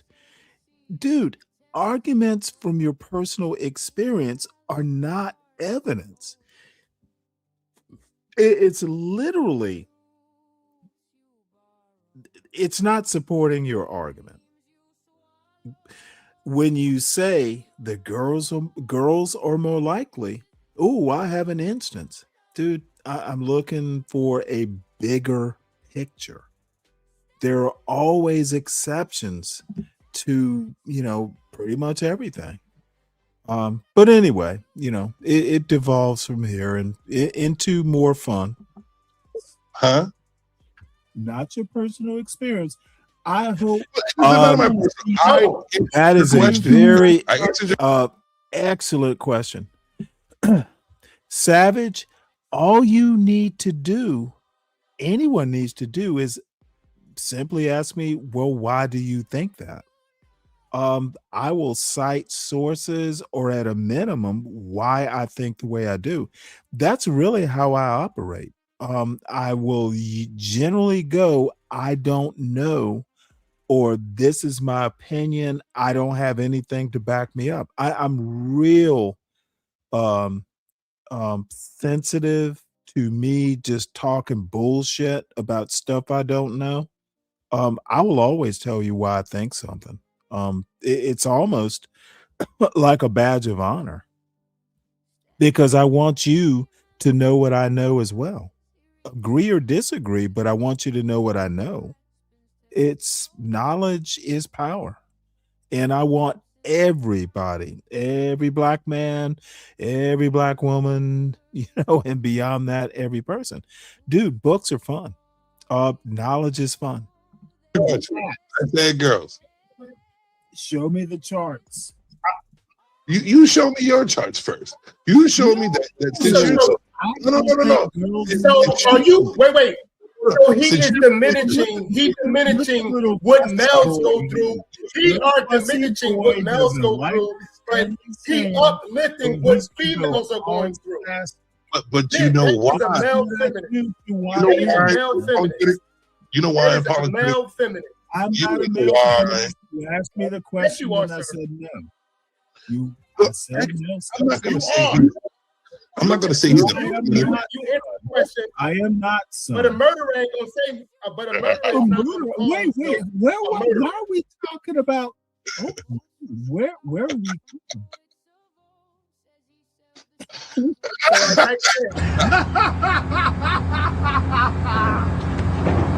What, you think that's funny?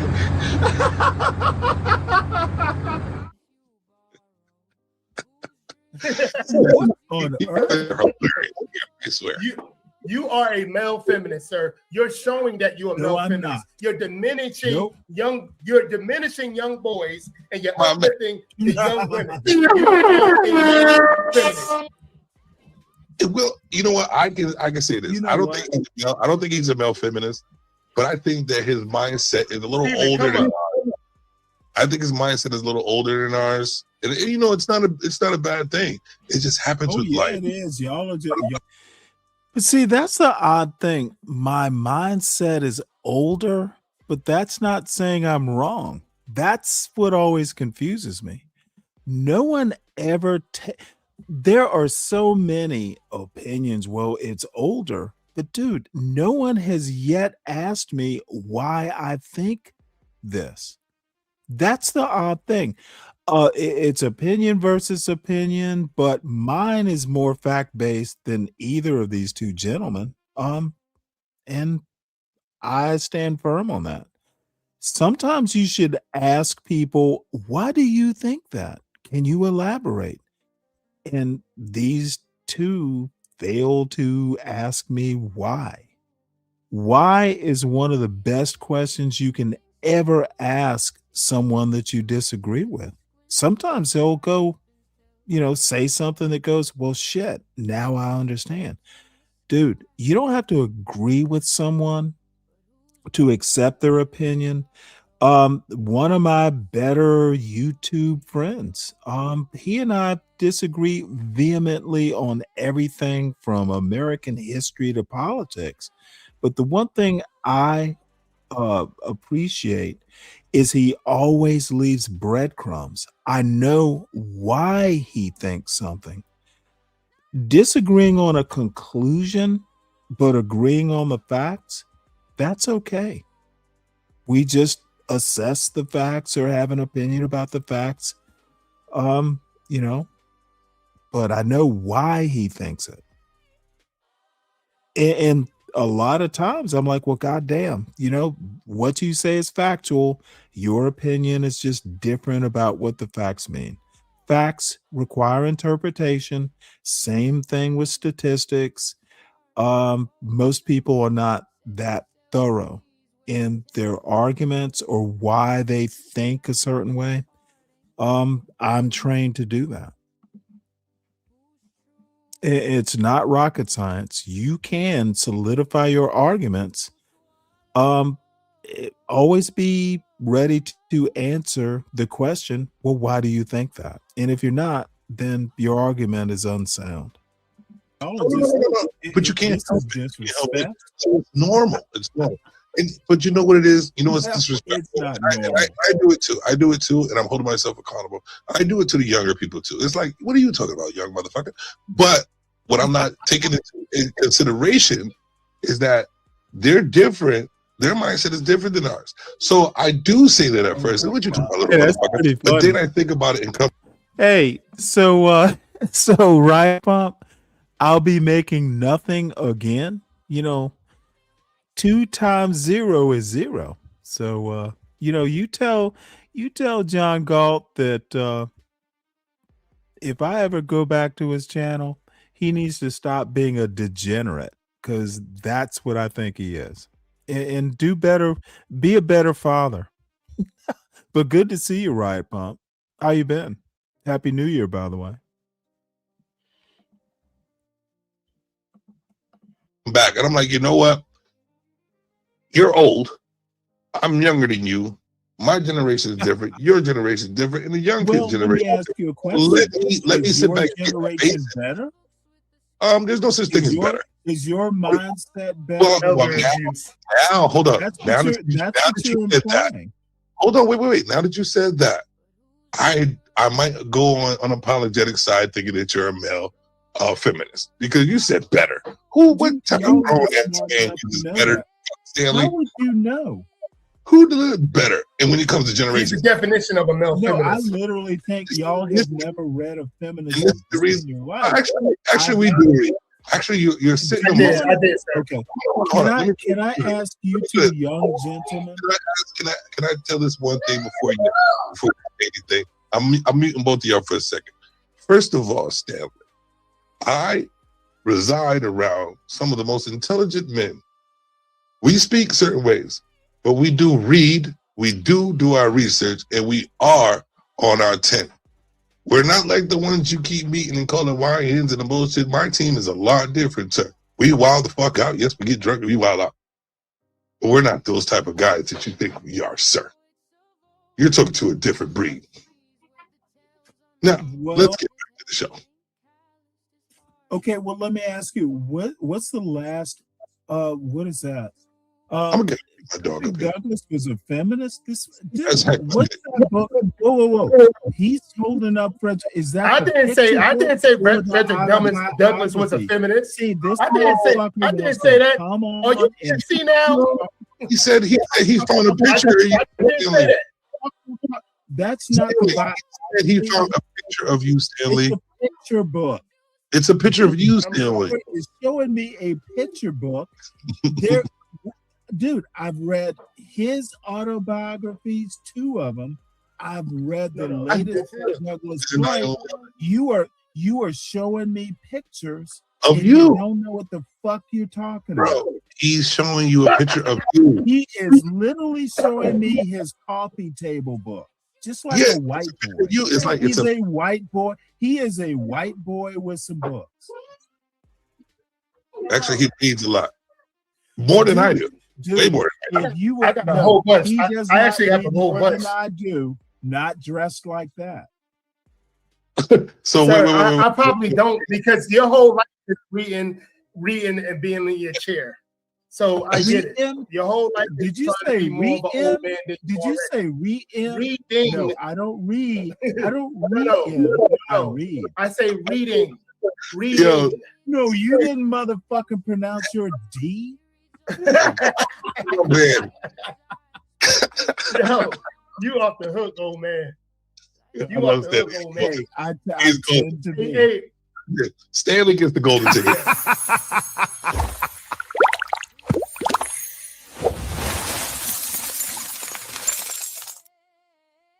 Yes, indeed. Let's do some homework real quick, ladies and gentlemen. We got about 11 people in the motherfucking viewing, so you know what to do.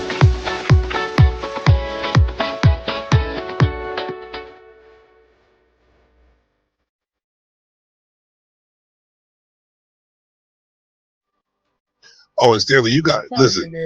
See, this is how I know you be pandering to these ladies. You got the illest troll that talks shit about everybody, saying that you the only man with a brain, the only man up here. You gotta crush your man. They crush you. Because they have a sense of humor. They're Sipping ain't too proud to No, bang. you're absolutely right. You are the. I don't have Sipping ain't too proud to bang. Look, let me tell y'all something. Let me tell you the secret to manhood. Come on, Steve. Do you want to know? Yes, sir. Yes, sir.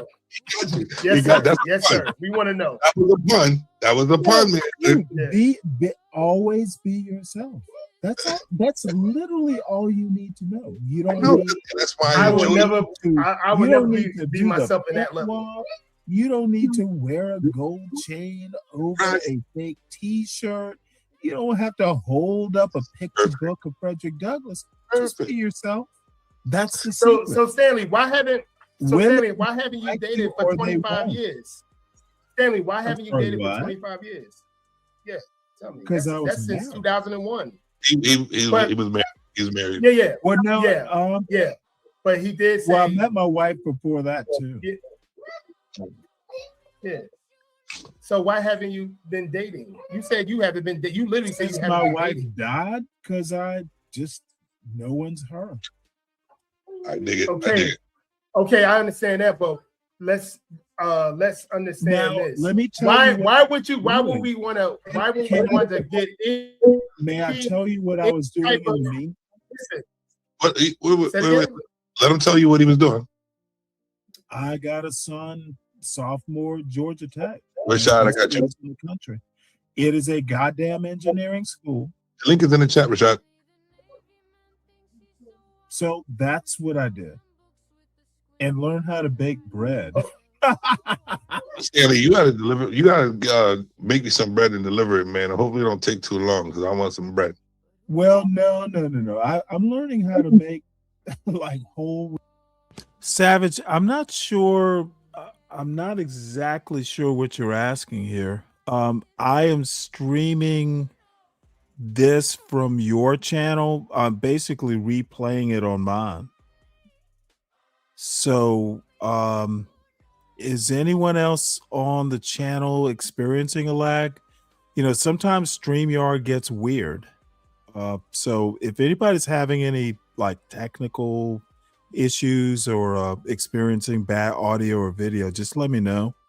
I'll seek to remedy it.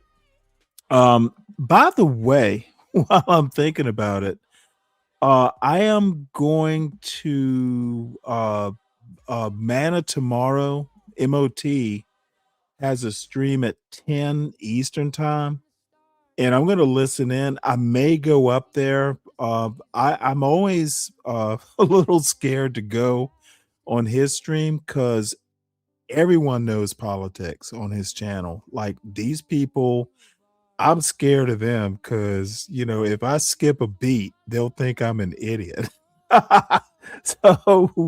so I will drop his channel at some point because I'm definitely not going to be there till I'm definitely not going to be here till 10. I don't think, but who knows? We're an hour and 14. We got roughly 2 hours and 2 hours and 12 minutes. Shit, it's gonna take me right up to 10, but the sourdough I'm gonna put in the refrigerator overnight. There's some chicken wangs that I'm making from scratch. And I actually, you know, my son, you know, did the seasoned flour. So we're gonna fire up some oven baked or oven fried chicken wings. If he can, you know, he hasn't started them yet. So we got leftovers. Might be eating leftovers. So anyway,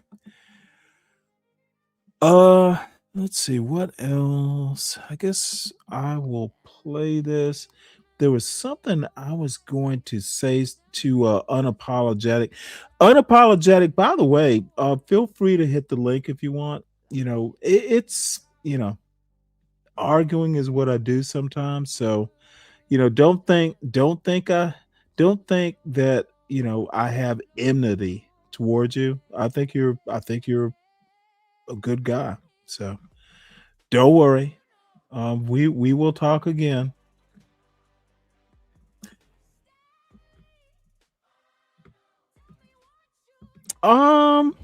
You know, I'm not afraid. I'm just like you know how it is. You got to feel them out sometimes, but I've been in his chat before. These motherfuckers know politics. It's scary how good they are. And MOD knows politics. So, you know, you got to be on your A game going around those folks. We sourdough from my father. Well, at least give me the recipe. Who, by the way, and by the way, I appreciate the Frederick Douglass stuff. Dude, I love Frederick Douglass. I can tell. He would be my hero if my father's my hero. My mother, they were exceptional parents. That's why I don't need a hero. But if I had one, it would actually be Frederick Douglass. Motherfucker was amazing. Link is in the chat, Rashad. He did what the F he wanted to do sometimes. Right. Listen, and unapologetic. Stanley looks like Frederick Douglass. That's what I said. I'm not surprised. Give it up for the CB Demons.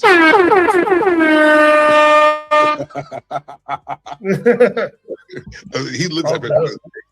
I'm like, you know what? I gotta go. Anyway, I want to go back to the original subject. All right, let's go back. I am not a feminist per se. I've read the books, and you know what? My ultimate point is you got to be yourself. Whether you're a feminist, whether you're not a feminist, whether I'm myself. And you know, oddly, at the risk of sounding, and dude, old men get repetitive. You know, every time I see my 82-year-old father, you know, there are stories that, you know, get repeated. Sometimes to my son, but I've heard them before. But you know what? Keep them repeating their life experiences. Maybe one day it takes. There is nothing wrong with an elder repeating his experience. Dude, if they're repeating it, they think it's important for that young person to know. And one of the weird things, and I've experienced this, so I'm reinforcing this point. Sometimes you don't actually understand the point until you have lived it, or you know, something just goes, oh, I remember my father mentioned that.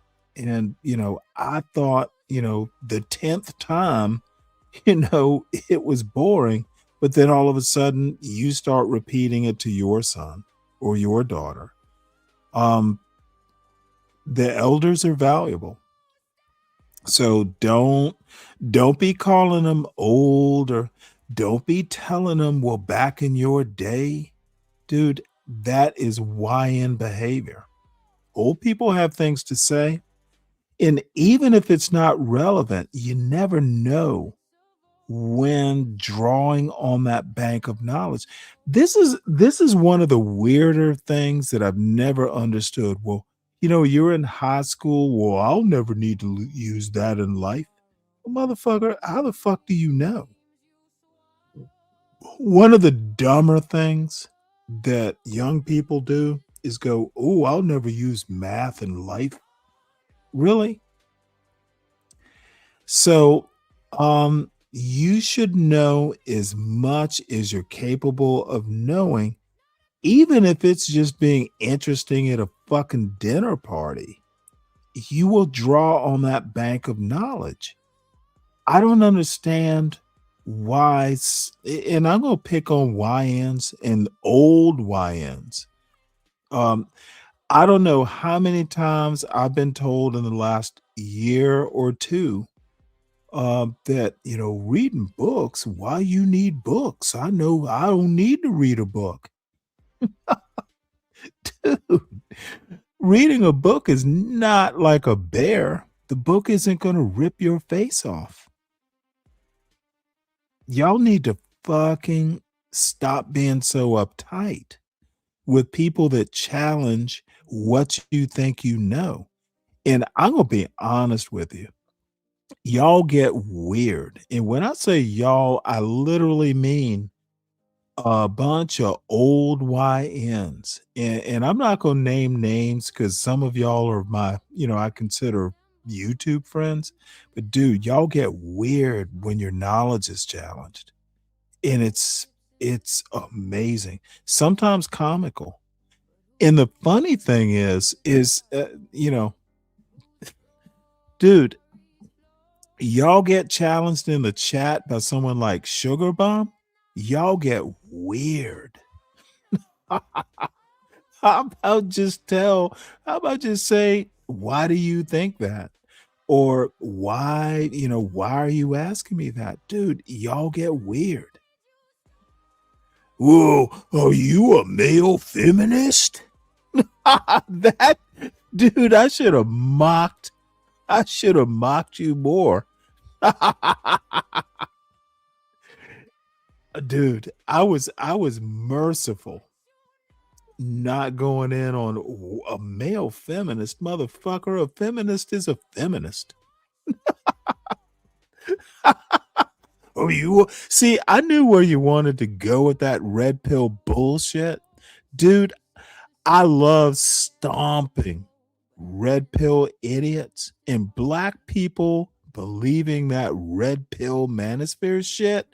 Y'all are lost. Y'all are a bunch of lost boys who want to be white, in my opinion. Enough. I didn't learn this until maybe I was 48. 48? Yeah, my wife died. And I didn't know if I could do it. Are y'all not seeing the I had no idea whether I could raise a son on my own, but lo and behold, a man knows he's a man when he needs to be a man. And I know that's weird to say, but I know I'm a man because I fucking did it alone. You may enter. Hey, welcome Rashad, to the motherfucking building.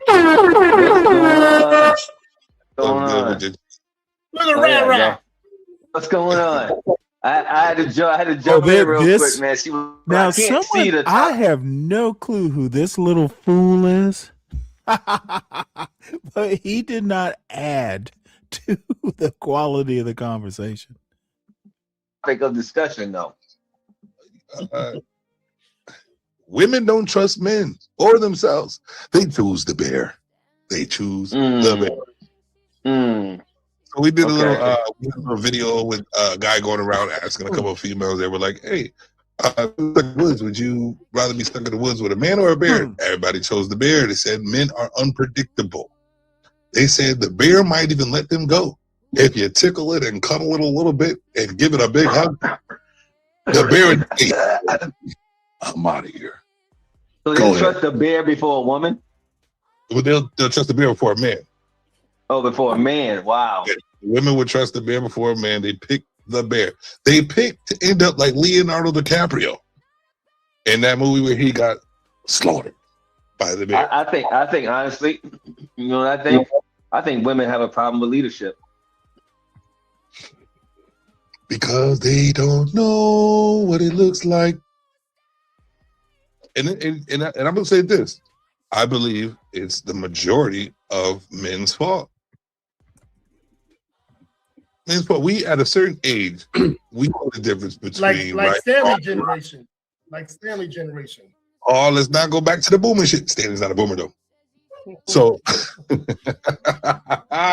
He's a very old Gen X. No, let's not. You know, we know he's old. Let's use different Well, words. no, I'm literally the last year of Gen X. But here's where I go. I don't get too worried about dumb fucks who don't know history. You have no clue what you're talking about. So I endure you. I know more history. I know how it works. I know how generate. What specific history are you talking about? Because I believe you're a low IQ dumb fuck for even cursing at me because you don't even know me. What specific history are you talking? No, you can believe it. Hey, stop talking about it. You've been talking about it for the last half hour. Actually, it's Dick Class A. What? I don't want to have gray in my beard look like a. I don't want to, dude. Y'all make beats. Hold up, no. What was you about to say about gray in the beard? What the hell? What you saying? Here is and I can tell you exactly what I'm thinking of right now. Hey, Shiesty Bomb. Hey, Clarice, by the way. Good to see you, Clarice. Here's where I'm going with this, and this is going to be my unique take on the blackosphere. Dude, smart people, smart black men and women need to stop fucking hiding that there's smart black men and black women. What the fuck? Dude, I'm not gonna cower when I say I know history. I should have said American history, but y'all don't. Dude, I'm fucking tired of tolerating idiots who don't know what the fuck they're talking about. I'm gonna flaunt it, bitch, because I got the education. My parents got me the education. I have gone through some trials and tribulations in my life. I know shit, and if I don't think you know shit, I will at least do you the courtesy of telling you why I don't know shit. But if I don't think you know shit, dude, fuck it. if I piss you off. Fuck it if I offend you. YNs, old YNs especially, motherfucker, if I don't think you know shit, I'm not going to be shy telling you. So stand the fuck by. And I don't give a fuck. Dude, if I disdain you, I'm going to be real free about it. I'm going to be liberal about it. I will try to be polite about it, but dude, you keep pushing me. See, what dude doesn't understand is that male feminist question, which was the dumbest question I'd heard all night. You deserve what you get after fucking with me like that. Dude, my mission was to embarrass the fuck out of you. And I wish I'd done a better job. I am a scorched earth motherfucker. You fuck with me. All I want to see when I'm done with you is smoke and salted earth. Now, by the way, I know a lot of history. Tell me where I get the salted earth, the salted earth part from. I know a couple things about history. Y'all, unapologetic. I think you're a good guy, but dude, I'm not to be trifled with. You don't have what it takes, period. No, you did not embarrass me, sir. What you need to do is cook your SpaghettiOs and stop typing bullshit in my chat. I think you're a good guy, but dude, you typing you embarrass me in a chat, that's not an argument, sir. Stanley, can you explain what you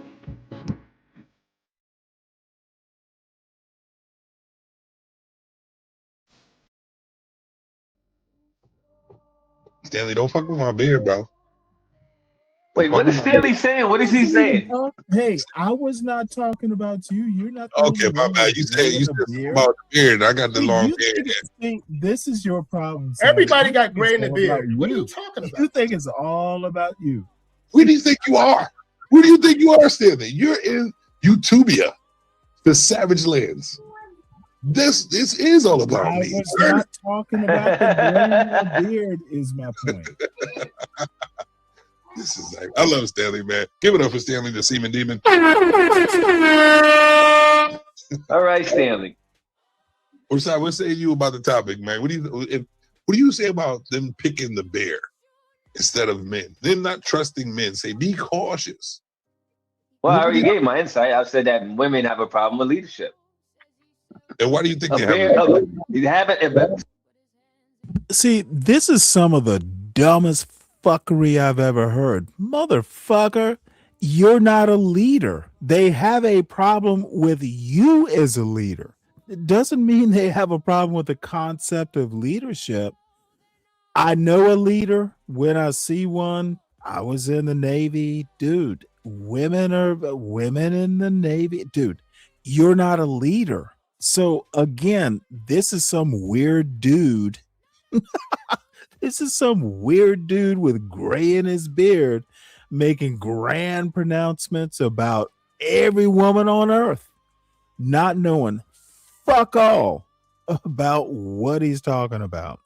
Women don't have a problem with leadership. They have a problem with you as a leader, sir. I'm guessing and I don't know him, but I'm guessing he's not a leader. Again, speaking from anecdotal experience. Dude, women don't respect you is really what he meant. saying that you'll trust a bear before a man is just not practical. But instead of them accepting leadership from a man, they rather accept the bear, which is really not even practical. A bear will rip them into pieces. And we all know that, but a woman would rather choose a damn bear over a man because women have a problem with. Wait, did you just, oh, come on, unapologetic. Now I know you're messing with me. Feminism is nothing but the devil? Okay, I know you're busy, unapologetic, and I know you're kidding. So I'm just, you'll hopefully, you'll hit the link maybe not tonight, but at some point. Dude, I'm going to roast you a bit, but why do you think the devil is a feminist? or feminism is the devil? I really want to explore that point. Feminism is the devil. Leadership. They have a problem with submission. They have a problem with leadership. They have a problem with listening. They have a problem with it. So let's check this logic that just came into my head real quick. My God. So if women are ready to choose a bear over a man, even though it's a joke, the mental mindset to have them choose the bear over the man, that means they'll rather choose death than to trust a man, right? They'd rather choose death than to be led by a man. Right. So that being said, do you think we should believe anything that they're talking about if they're choosing death over just a simple old list? No. So that's what I'm trying to say, Stanley. The mindset. How are we here to trust someone that they say we're? Just a quick admin point. Drop your link unapologetic. If you got a show or channel, show and channel, drop it in the chat. People need to subscribe to you. Supposed to be with. You join together as one. We're supposed to trust the words when they think of us as less than bears.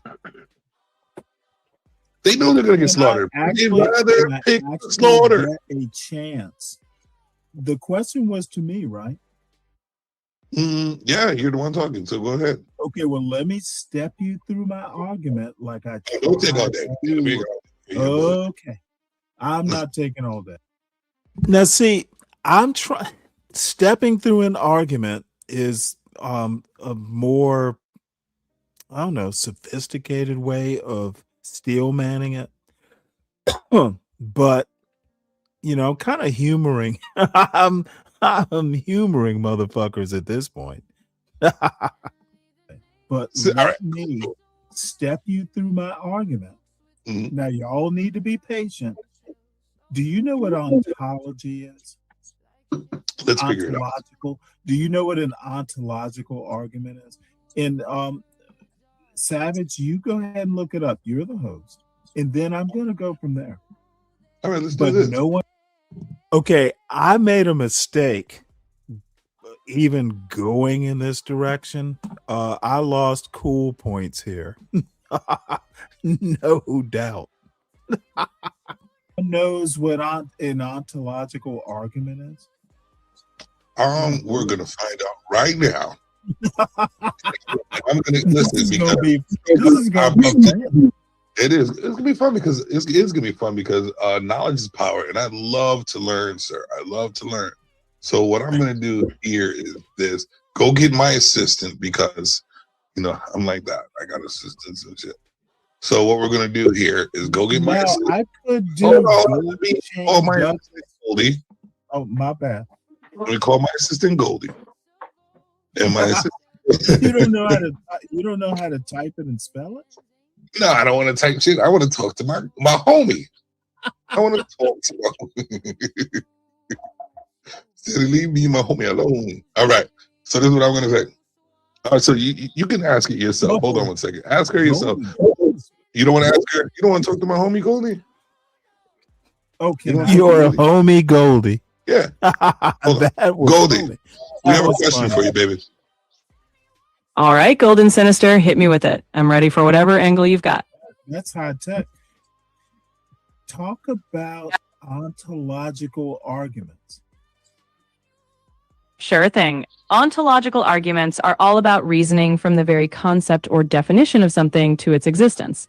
For instance, classic arguments for the existence of God claim that if we can conceive of a perfect being, that being must exist, since existence is a necessary part of perfection. It's philosophical, abstract, and definitely open to debate. Since existence is a necessary part of perfection. Who has that? It's philosophical, abstract, and definitely open to debate. Whoever Hold on one second. The echo is all you, but I'm hearing you loud and clear. If you've got any more follow-ups on that philosophical trail or any other topic, let me know. But hold on. Whoever has it playing in the background, you have to mute that. Hold on. Yeah, if you got Netflix, I mean, not Netflix, Savage, it's you who has it. No, it's not me. It's Rashad. Well, You got it? I'm muted. know. I do it from the microphone. But so now that we know what ontology is and what an ontological argument is, now I am truly open for questions.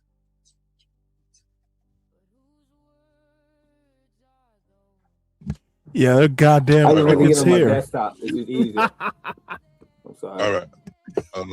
I know what ontology is. This would have been, dude, somebody should have said, okay, who are you? What are you? What do you believe? None of these motherfuckers, literally, there were crickets. The fucking definition of ontology, ontological, is explained. And then it took them a second. Come on now, sons. Y'all need to up your fucking game to understand how to make arguments. The fuck? Dude, pretty boy Floyd here has on some fucking weird puffer vest inside his house. I can only assume it's cold, but he's floored by what an ontological argument is. Don't ever fucking come up there and look the fool, boy. I know what my argument is going to be. Right. So let's do this. Which one of y'all wants to go first? But hold on. First, let's start this way. What was the reason behind you bringing up ontological arguments? Oh, Because wait, hold you it. guys That's a don't good. know how- Oh, wait, hold it. Let me see what I say because I don't exactly remember. A cogent argument that is worth me even not laughing at. All right, so I was kind. I bring it up so you understand why I'm laughing. That's kind of, I think that's what I should have said. So let's do this. Which one of y'all wants to go first? But hold on. First, let's start this way. What was the reason behind you bringing up ontological arguments? Because you guys don't know how to form a cogent argument that is worth me even not laughing at. But we're not looking at. So why are you up? So okay, and let me make a point here, and I'm probably gonna offend somebody, but dude, if your kids are like over like on the microphone, either tame your kids or they're vying for your attention. Go deal with your kids instead of dealing with idiots like me on a YouTube channel. This is problematic. Okay, you're more important. You're more interested in me calling you stupid than taking care of your kids. You're proving my point. And I don't give a fuck if it's offensive for me to say your kids want you, Dad. And I know they're not my kids because I know they're not my kids. I'll just put it that way. So why are you up here? Of course, you would be the first to argue. Before you get out, to be honest with you, we're not looking for your laughter or looking to argue about it. What we're doing, right, is having a discussion. See what amongst men. Savage is struggling to understand that, dude. Don't give me all that "we are men" bullshit. I don't think you're men. I think you're boys. Literally, you have kids. A kid sounds like several kids. And at some point, you know, one of these kids comes in and kisses their daddy. Dude, why the fuck are you on a YouTube panel when your kids want their daddy? This is not responsible behavior. But you want to talk feminism? You think I'm a feminist? Oh, dude, I could go so far here. But I won't. But dude, your kids need their daddy. Sounds like you're a feminist. Because you're being feminine if daddy's not taking care of the kids. This is bullshit. And this is people get offended when I say stuff like this. Dude, your kids are calling you. Period. Don't be here on a panel listening to old man Stan calling you stupid. Go take care of them babies. About the topic. And I know you like to come up in ontological arguments. No, if you talking about literally asked you. I'm not talking about you, Savage. And I'm If they weren't your quiet. kids, what it was. So Right. now you want to jump back? No. Here's the thing. I'm trying to get people to understand why things are happening the way they're happening, sir. And you decided to say, look up ontological arguments. Ontological with and I actually corrected myself because that's how intelligent I am. So what I'm saying is, what was the reason why you would bring it up? All the arguments about bears and girls have been not good arguments, and I'm being kind when I say that. We don't give a fuck if it's a good or bad argument. Well, talk about that explains it. If you don't give a fuck, then I've been wasting my time. But no, I believe he has. I believe that you really have. Look, what can I say? Sometimes my opinions get confirmed. I was wasting my time, but I'm gonna stand by my opinion, dude. And look, I know you're a good guy, and shit, I've been a father, dude. You know, there have been some times when I wanted to hang out with the boys, and you know, I should have been doing something else. You're human, unapologetic. I am rendering a judgment, but I also understand that, dude, you know, sometimes the kids, you know, but don't be trying to make serious arguments. Look, don't be in the presence. Don't be trying to call other men feminists when, motherfucker, you are giving feminists a reason.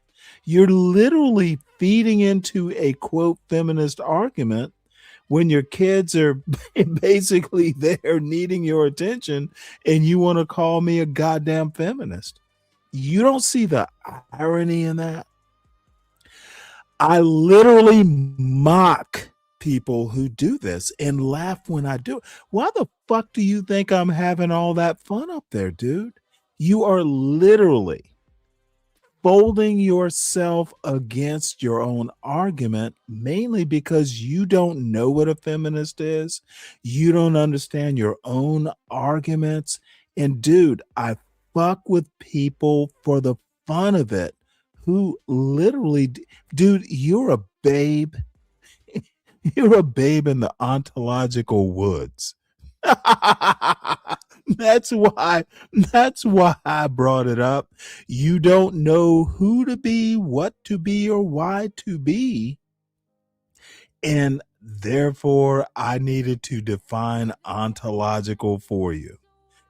You want to say I'm capping, but dude, I'm literally describing you. And you know I'm right. Believe that you're wasting your time. I believe you are a male feminist. You sound like a man that's going to always be in the friend zone of females that you fit into. Oh, you know what? That's got to be a show title, right? Because what's the opposite of not being a feminist? You know what? I'm not sure. Unapologetic. Maybe that's the opposite of not being a feminist. You are just unapologetic. Shiesty Bum, you are too clever by. Oh, that's a funny comment. Let me make sure I copy and paste that. Tyrone, what's up, man? Good to see you. You're not. God damn it, Shiesty. That was funny. It no wonder Yes, why I'm gonna he's let here. him. I'm gonna respect Yeah. you, Savage, and let Oh, this wait, dumb hold fuck- it. Hey, Oh, hey, hey. Oh, now this is a beaut.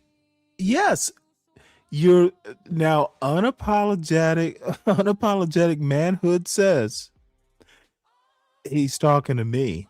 Your whole laugh is condescending and psychopathic. Guilty as charged. I don't know about the psychopathic, but condescending.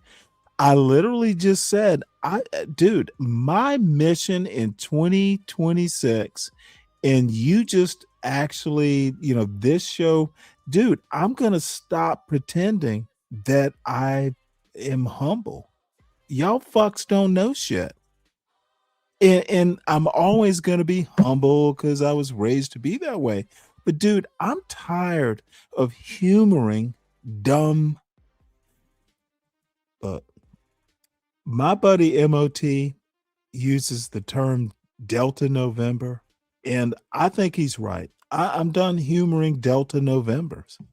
It's just, it doesn't pay off in the end. And dude, no more.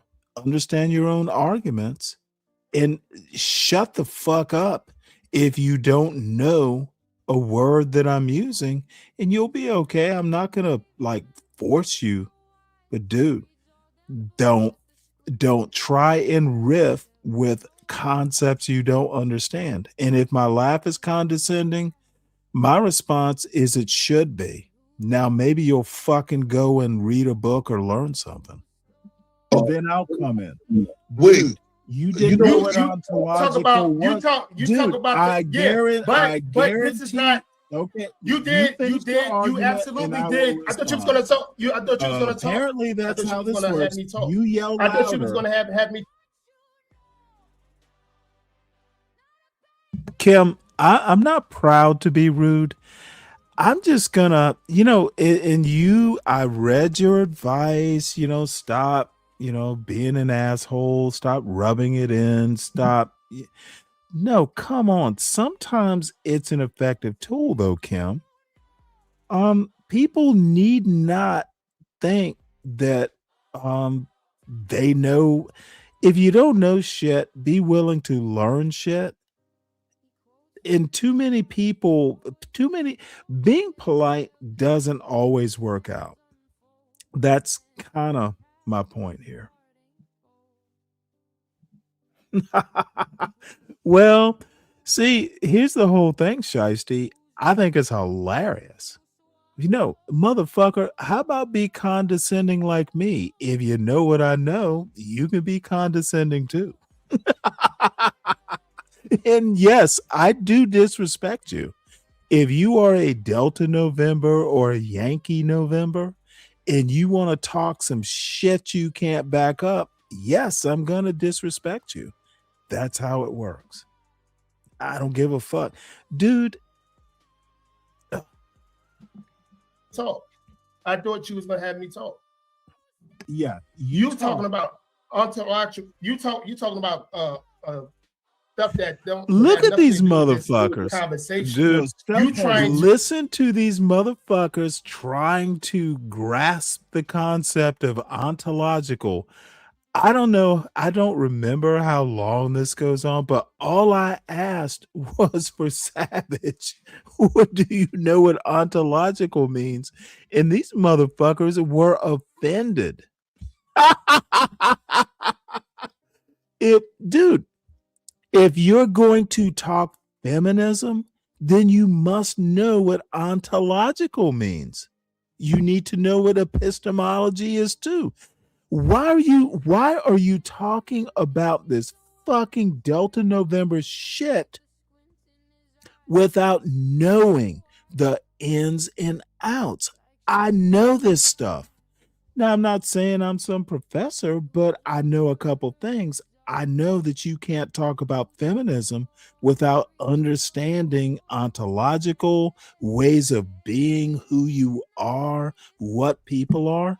I know you have to know the nature of knowledge epistemology. Dude, y'all are juggling one ball.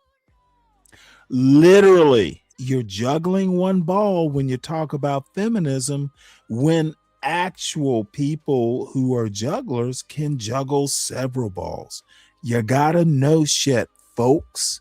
If YNs are gonna talk about feminism, motherfucker, you better know that topic, because I do. And I will literally shit on your Delta November arguments and laugh when I do it. I do it for fun. Dude, I'm 60. I'm retired. My only responsibility tonight is ignoring my sourdough bread. And it'll be okay. Dude, you better know some shit. And I understand unapologetic, didn't know who, didn't know me. So you get grace, sir. But the next time you want to come up and call me a male feminist motherfucker, you better know what feminism is. You are forewarned. Because next time I won't be so kind. You are trying to destroy our conversation just to uplift people that you want to. So you're the host of this show? So what is that about? Like you the smarty arty, but you are the smarty arty, but you are yes, but you up here. I Mr. think Stanley, I you think remind I me. put Listen. a You remind footprint- me of a liberal white. You remind me of a liberal white woman. Oh, Let me tell you, I'm- white man. You remind me of a liberal me. white woman. You remind me. Yeah. You remind me of a liberal white woman, Stanley. Dude, you are weak. Yeah. No, you I are weak. Literally, You think are a person. You brought out you are Frederick a person, Douglass because you are a person that want to deflect. Now look at this weird motherfucker shaking his head. See, this dummy thinks he's gonna hop in there and make points. Let me make one point though. And unapologetic, you're in the chat. I am a liberal, but more with a capital L. And there will be shows about this, but I'm like a philosophical liberal, as in I know what liberal means, liberalism. So you better be careful. I didn't take you to task about your lack of knowledge about what a liberal is. So that's forewarned as well. I know shit. Dude, I've been doing this for I know what I'm talking about generally. Not at the PhD level, but I know what the fuck I'm talking about. And y'all need to beware. I will mock you if you don't. Try to tell people I don't how need to smart deflect. you are. I don't give a son. damn. An intelligent man, son. an intelligent man don't have to tell us what he is, and a masculine man do not have to tell us what he is or what he's not. Man, yeah, a so masculine man doesn't that's why I said you're a natter male like feminist. a woman right this now. is why I say that you are a male nattering. feminist. Yeah, he definitely A sound woman- like a beta. you- Costello, he definitely. Yeah, sound you- like a beta. I will Yeah, literally you are a take male the fucking three of you, feminist. but one punk. Oh my God, man! wants You to sound like talk. a male feminist mixed with a liberal Oh, white dude, your chain is on your t-shirt, you weirdo. What the fuck you supposed to be on? Tuck that chain You don't inside make your any shirt, sense. son. You don't make any He sense. can't even. Yo, he can't even see I'm his not, face. first of all, I ain't your son. He can't even see his not face. He your won't even son. show his face. Come on, man. Yeah. I You have. can't even on, see man. your homeboy's You- face. you Come trying on, to come on. change You the don't hide your conversation. face. If you want to know what I look like, go back to We- your own Saturday hey, show. I don't do Rashad, that. we I don't literally. do that. I don't want to cam know. up I actually don't know. YN shit. I am who I am. I want to know what you look like.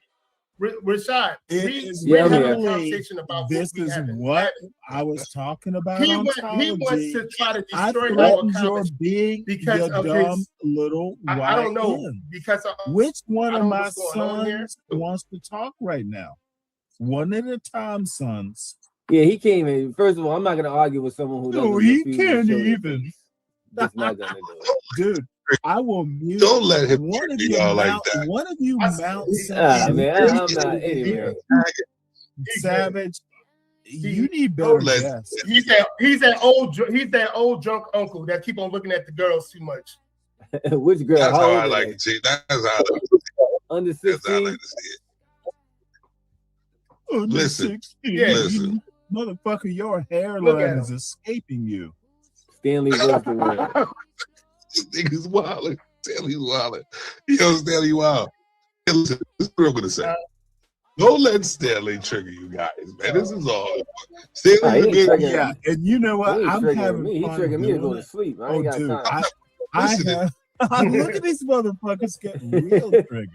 Listen, if y'all hold on, I if y'all bring was up y'all was cutting on each other, I'm down. Why in with the he cursing for the last 30 minutes. That man been triggered since like about 45 minutes ago. He been cursing I ever don't since. get triggered. I don't get triggered by someone. Dude, is that even? You know what? You brought out Frederick Douglass, so I'm gonna let you. Is he live. still there?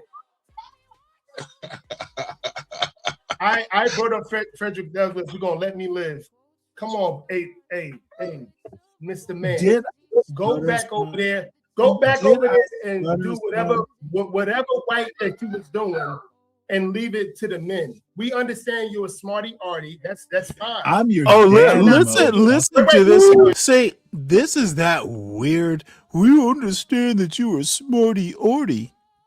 Dude, you don't understand is the problem because, hey, have you ever heard of a book called A Man for All Seasons?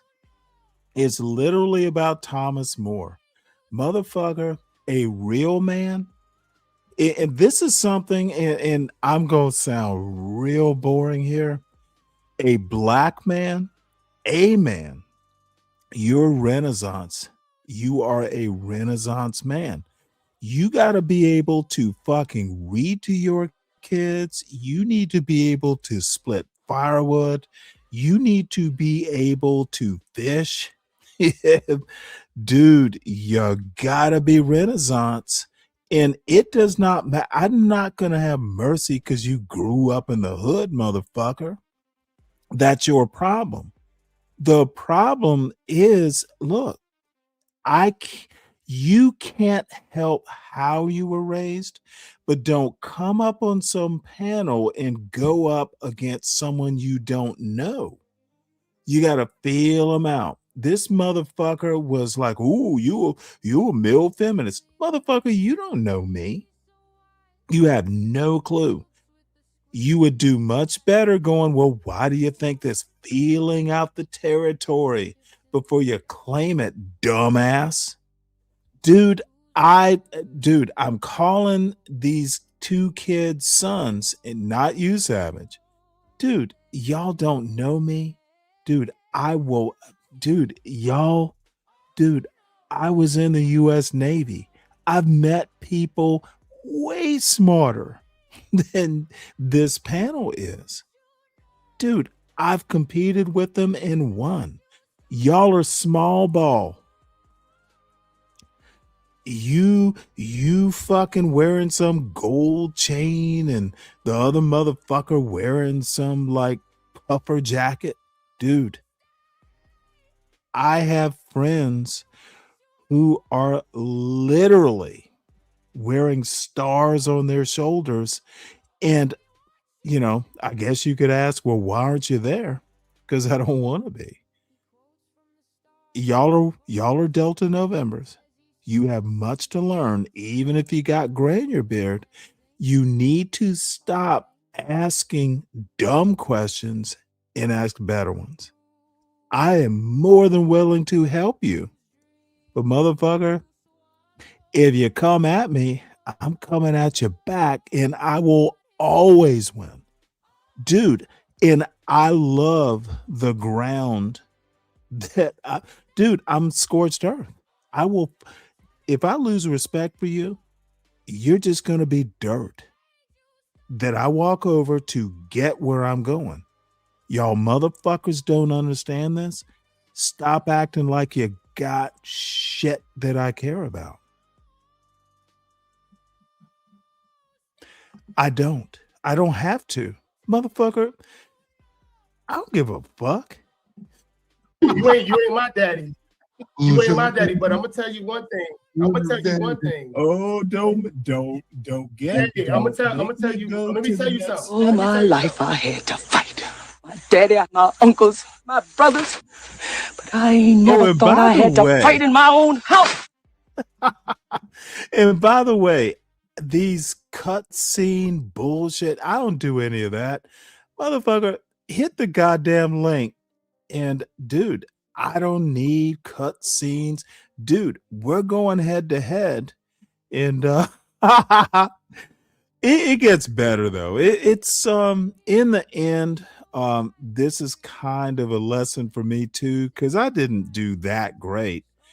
I need to be more effective in telling a Delta November that he's a Delta November. I do need to tighten up that game. But dude, if you don't, I'm still trying to figure out how you can call someone a feminist, but ontology, it's a new word. Motherfucker, have you ever read a book on feminism? Or did you learn this from a DJ Hamp panel? Dude, y'all sound foolish.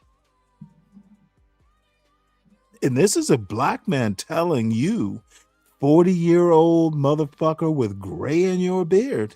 Dude, I got a brother in his 40s. And dude, he is nothing like y'all. Is he saying anything? Because I can't hear him. Yeah. He's saying something. One thing I'm gonna tell you. Hold on a second. Could you hear any of us? You want. I hear you. I hear you. No, I'm not saying anything. You hear unapologetic? Yeah, I hear unapologetic. I hear myself. I don't hear him. It's probably if that's a metaphor, I like that one too. But if we're all talking at the same time, sometimes one of us gets muffled. So that's probably why you don't hear him, because Stanley has the soft voice for a lot of shit talking. He has to use it. Yeah, that's called low testosterone. That is my downfall. I don't think it's that soft, but dude, I'll insult your dumb ass and it'll take you about 2 minutes, 5 minutes sometimes to figure out what I did. That works out to my advantage, dude. I did not get bullied much in school. And there's a reason for that. Hey, and this little runaway hairline wants to talk some shit. And it was amusing.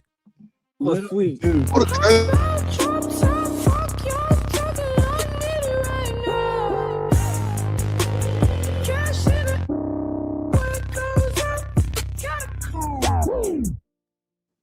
Listen, I was better than I was muted.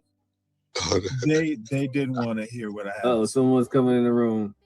Yeah. I thought it was me. I'm like, why can't I get rid of this? Is my dude. Shout out to the Savage, I usually mute from my microphone. I don't really do it on the app. I can't hear anything. No. I don't. Who can't you hear? I hear you. Can you hear me? I hear unapologetic. Stanley, say something. Stanley. Don't choke off your boyfriend. You did not hear your heart say you need to go straight bone. What you got there? What you drinking, sir? Who? Right now, yeah. Speaking of drinks. Yeah. I like that. That's what Pour you're me a talking glass about. of that. Let's go. Let's Of go. course. Who is that? Who is that? Steve? Is that Steve? Is that Steve right there? Silent killer right there. Listen, he was taking over, and I didn't know. I thought I was messing up. I had to listen. I rebooted my shit, restart. I'm like, what's up, Steve? Good morning. Good morning. Be quiet. Welcome to the stage. Welcome to the stage. Give it up for the CB Demons. I can't see his face. What Steve is that? I know a lot of Steves. Yo, don't talk to me like that, Rashad. That's funny. You know what Steve that is. You know who I am. Yeah, I know that, man. What's good, brother? What's good? I just seen you a couple months ago. How you doing? Yeah, I know. I had to think for a second. Like, hold on a second. Everything good with you? Yeah, yes, sir. Yes, sir. How are you? Man, that's what's up. Yeah, we got this guy Stanley in here. No. I do appreciate one thing though. I appreciate that y'all got Stanley out of character a little bit. You know what I mean? Cause he was a little, I like that. The last time I was on the show with him, whatever, you know what I mean? He tried to act all, and it's cool, but his nigga side coming out, it's cool. Yeah, I'm not a nigga. You can never be like me. Yeah, I'm a little. Hey, we shouldn't be using the N word. How about just say I was raised by black parents? I know what to do if I have to. I'm sure many of us have seen Quigley Down Under. I know how to use the weapon if I have to. You don't need to be like me, but what you need is to stop sitting around here trying to blame everybody for your problem. Baby boy. Welcome to the show, Stanley. Oh shit! We're just trying to have a discussion on what it's supposed to be about. Oh, you're still We're not trying to have a discussion that happened an hour ago. What the hell? What? That's because you're trying to bulldoze it. Ontology, motherfucker. That's where I lost you. I like Stanley out the hood right now. I like this. I'm still trying to figure out how someone who asked me. I can't hear anything Stanley's saying. What's he got me muted on what he's saying? There's no brain under that hat. We can all hear him. I can't hear him. I kid you not. You know, I'm going to sound weird when I say this, but I am kind of horrified or impressed how consistently I think I could be in my own personal bubble of my own ontological or epistemological bubble, but I'm consistent at least. Look, I have searched all my life for a unified theory of being. It's weird to say, but being you, being who you are, is one of the first things. And I'm pretty sure, I don't know that my parents ever said it. It's something I discovered raising my son. But being who you are, and also realizing, if you're a dick, don't be a dick. But if you're not a dick, be who you are. There is someone for you. Doesn't really matter, but there is someone for you. And I honestly don't get these red pill motherfuckers or I want to be white, black manosphere motherfuckers. If you can't understand, if there is indeed a patriarchy, it's a racial patriarchy. It's bifurcated.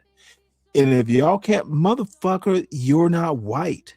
That's what I want to tell someone, and I'm not going to name names, but dude, y'all not white. That's what the Black manosphere needs to learn. And the women who are up on these panels, because I saw what Nidus showed. The Black women up there are not doing themselves any favors. And there were some beautiful Black women up there, but dude, y'all sitting there encouraging this bullshit.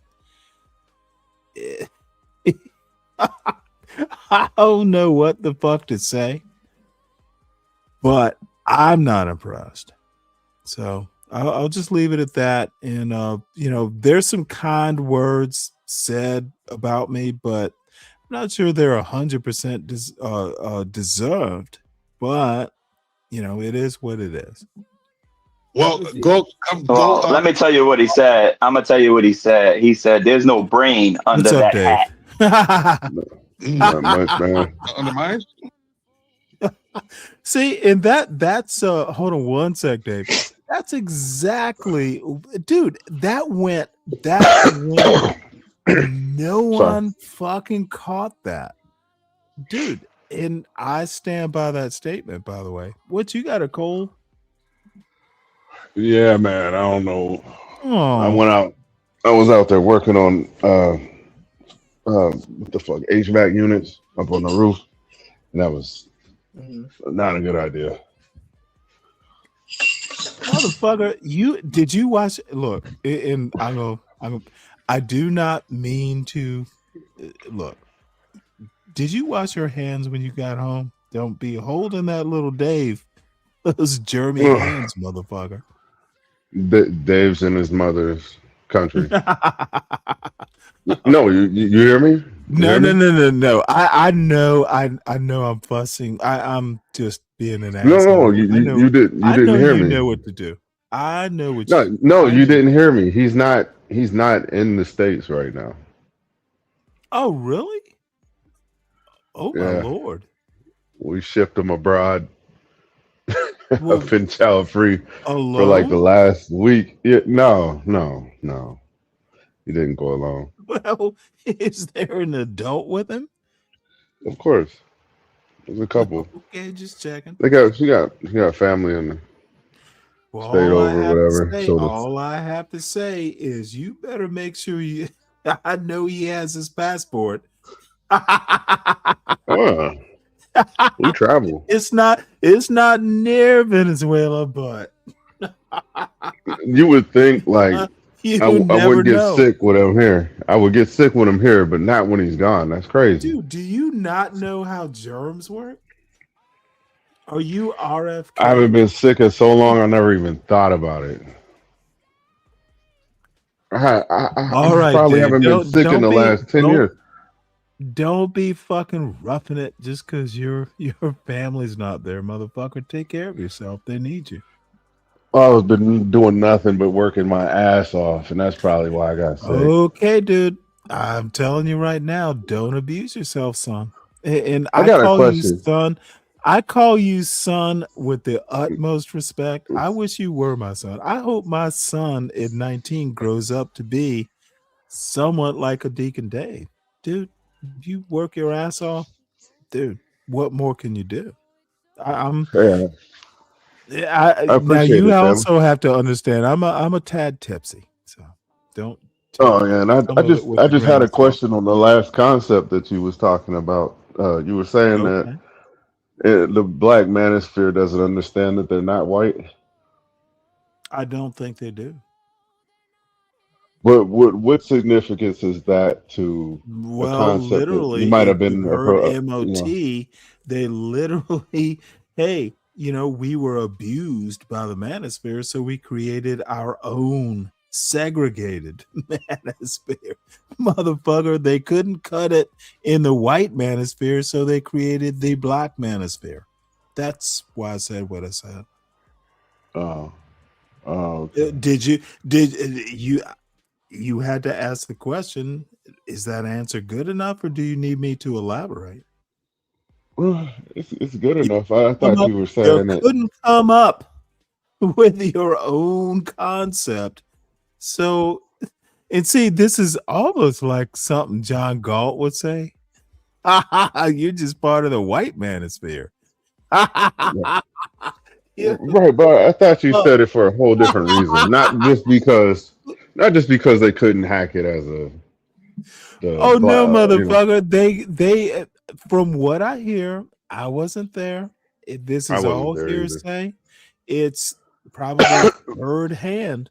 But dude, black men couldn't come up with something on their own, so they had to imitate the manosphere and called it the black manosphere.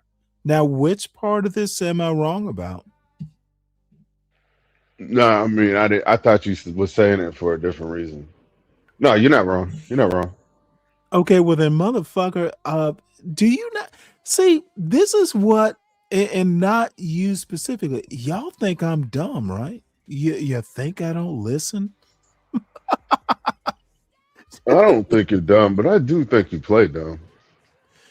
No, I don't even play dumb. Not in 2026. I didn't have a New Year's resolution until I talk too unapologetic. Now, motherfucker, the gloves are off. You know, maybe he may not be able to verbally joust with you because he doesn't know. Oh, motherfucker, then ins don't and outs. joust. If you don't have the weapons, don't joust. That is literally manhood 101. Motherfucker, why do you think armies retreat? They even came up with a term like strategic retreat. Motherfucker, if you don't have the weapons, you better not fucking fight the fight. The fuck? I would. My approach is different. I shouldn't be trying to speak on what his is. Dude, once again, you are talking about you when we're not talking about you. We weren't talking about you. Right. Your approach might be smarter, but I'm sure I will change my mind. I'm just trying to throw him some bail, I guess. Look, look, Dave, I'm not beating up on you. I'm glad you're here, actually. However, dude, you've had your run up here. I'm just fucking tired. Dude, I was too humble on this goddamn panel. I should have abused some motherfuckers more. And apparently my expensive microphone wasn't working right. I don't know why. I have to figure that out. Oh, what kind of microphone did you get? It's a Blue Rhino or whatever the fuck it is. A Yeti? A Blue Rhino? Yeti. Yeah, it's a Yeti. You call that an expensive microphone, Stanley? For me, I'm poor. Oh, I'm not. You ever priced the Shore? I did move it. I moved it from my son's room back into mine. So it's at some point in the next week or after the next week, it'll go back into his room. But look, I'm not bitter. I am just trying to figure out, don't these Delta Novembers or what? Why do they not dude, there is nothing wrong with not knowing something. Why are they so shy about this? I don't know. Why can't they just say I don't know? You're not getting pussy. You're not getting pussy from a YouTube channel. That's so true. Y'all don't know. I'm not saying him. I'm not talking about the characters involved here because I did not come up here to cook nobody up here. The general observation is that people try to present themselves as if this is going to get them some coochie points. I hope that's not what his approach. But yeah, you gotta let that shit go. This is online. This is not in person. I can understand, even at my age, there are a couple women that, Yeah, I'd like to meet. That's natural. But I don't want to meet most none of them. women, I don't I know, imagine dude. I'm already saying, that the ones well, that are here probably got an issue. Dave, you're married. You're married. I haven't been married in quite some time. Yeah. Well, even though So I I still would I'm think this if I was 60. single, bro. I'm 60. I'm retired. My son is in college. I am oddly enough in. I could probably take a risk that a 20-year-old couldn't. Yeah, you can. So For sure. it's percolating. I got a 61 coming up in March. Who knows? You buy your passport yet? Motherfucker, I'm not going overseas. Yes, you are, man. I'm coming to get you. There are some lovely women in these here United States. If you do what you've always done, you'll get what you always got. I love my country, by the way. Yeah, it's my country, tis of thee as well. You do realize, look, there was this Israeli girl, and I don't know that she was a girl, she was my age. We kind of lost contact back in my 20s. This girl, she was she was an Arabic Jew, met her in Haifa, and dude, she was hot as fuck. So I didn't even know what a Sephardic Jew was until I met her. And then I haven't forgotten. I'll tell you this. I'm not gonna stay up here long, but her name was Raquel. Beautiful. But once you see a real exotic stand next to a fake exotic. Wait, hold it. What's a fake exotic? I'm gonna leave it alone. Look, you'll know it when you see it. See, this is the weird thing, and I understand taste is taste. There's some actually, and as you get older, you tend to want company, like someone interesting to talk to. And then there should be, it's almost like the closer you get to 60. Friends with benefits becomes more a thing. Frankly, I don't have to fuck all the time, but it's like, hey, I like being around you, and let's fuck every now and again. That's kind of where I am. You're gonna catch worms. It'll be okay. You're gonna catch worms, bro. Yeah, no. Worms are the last thing I need. I'm gonna fall off, man. I gotta get something for this minute. Dude, I gotta lay down. Yeah, dude. I always tell my son, take some Theraflu. It actually works. Yeah, I got some. I don't want to double up on whatever I took, but Theraflu, tea sort of thing. Hot, get your ass some sleep.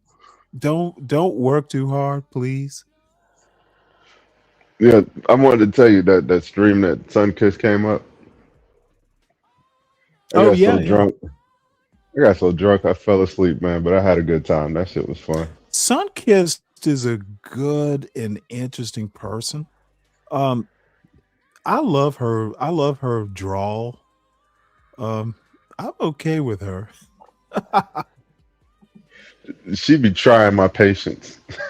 Yeah, motherfucker. Every woman who does not call you Sir Dave tries your patience. King Dave, sir. It's King Dave, sir. You want? In and out of order. Oh no, Deacon Sir Dave, Dr. Deacon Dave. That's what you want. All my credentials in one bucket. All right, Stanley, I'm gonna get out of here. All right. Take it easy, All right, Dave. bro.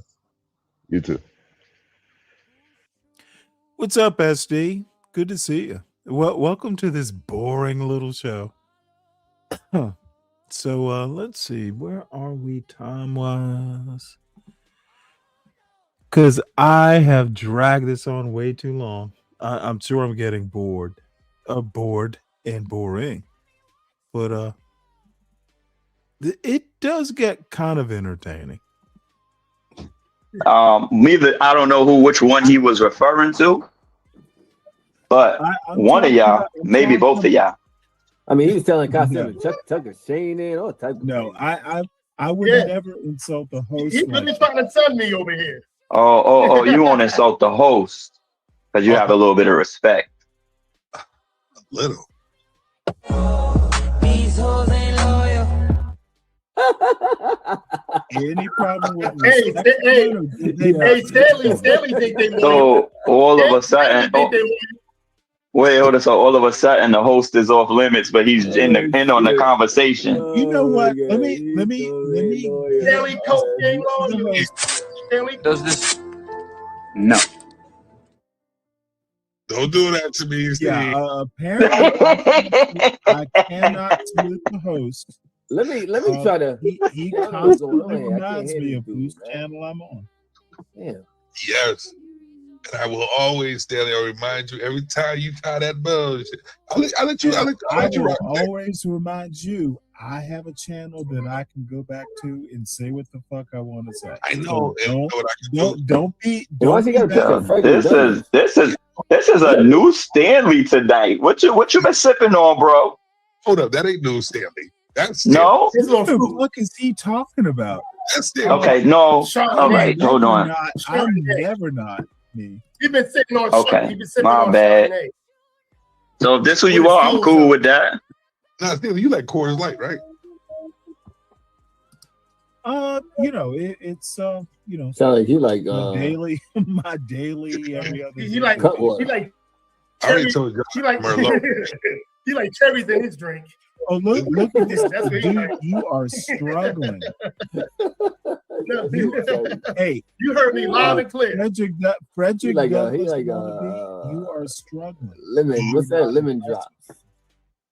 Yeah, I think he's doing some lines. You gotta notice drink- I'm talking. It sounds like he's doing some lines.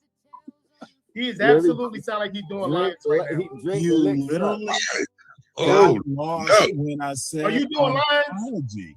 Dude, you have Are you no doing fucking lines? clue what you're talking about. You can yell. He literally took away. You know he nothing literally that's took away worth the me actual engaging with. discussion. I'm literally That's what going he to did. ignore you now.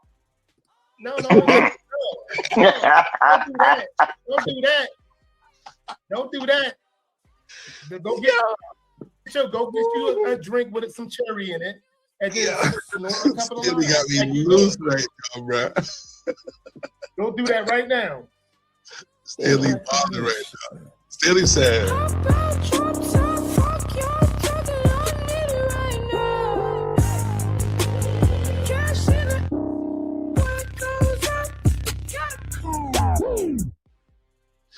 my bad. That's Steve's intro right there. My bad. But that shit, he went all the smoke. I'm about to say he don't want all the smoke. He want to be quiet. Ooh, Yeah. Stanley ain't backing down from none of y'all motherfuckers. I told you I was going to be Is that quiet. Junior said be quiet? I predicted Yeah. what I was going to Even do. Junior know. Come on. Dude, take Yeah, off Rashad, could you hear Stanley or no? big ass Nah, I can't hear nothing that dude is saying right now. Well, if you can't really like technically, you would just have to drop out and come back in. All right. Because it might be some fucking going on. Yeah, it was. It wasn't technically. Here, oh, okay. Here we go. Ooh, you heard him, Stanley. Why you so sensitive? No, You want to know why? Emotional and sensitive. Oh wait, hold it. Who's talking now? Oh, Was it the motherfucker I was ignoring? You Oh, God. God. Oh, I'm talking. Okay, we're talking. Bro. Why are you so emotional? Did So you not what? take your pills this morning? Did you Okay, not take let me help you up, NY Giants. Oh. Hold on. Don't be disrespectful. You could be disrespectful to him. I see that happen, and I do Don't be disrespectful and all. All I have to say, I don't give a look, fuck. I'm gonna be very kind because I'm on Savage's show, and you know what? You seem like a good kid. No. You know what? All you need to know when you come up and talk to me, and I'm gonna be dead serious here. You need to know what the fuck you're talking about. You literally, and I'm gonna be real honest here. You're nothing that I need to worry about. You're not. You don't have your facts together. You do not have your facts together. You have no clue how to present an argument, dude. I take little fools like you, at least the way you presented yourself today, dude. You're not someone I would take seriously. You may enter. So you bring up. Listen. Well, I was a little mean, but I was perturbed. You bring up anecdotal stuff. You talk about bringing up facts or what have you. What facts are you talking about? We understand that you think you're intelligent. What facts are you talking about? We get it. Oh, dude, Lord. you literally don't know how to present. Are you here to have a conversation? I'm here just to have a teaching conversation? you. Yo, Savage. No, you're not. You're not. Hold on. Have your shit Do you together. know him? You still can't hear him? No, I hear him now. I hear him. Hold on. Do you know him personally? You sound like He does not. bitter baby mama. No, I don't know. Stanley person. Wait, hold it. This motherfucker's talking about baby You sound. mama. Listen. What the fuck is he talking That's what you about? sound Stanley, where you from? I have zero baby mamas. You sound like. That's what you sound like. Baby mamas That's what you got. sound like. That's How what many you sound baby? That's what you. Motherfucker, you have more. See, and I like little receding hairline boys question, because at least he's trying to figure out where my weakness is. That's a good thing. He is at least remotely aggressive. But motherfucker, of course I recognize what the question is. Dude, I picked your weakness and I will win just on that one weakness. This little boy with the gray in his beard, dude, you're not tough. You are not tough. I am. Soft voice and all, sheltered as Savage says and all. Dude, I want the ground to be smoking when I'm done with you. If you piss me off that far, there's no mercy. There's no quarter. I'm a scorched earth kind of guy. And then I'll read a book about it.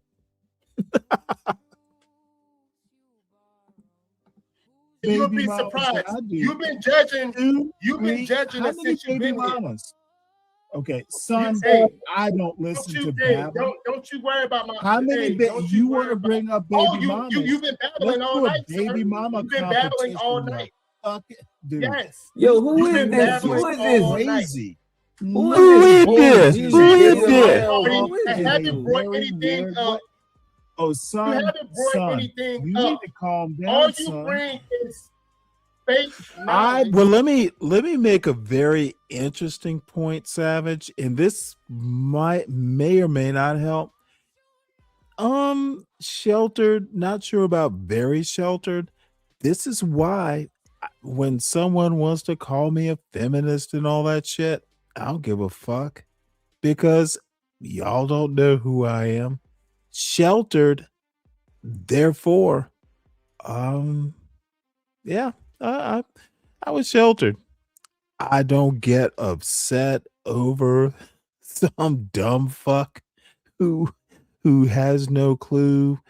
I look for mistakes and I exploit them. That's literally what my parents paid for my education to do. Dude, you don't know who you're coming up against because I'm just pretty good at it. So, sheltered, yes. Sheltered from these fucking YN arguments mostly. Bring criticism to YNs Okay, you like bring YN. knowledge, sir. He's a You YN. bring feminine energy, sir. You Yeah, bring As far as he's feminine concerned. Energy. Dude, you sound weird.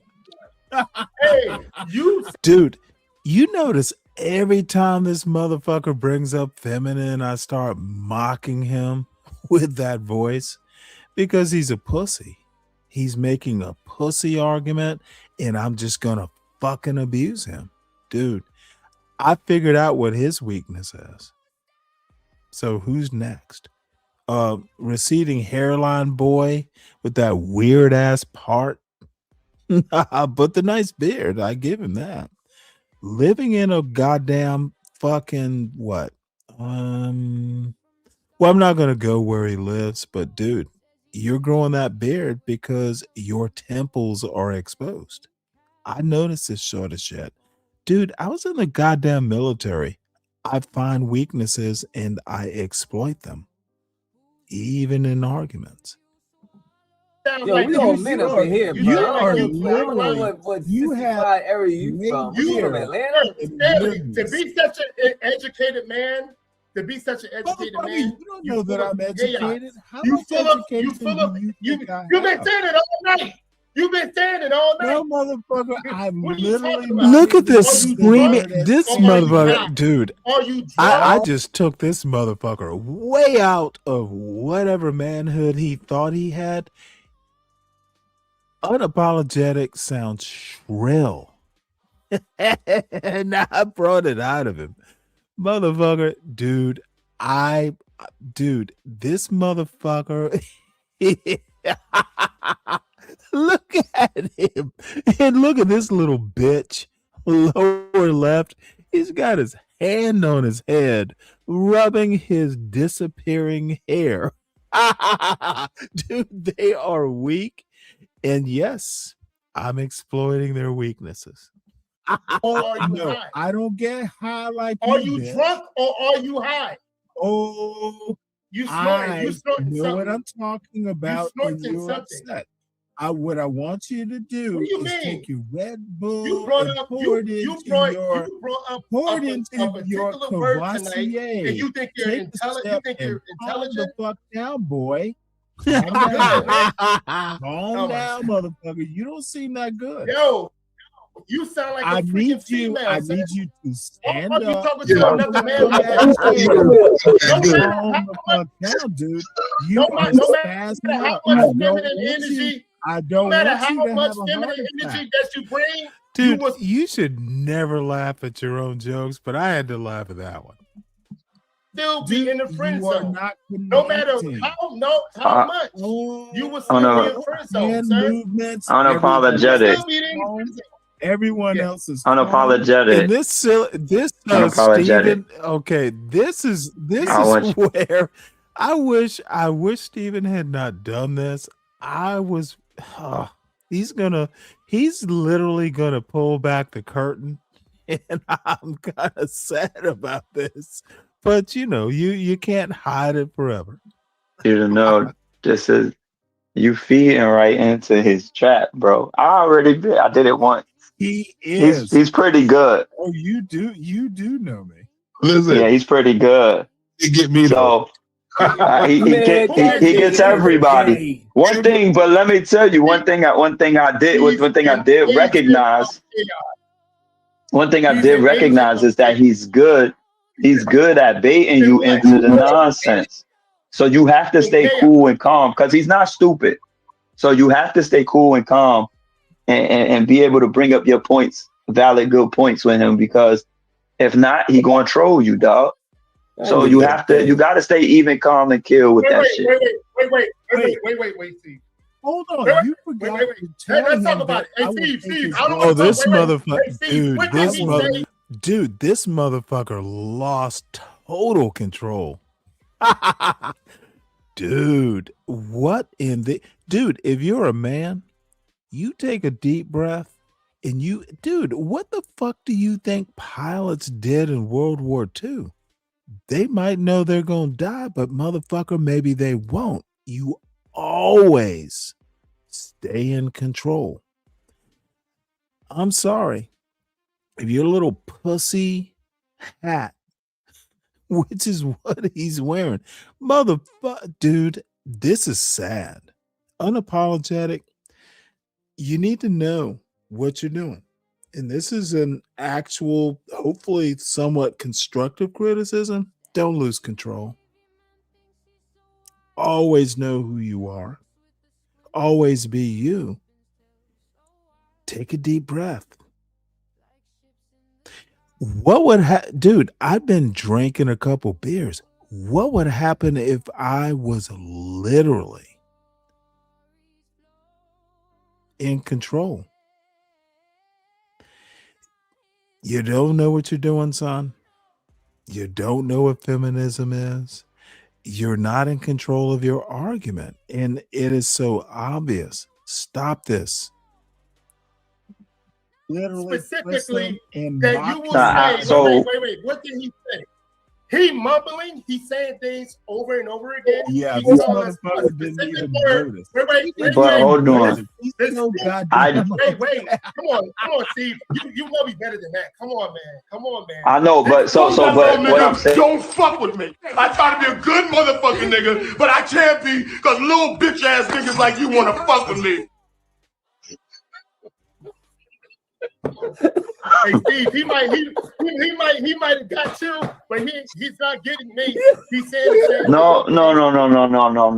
What I'm saying is, listen. He's saying the same thing. It doesn't. I don't know. I don't know the topic of discussion like that. So whatever. But what I'm saying is, what I tuned in on is that he got you in the rage, which I know you for long enough to know that he got you, because he got me too. You dig what I'm saying? He got me too. Yo, how you let this man get y'all like that? Yo, bro, this dude. Because you know what it is? Let me tell you what it is. Rashad. No, you gotta put down when you talk to him. What your problem is, baby boy? You got shit all twisted. You got an Oedipus complex. I'm listening. No. I'm going to do some. Yeah, Steve, tell me. You gotta. What it is you can't drink when you talking to him. Okay. You have to come correct.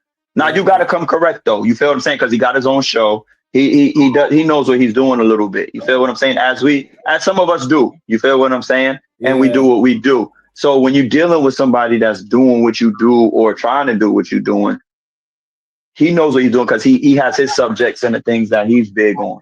So you got to combat that with your own intelligence, but at the same time, you can't fall for his bullshit. And you can't drink because you get emotional. You feel what I'm saying? And that's why he hasn't come for me yet, because I'm not drinking. I'm sober. How am I full of bullshit? No. I never said. Hold on. Oh wait, Don't get that twisted. I didn't say that. This dummy. I just softened the ground.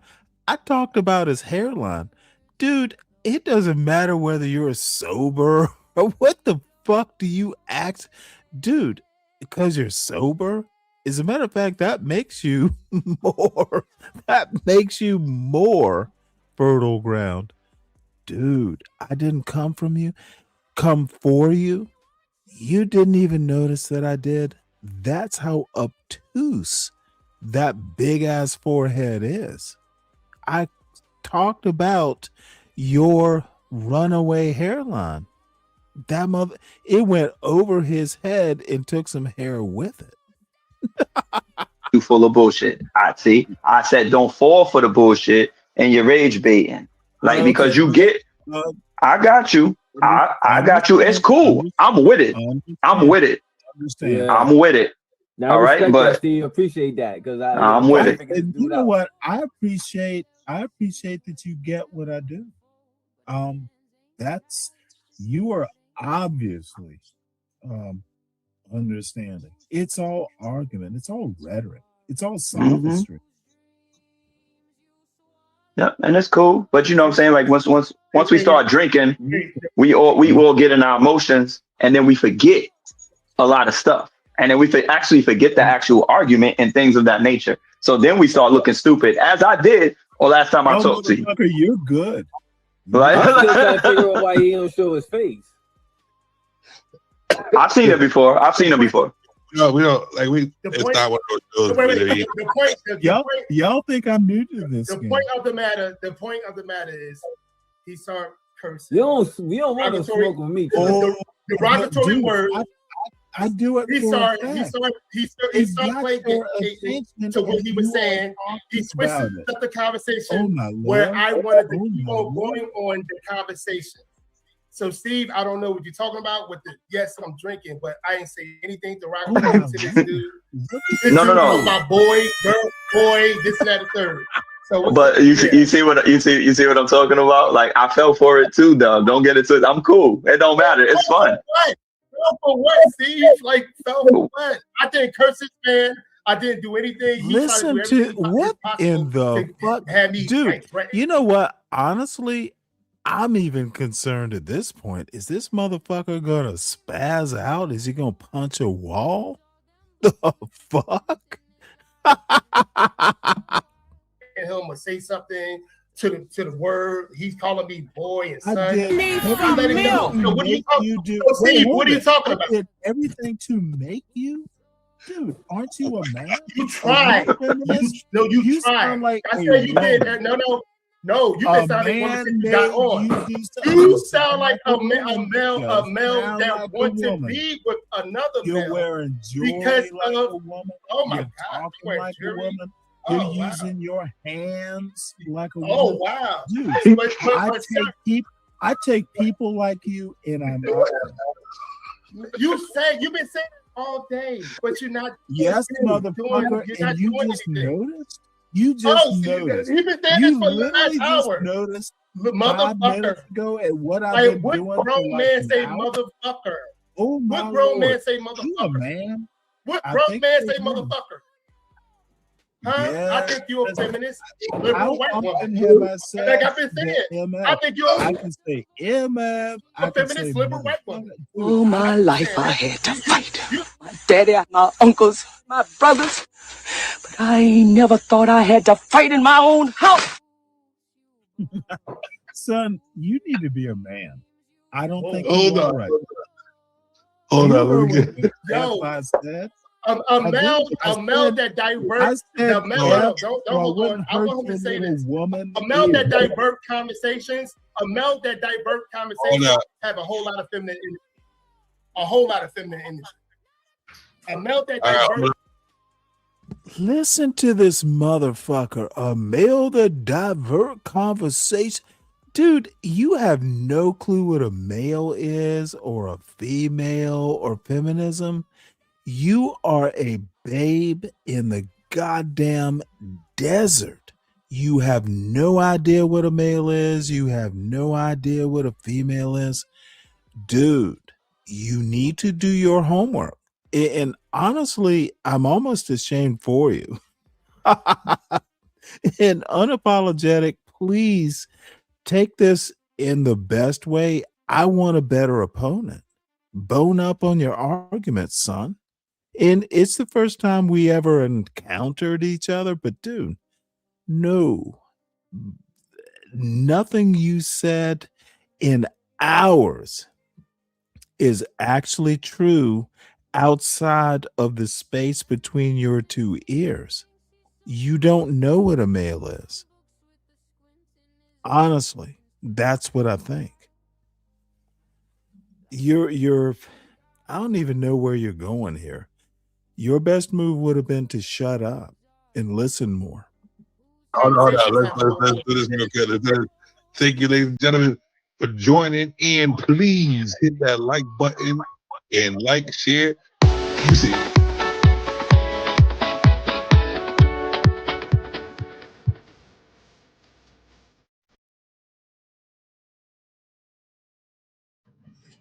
and I always love to put things in the universe. This is my affirmation. It's just money coming to me easily. Money coming in and feeding me. Money coming in repeatedly. Money coming, it's just money coming. It's just money coming in free. So if you're enjoying the show, please hit up that $. Who's playing in the background? Somebody playing in the background? If you are, please put it on mute. So if you're enjoying the show, enjoying my content, please hit up $ Security Strong. Throw a couple dollars for some cream and coffee, some French vanilla cream for my coffee in the morning, because I got to get up. I got to work on my content. Good videos that you just seen. We're going to play it again before we leave here. That video fire. Spent too much time on that video to only play it once. So I'm going to play it again before we get out of here. But if you feel so kind to get some cream, to hold the creamery fund for the coffees, $ Security Strong. We in the building. Now back to Stanley. I got to say it. He getting your ass there, motherfucker. Apologetic.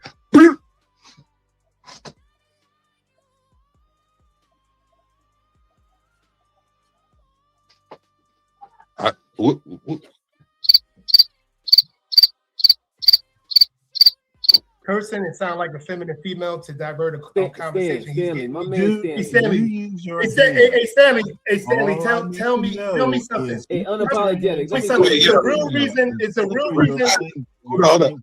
Rashad hasn't talked to It's a real reason. Rashad hasn't said anything. Oh my Lord. It's a real reason in a long time. This motherfucker nags like a woman. Because you're looking for a man in some of these panels. Who are you talking to? You sound like a fruit booty boy. I was looking for a man on a panel. Nagging. You've been nagging since you got up here. You are not a man. You've been nagging since you got up here. Who's not a man? You're not a man. Look at Stanley. You what? Listen to this motherfucker. Totally missed what I said. I said he wasn't a man, and he natters on. This motherfucker didn't even catch it. He's so into his own. Dude, who's the female now? Dude, you're not up to speed, son. Dude, a motherfucker said you're not a man, and you just keep talking. I love this sort of shit. Dude, I always win these sorts of things. That's your boy. That's your boy. He's manipulator like a female. He's a manipulator like a female. And y'all talking about he gets somebody. Yeah, look at this motherfucker trying to be me. He got up here. They been doing that thing. I call him feminine, and I call him a liberal female. You are not ready. I call him feminine and a liberal female. No, you're not ready, sir. Because if you was ready, you would understand. Liberal female. Yeah, liberal female. You understand it because you look at me. This is fucking funny. Liberal female. Dude. Oh man. Y'all just don't know. I don't even like this sort of content, but I was there. Liberal female. Dude, this motherfucker got so triggered he couldn't even fucking pronounce his words right. You look at me. See, know your background. I know your background. I know your background. What's my background? Everyone needs to know. Your background is gay. What's my background? Yeah, listen to this little. Listen to this runaway hairline. Your background is gay, motherfucker. Like I'm some little manosphere boy you meet on DJ Hamp's panel. That's a big Cheshire Cat smile, motherfucker. Good veneers, dude. I can't remember. I think I crush him. Not sure though. Say, didn't they say you was with a background? Didn't they say who said at the time? Oh, look at you gossiping like a Whoa, motherfucker. see, look. Yeah, You, I'm going. you Dude, are with you are he's been doing this all going night. to You be are so you know why embarrassed you that act like a you liberal will white want woman? to Because you've leave been with this liberal white panel. women. I'm So when you see me, going sir. I'm So when you going see to me, yeah, I agree, probably. when tell you me see me, my background, bitch. Because you've been with a white woman, The liberal white woman background. for a Get long the time. point. All right. There's So not a you've been goddamn thing in my only background that I need. Now look at this weak little black person. Yeah, motherfucker, I married a white woman, had a child with her, and loved her until she died. I was married to her, by the way. Dude, these people are weak. Motherfucker, I'm not gonna look. I did what I did, and mostly because I'm man enough to do it, and I'm on this panel, and your little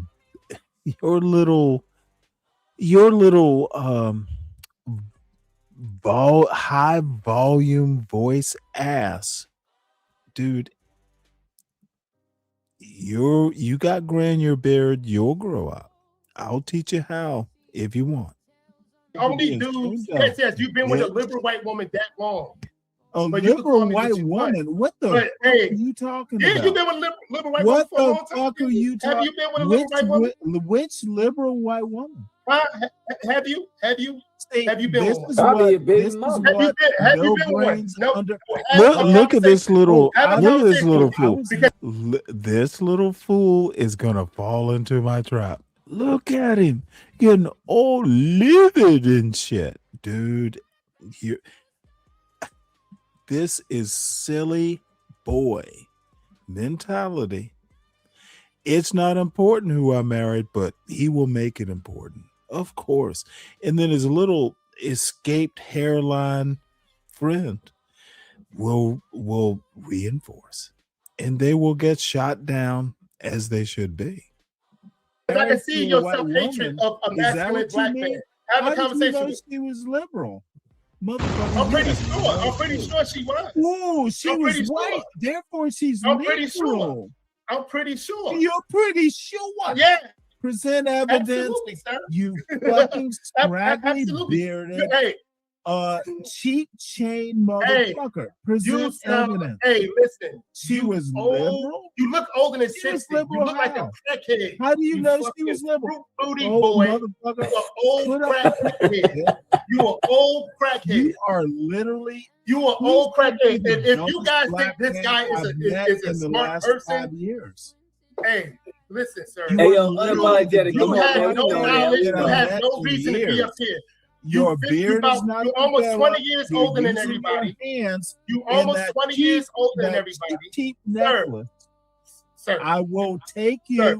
I Sir. will take that. So, I will sir, wrap that chain. Sir, you right have an behind AI your picture Adam's up apple, on you. pull You have an you AI up and picture let up you here. hang You yourself. look like your I boyfriend, do friends, this and for fun, folks. You have an AI picture up here. I have an AI You have an picture. AI picture up, man.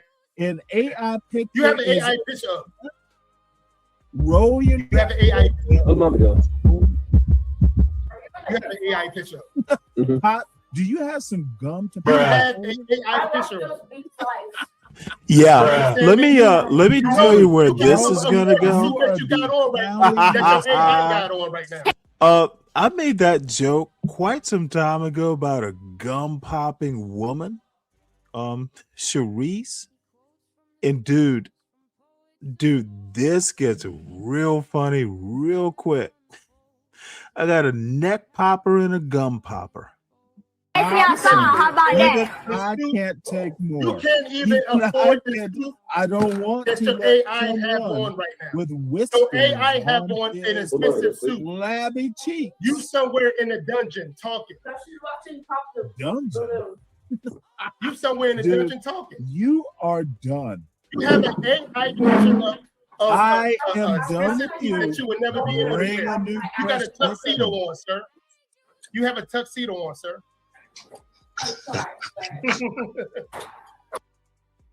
Look at this motherfucker. Okay.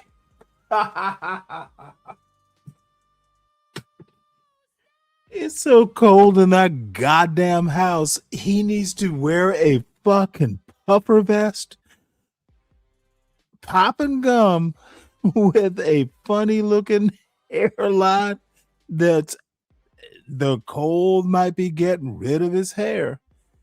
Dude, this is so fucking sad. And this is what I do to dumb fucks. Dude. And I'm not the perfect black man, but goddamn, dude, this was a good. This turned out to be easy targets. This motherfucker has some weird shit in the corner of its lips too. Chomping gum was not the right move. Putting him. This motherfucker has an air conditioner. Motherfucker. This was not the right move, putting him center screen. I'm just gonna concentrate on the gum popping now. Dude. Your motherfucking tight haircut and chomping gum, that's not manhood, son. That's not manhood. You don't do this. I will crush your dumb ass. Dude, you know what? I feel sorry for what I did now. You have a tuxedo. All right. Yeah. Wait, are you your AI? Oh boy. You trying to be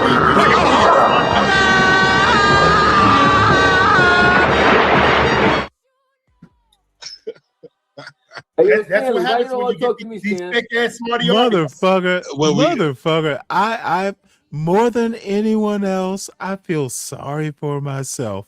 Dude, I did some damage to these dumb fucks. Unapologetic. Let Rashad get some. Let Rashad get some. Yeah, I want to see. Yo, Stanley. He ain't saying Do nothing. I have to respond? Look at him. I mean, it's Look at him. Now the gum popper wants to talk. Trim that goddamn skunk tail looking beard, you little boy.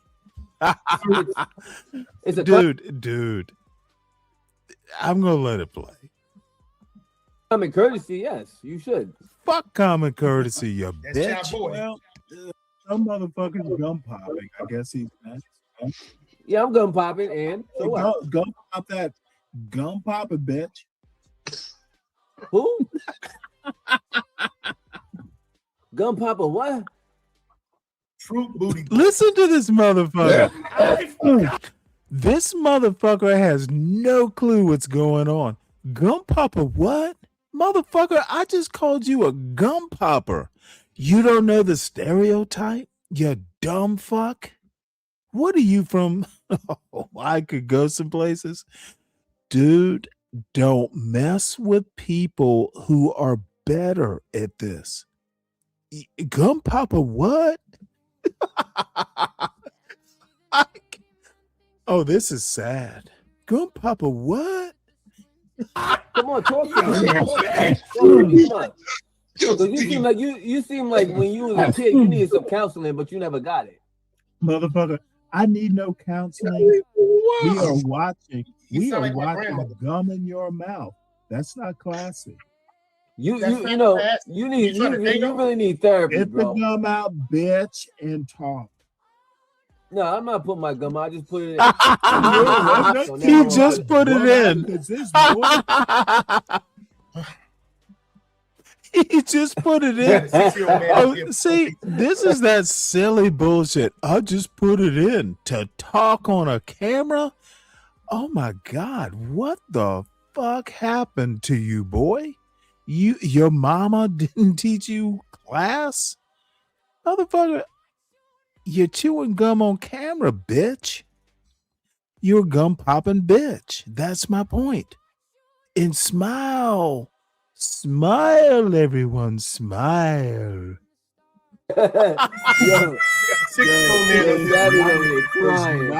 It's not gonna work, son. He's almost 20 with no knowledge, no skills. Do is talk about your hairline. My hairline is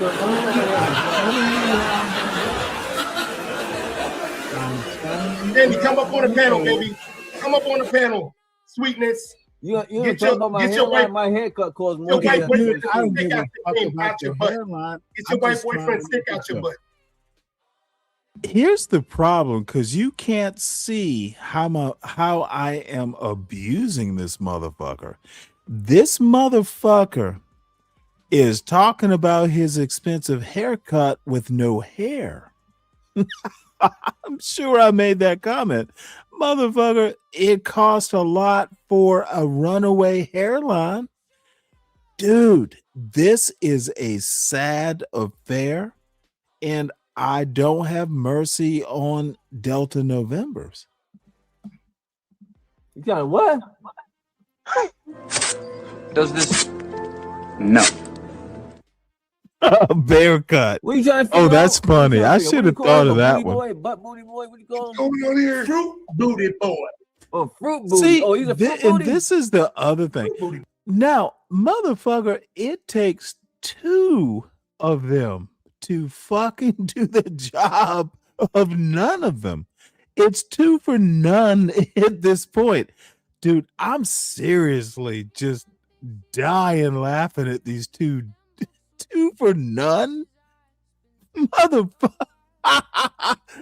Dude, his beard and his hairline are smarter than he is.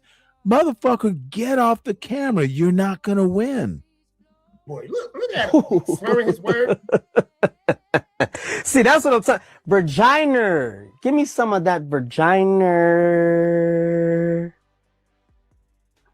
So we got 2 dumbasses with gray in their beard talking about booties and boys. Dude,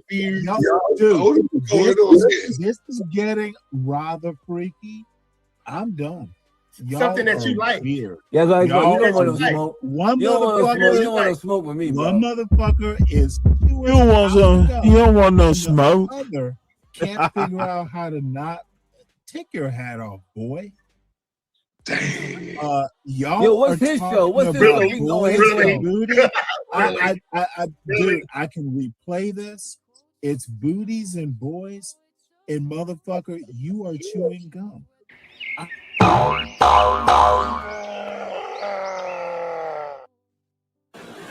This is a freak show I should not participate in. Savage, what are you running there? Instead of snorting coke, you should take your low testosterone pills. Stop. Look at the little confused boy who's the gum popper. See, he has no clue where to go with this. This is what I do. I will shift a gear because I know you can't think, dummy. Dummy, I know you can't think. I'll shift the gear just for the fun of it, just to see if you can keep up. Dude, motherfucker, disengage. You're not up to this. And little New York Giants hat or whatever. Dude, go take care of your kids. They need you more than you need me at this point. Motherfucker, this is not funny anymore. It gets real weird. Snorting the coke. Dude, there was a person up on this panel who wasn't me who warned y'all. And y'all don't listen to your friends, the people you know, who knew we gonna keep talking to. Dude, it's what I do.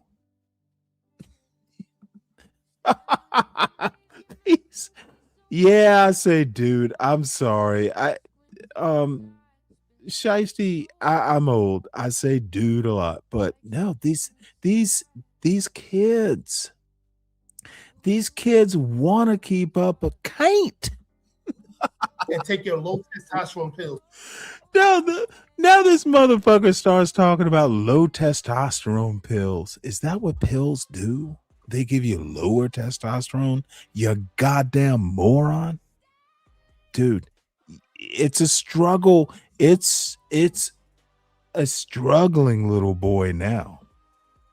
You need to put more gum in your mouth so you look more stupid, you fucking cow. What'd you say, Stanley? What'd you say, Stanley? Hold on, fellas. What the fuck you just say, Stanley? You got two What am I doing? idiots What am I? about What? boys and booty. What the fuck is wrong with them? Little nigga, you can never be like me. You don't need to be like me. But what you need is to stop sitting around here trying to blame everybody for your problem. Listen, don't bring that smoke over here, Stanley. You been smoking with them. Y'all go ahead and handle your business. Listen, he's smoking y'all. That's all I'm gonna say. He's smoking y'all. It's all for the fun. Whoever's getting my y'all niggas getting triggered. Listen, Stanley is an old man. Look at this little motherfucker dancing in his chair because he doesn't know. Dude, I used to see shit like this in first grade. Watch the little dance. Lower right. Watch this little dance. You been smoking with them. Y'all go ahead and handle your business. Listen, he's smoking y'all. That's all I'm gonna say. He's smoking y'all. It's all for the fun. Whoever's getting my Look at the little dance. Oh, this is so sad. y'all niggas getting triggered. Listen, Stanley is an old man. Who is being triggered? What do you mean he's not that old? How old is he? How old is he? Not being He is a 60-year-old liberal white female. He's a 60-year-old liberal white female. See, here's the deal, and this is let me help a little boy unapologetic out. If your original argument isn't working, switch it up to find another weakness. Dude, don't stick with wasn't working. I don't get it. Liberal white female did not score points. Do you know how many arguments, how many dings? Dude, I tried several, and when I found the pressure point, I kept applying it. Gum popper for the little low hairline. The hairline is abandoning your dumbass. I noticed that worked, and I kept applying that pressure. New York Giants to unapologetic in that gold chain. Oh, motherfucker, I kept applying it. Dude, you got to probe the weaknesses. You got to look at the reactions. You don't have to see your dumb, ugly faces. I can hear it in your voice. Dude, y'all left yourself open for what happened to you. I don't do it for a living, but I was trained to do it. Y'all are weak. It's kind of embarrassing in a way. Y'all want to talk about old people? Motherfucker, you just got your ass handed to you. And I'm not that old, but I'm smarter. I know. Y'all are just gray-bearded YNs. Savage, I had no idea. Shut your clown ass out with your AI, Stanley. With your AI thing, you fruit booty boy. Go and let me tell you something. Rachel Dolezal. Now she might be problematic, but she's not ugly. So Zhang, I don't even know why you're bringing up Rachel Dolezal, but you've been up on this panel before. You know what can happen. Your damn coat. And by the way, y'all make sure you hit the like button. Y'all make sure, and anyone who's a content creator, Savage, chief among the y'all drop your links. People here need to be in your chats, in your dude. My audience, if y'all are here, let's go over there sometime. Always drop your links.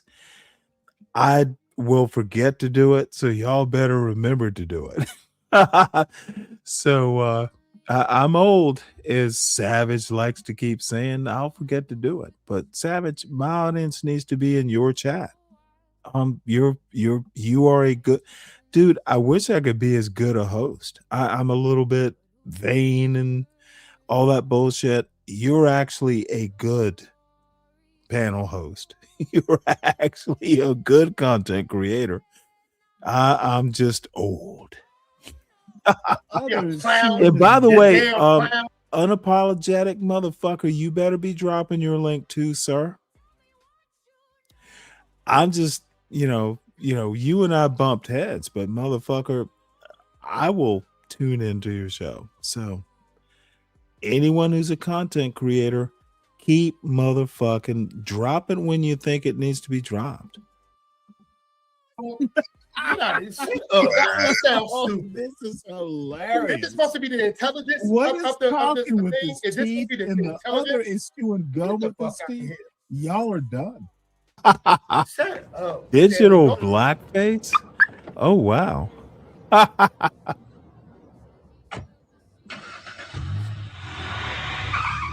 You gonna cry in the car. You gonna catch me on a long day, Stanley. Y'all were warned. You don't listen to See, this isn't. That's an odd thing to say. I might catch you on the wrong day, and then I'm just gonna get trashed and fucking have to shut up and take the abuse. That's what being black is about. See, what y'all YNs don't understand is dude, do y'all understand how I grew up? Dude, these little first and second graders, I went to an all-black Catholic school 1st through 6th grade. And it was awesome. The building's still there. I think the church is still there. As a matter of fact, next time I go to Savannah, I might actually, if I'm going to go back to church, it's going to be at St. Mary's. I need to check that out. I love that church. Father Patterson. However, my point is, we used to call it checking. Dude, I grew up doing it. My mother was funny. My father could be funny. My mother was like, she didn't need a belt. She just fucking shame your ass. And her thing was like, don't you ever do it in public because I don't care about your feelings. Dude, you just did not fuck with Hurricane Dolores. You might say something, but you knew it was a risk.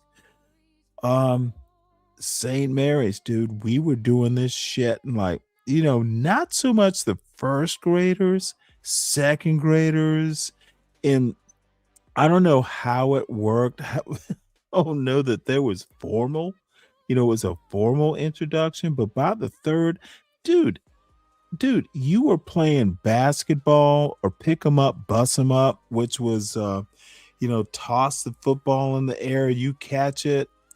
It was 22-on-1, or you were in a circle and y'all were fucking doing verbal gymnastics. Dude, this shit started in like second grade. First grade, not so much. Kindergarten, not so much.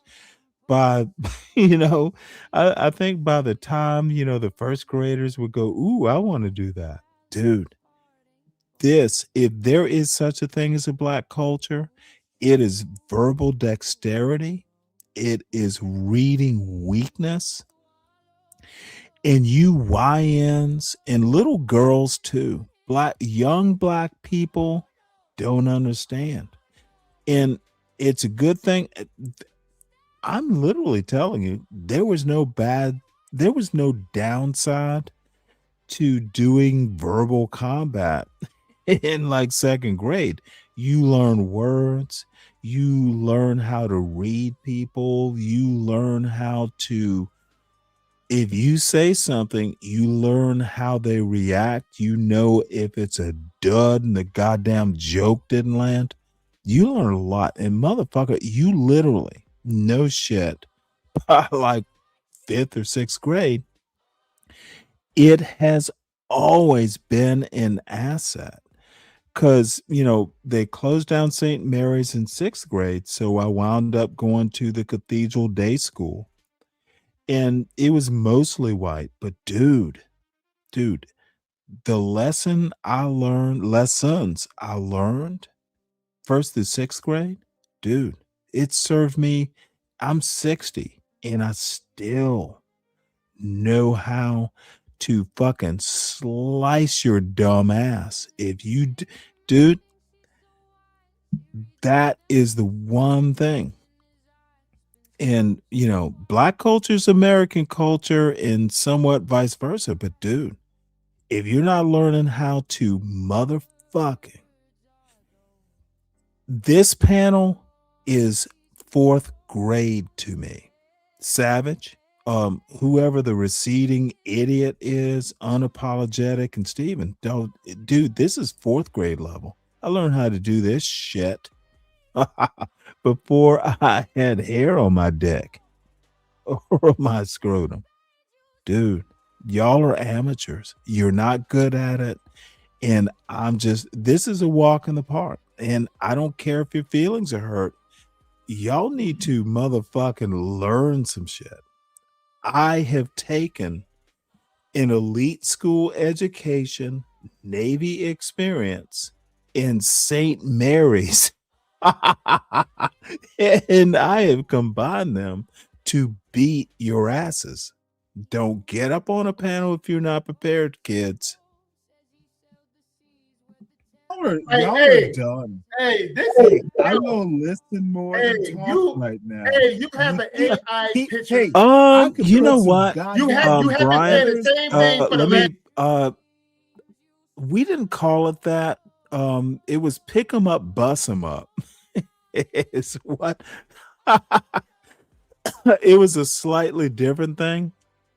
But I've heard that Smear the Queer was kind of more what we would play in 7th grade, and I didn't do it so much, but I'm familiar. Yeah. And boys play that in an American football culture. You just toss that goddamn football in the air, and who catches it, it's 22-on-1. You better run, bitch, and run in the right direction. You better be fast. You better be smart.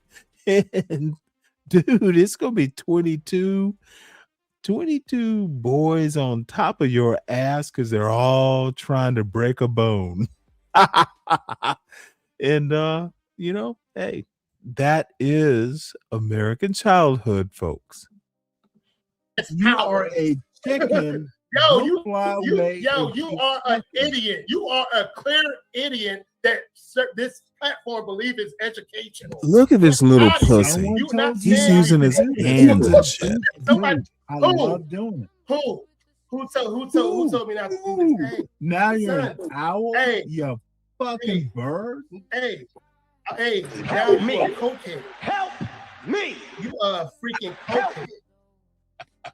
Yeah, you are I'm a a fucking cokehead. You are taking words, bending them, and making them more golden. Why are you slurring? Why are you slurring? That's golden. Why you worried about my chain? You like to. Why are you worried about my chain? Why you worried about my chain?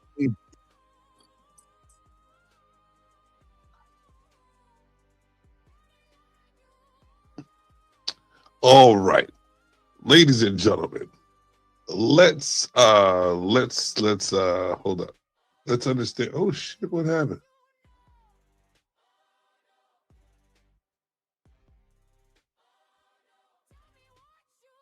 Uh-oh.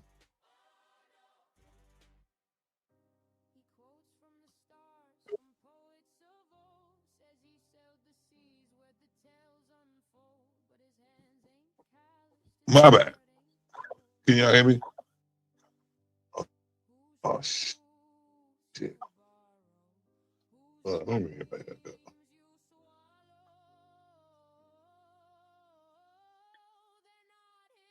Wow. Can everybody hear me? Yeah, I can hear you. Can you hear me? Yeah, I can hear you.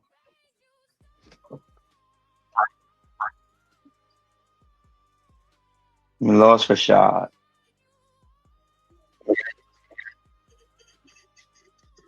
You up there twice, bro. Who, Rashad and me? No. Yeah, you up there twice. Not you. Jim Savage up there twice.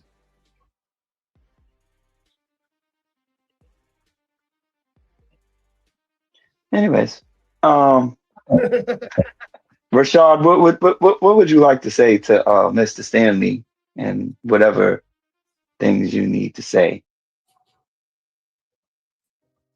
Can you hear me, Rashad? I think it's just us can hear each other. Hold on, let me see if he's on mute. He's not on mute. Rashad, you there? Stanley, you there?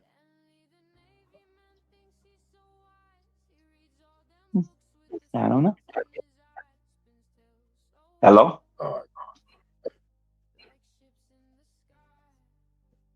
Hello? Who can hear me Yeah, I'm speaking? here. I can hear you. Okay. Rashad, can you hear me? Stanley, can you hear me? Oh, Rashad's gone again. Stanley, can you hear me?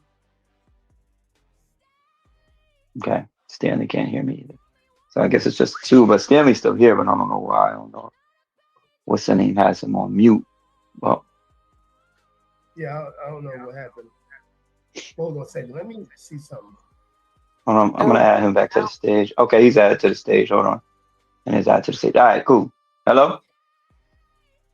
I think I'm there. Can you hear me? Yeah. Yeah, I can hear you. Rashad, can you hear me? I actually don't I see can't hear myself you. on the stage. Okay, everybody can hear me. Okay. Well, that's fine. My browser might have hung up. No. Yeah, I just didn't. I didn't know what Jim Savage Well, that's happened, fine. so I made sure that I added y'all. Put y'all back in. But yeah. So I don't know, Rashad. What do you have to say about everything? Like, I know you've been pretty quiet throughout the whole thing. So Hell no. what you got to say? You've been pretty quiet. You've been pretty quiet. Oh yeah. Rashad, you still there? He's here. I don't know if I don't even turn his mic off. This motherfucker needs his drive.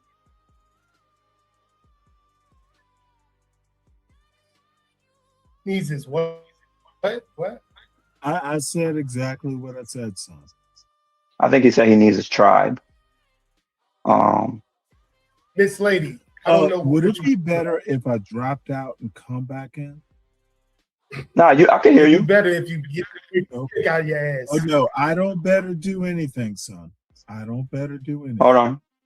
Okay, he's back. No miss. No miss. And I think y'all are used to people being scared of you. Y'all are literal. Not Yo, Steve, I can't find nobody being scared of a grown man. I have a all of wait. a sudden the gum popper with the veneers. Can I hold on? Can I let me intervene real. This is getting real. You talking about fruity? Like, the whole conversation. Yeah. I'm popping gum. I took my gum out. Yes, I do have veneers. It's been LBGTQ. Yeah. Hey Steve, you got that playing? Hold on. Somebody's playing the song. Hey, I call things right all the time. I know you. I'm not playing anything. I have nothing. Me neither. My house is quiet. I'm not playing anything. I have nothing. Me neither. My house is quiet. What the fuck is going on? That's me. Hold up, my bad, bro. Oh, 10. So what I wanted to do was I wanted to give Rashad a chance to, say his piece to, I mean, Whatever. I really don't have no peace. I'm just trying to figure out this guy's angle here.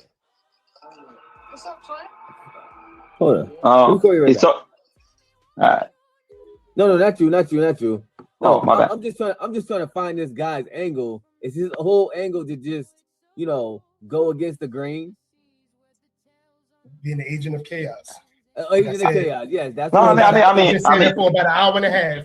I mean, That's what it's all. I would. Yes, I would. it's always to go against the grain because y'all are not prepared for the grain right way or the wrong way. You haven't said anything. What are we? You haven't Hold said on. anything. Hold on. Hold on. What are we supposed to be prepared for? Idiots talk and I'll respond. What are we supposed to be prepared for? For the For the what? You weren't prepared for me, dumbass. Didn't you just say that? No, I asked. You said we're not prepared. Agent So what are of we supposed to be chaos. prepared for? You weren't even prepared for me. Agent of chaos. I don't even know who you are, sweetness. Get a better haircut. Like I've been saying that for about 2 hours. He's an agent of chaos. Ooh, and y'all talking about you? Yeah, absolutely. Ooh, you a grown man, but a lot of people are attracted to immature grown men. A lot of people are attracted. That's why people say this. No, you weak. You're unprepared. You haven't said anything. All you've been what I'm gonna do. doing is being an agent of chaos, and people like that. They like older men being agents of chaos. Grown men being agents of chaos. I get it. No, you the dumb. You the dummy. You the dummy. You the dumb ass. Like seriously, you are. You're a dummy. Like you tortillas are grown man. You're a grown man. Brought up a word. Brought up a word to deflect from the conversation. Cooking. You brought up a word to deflect of the conversation. Are unapologetic. You could possibly be. I would. Let's let Rashad respond to what he has to say. Well, no, I want to know. He said we're not prepared. What does he mean by not prepared? They what like do you mean we're not dummies, prepared? I tell you. Say, you said we're not prepared. What are we supposed to be I prepared think for? Rashad is an idiot, and I think you are too. Okay, now you think I'm an idiot. Okay, that's fine. You can think I'm an idiot. That's yeah, cool. It's only I'm my telling opinion. you. It's He not is the it's femininity not of what the. I guess he's the everyone else femininity. thinks. We couldn't get a real Okay, woman. look at this We couldn't get a real over-talking woman on you. here. But he's Tell the this motherfucker femininity. to You shut know, up. you the bitch. You the bitch. But the thing is, Dude, why but the you thing let is, this man he's the over- feminine. He's the feminine energy that you got on the platform. He's the feminine energy that you guys wanted on the platform. So I get it. Feminine energy. We couldn't get the one. Unapologetic. Let me get it. Let me get with this dude. Let me get with this dude. So okay. Dude, Here's what I want to say. Now you got me using the word dude. Like let me get to this. Let me get to this guy. Listen, please explain to me. Are you what are we booty boy? Please explain to me what are we supposed to be prepared for? You're talking about boys and booty, you weirdo. What are we supposed to be prepared for when we talk to you? So. Motherfucker, I don't know. I'm not your daddy. Just be prepared. He is the feminine energy. Did I leave a hole in your brain? He is the feminine energy of this platform. Oh, bitch. Oh, are you having a heart attack? You need boy. to Are you having a heart attack? Are you having a heart attack? Okay. Dude, are you having a heart attack? Problem right now. I can't have a conversation with a. You haven't been having a conversation. You've been trolling. Woman, right? You've been trolling, and a lot of certain people like older men. Certain people like older men that are lack knowledge. And no substance. Lack knowledge and no substance. You are it's a problem with for the feminist males like you. Hey, I'm very prepared. You are unprepared, sir. You are unprepared, sir. You are a fool, sir. You are a fool, and you are a fool. You are almost 20 years older than everybody over here, and you have not said anything that I can learn from. It doesn't matter who wins. You won from the low that you win. IQ. The low IQ people, you absolutely won. Are a but the real men understand that you have nothing to benefit from. Thank you. You are a clown. You are a clown. You are a clown that's going to be the same way when you're 80. Isn't that sad, sir? Isn't that sad, sir? You're going to be 80 the same way. You are a male feminist fuckboy. And if you saw me, you wouldn't say that. You are a male feminist fruit booty fuckboy. Dude, you're a sister. Yes, yeah, feminist was for people like you. Yeah? You are, and and I heard that you said if you was born, were you born in 64? Were you born in 64 or 65? Tell me like a man. Were you born on 64 or 65? Hey, I will talk to you like a man. You were a man. You've been on my mind, oh sister. Bring you a man. You a fruit booty male feminist fuckboy. You are a fruit booty male feminist fuckboy. You a clown. You.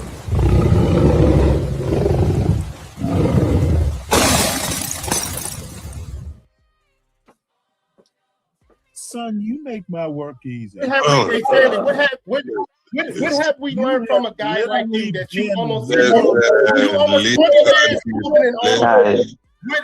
Listen this. Let's calm it down. I'll let y'all go for a little bit. Oh, man, let me hold on. Let me get back to my hood. All right.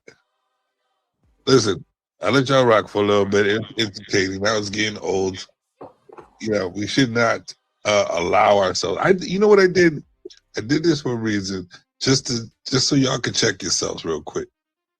As men, if we're gonna stand on 10, there should be no reason why another man. If you're standing on your 10, there should be no reason why another man. If you know yourself, no other man should bring you off your pedestal with the smallest words. You should be able to be like, "It is what it is, man. I know exactly who the fuck I am." Right. This is the reason why I understood Stanley first. Talk your shit. I'm the God, bro. I don't care what other people say. And I like to see why they say things, how they say things, who they really are. Stanley's a good dude. He just knows how to get under your skin. And he almost got me the first time. But then I was like, who the fuck I am? Yo, he didn't get under my skin, bro. Golden out here.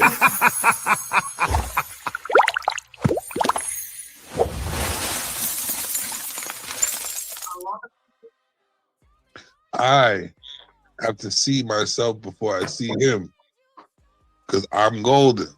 Stanley, if even Steve just told y'all, he said Stanley does this, and if he's still willing, if y'all still know that knowledge is still sitting there letting him trigger you, you need to think about yourselves. I'm not trying to crash nobody's party, but this is what I'm trying to say. As this station being the station that it is, I'm also going to be the reminder of standing on your 10. So let's change it in. Let's have some fun with it. He's having fun with y'all. He's not triggered. Let's just. Oh, yes, he is triggered. He actually got y'all by the ropes right now. Not me. If you believe this man got me by the ropes, I can't do nothing about it. But this is who y'all think is like got somebody under the rope. Okay. Because he's been cursing since the beginning, and you okay, get so understand. I don't get what you're saying. I don't get what you're saying. Since I'm the only. Yeah, obviously, if you can. Yeah, this gets kind of sad. Dude, they'll grow up though, Savage. Savage. No, I'm dealing with sourdough. Just put it in there for a cold proof. I'm cooking. About to do some chicken wangs too. But nah. This is actually informative because, dude, I suck at this too. I'm critiquing myself. I could have been more articulate. I need to tighten up my arguments too. So don't think this is just me trolling or re-trolling. Nope, my game needs to be tightened up heavily. You my game is not anywhere near acceptable in my mind. But this is the thing, dude. I am self-critiquing too. I need to tighten up. If y'all can't stop talking, then that means somebody's under somebody's skin. Savage. So here's the thing. Let me know what I'm gonna say. I know what people can do to somebody's station. Stanley, shut your ass up. This is what I'm about to say. Steve told y'all that is a triggering thing. Y'all just have some fun, man. He's having fun with y'all. Have fun with him too. If y'all want to have a cutting session, let's do it. That is exactly the point. Have some fun with it, folks. Let's hear about Try the protruding foreheads. Let's hear about the old man that's delusional. Let's do that. Let's not just talk over each other. Let's make it a fun time. This is literally the best advice of the night. Dude, motherfucker, this is your time to test arguments, test humor. It's a safe space. Test it out because, dude, I will tell you, y'all don't understand. I could go up to Sharon or I could go up. Dude, I've been up against some decent, people who can roast. I just know more words. I will figure out the weakness. Might not even be the first time I'm up there, but I will figure it out and I will roast. This is your time, little boys. And by the way, listen to Savage. That motherfucker has a level head.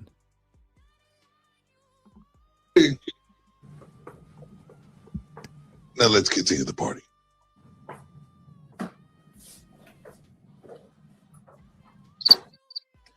I did. Oh, don't nobody want to continue? Wait, Sin, then tell me it's not. Tell me why you don't think it is. For Delta Novembers to test out new ideas, because they are literally doing what their neighborhoods taught them, or no. Well, let me put it to you this way, Sin. No space is safe forever. But yeah, it's a safe space.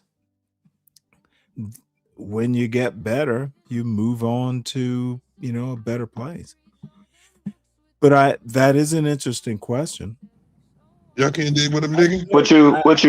What you dare, Stanley? Hey, no. I guess people definitions of people getting under people's skin.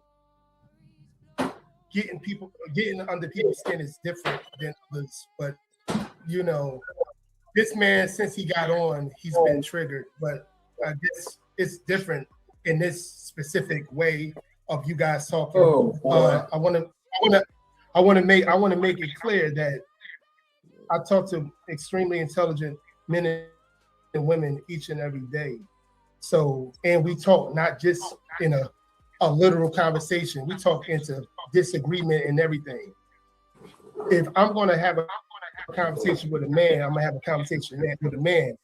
But if a man starts talking like he has a lot of feminine energy, then and he seems like he's projecting an energy that he's getting on somebody when he's not. He's saying the same thing. When he's cursing, he's listen to this dumb fuck. This is like the dumbest soliloquy I've heard in quite some time. Motherfucker, if a man is a man, why the fuck do you seek to mold him to your version of what a man is? I don't give a fuck what I sound like to you. and it escaped this dumbass. Why do I care what I sound like to Unapologetic? I'm still trying to understand why he thinks I give a fuck.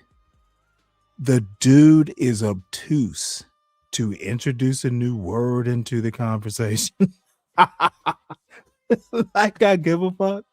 Things that's you guys' prerogative on how y'all think and how y'all.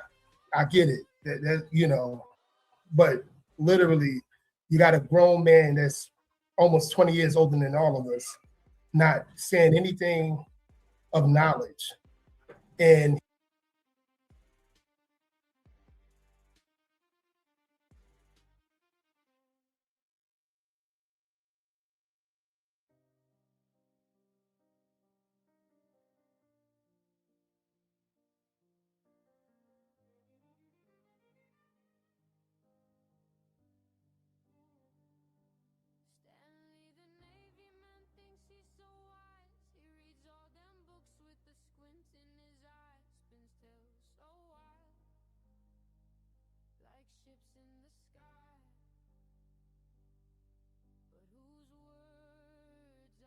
he came in here like a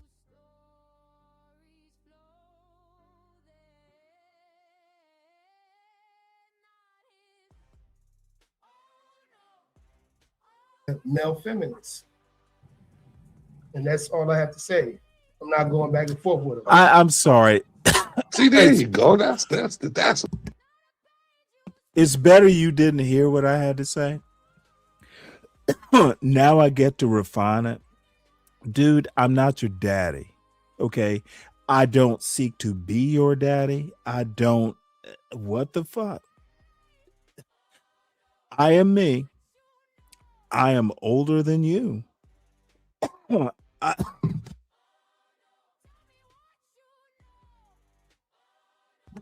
I am sure that there are some lessons that can be learned. If you have a question, feel free to ask. And by the way, whilst I'm thinking about it, my email address is in the banner crawl at the bottom. Everyone, please make sure you subscribe to the show. I'd love it, but it can be a little abrasive. But here's the deal. I don't give a fuck. Dude, I'm not your daddy. If you have questions, you know, as like a bigger brother or something like that, sure. But motherfucker, I'm not. Treat me like Charles Barkley said decades ago.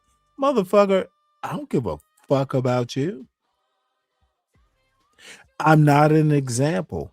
The only person I'm accountable to is my family and my son, of course.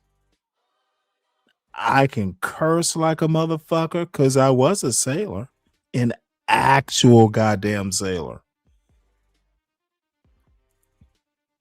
Oh, you gotta be a man so you can't curse at me. Motherfucker, do you know what kind of pussy that sounds like? I'm sad for you. What's up, Nightish? what I like to hear. Some decorum in the bullshit. Let's have some decorum in the bullshit. Fuck decorum. Let me help you. Let me help you out. It never was not together, Nightish. It's never been not together. It's still together. I don't like pussies, and I can't do it on your panel, but I can do it on my panel. If I think you are inadequate or not up to your bullshit argument, I get to tell you. Learn from the experience. Nightish, the link is pinned. Y'all had all that talking over each other for this long period of time. Now y'all want to be silent? Huh, Stanley, what you got to say about what he just said? Of course, they're silent. Once again, for the second time tonight, I said something they had to fucking think about for the first time in their lives, and that's a good thing. Hopefully I've taught them something or given them something to think about. But motherfucker, wearing that cheap ass chain in a New York Giants, motherfucker, you probably spent more money on that hat than you spent on baby food for your kids. I don't tolerate the bullshit. Don't step to me if you're not correct, is my point. That's how I respond. You got it. Yeah, this is hilarious. This is hilarious. He savage. He savage. You down king. You down king. No, wait. I'm waiting. I'm waiting for this fool. I'm waiting for the fool to do the bounty. This is the only bounty is the only way this dumb fuck is gonna win.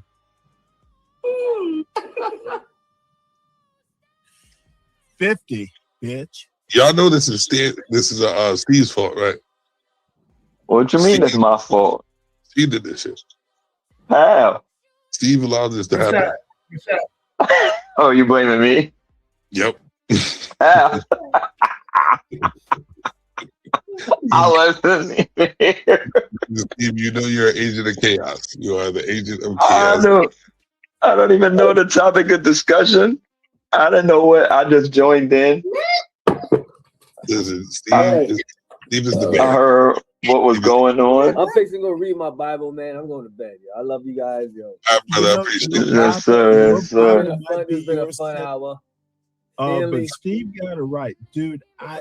He knows me. With a name like that, Stanley, I don't know. You man. better know your shit if you're gonna talk some shit. Listen, he's got to go read the Bible. He's got to do his thing.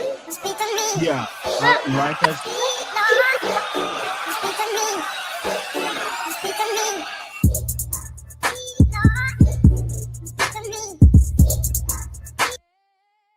All right. That's my man, Rashad. Thank you for coming through, brother.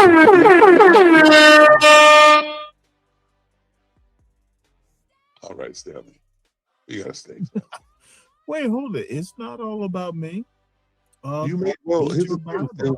When you do all that yakking at your face and dude, yakking, is that what I did?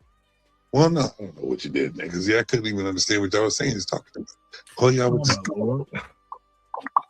it's all right.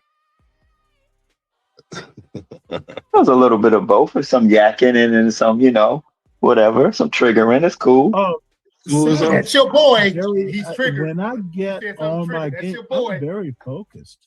Crazy. Of course. I literally know the whole time. Triggered. Oh my god. I literally know what I'm doing. I hear what people say, and I take their words, twist them. What the hell? What the hell? That dude was a This is fool. Twilight Zone. This is Twilight Zone. Little.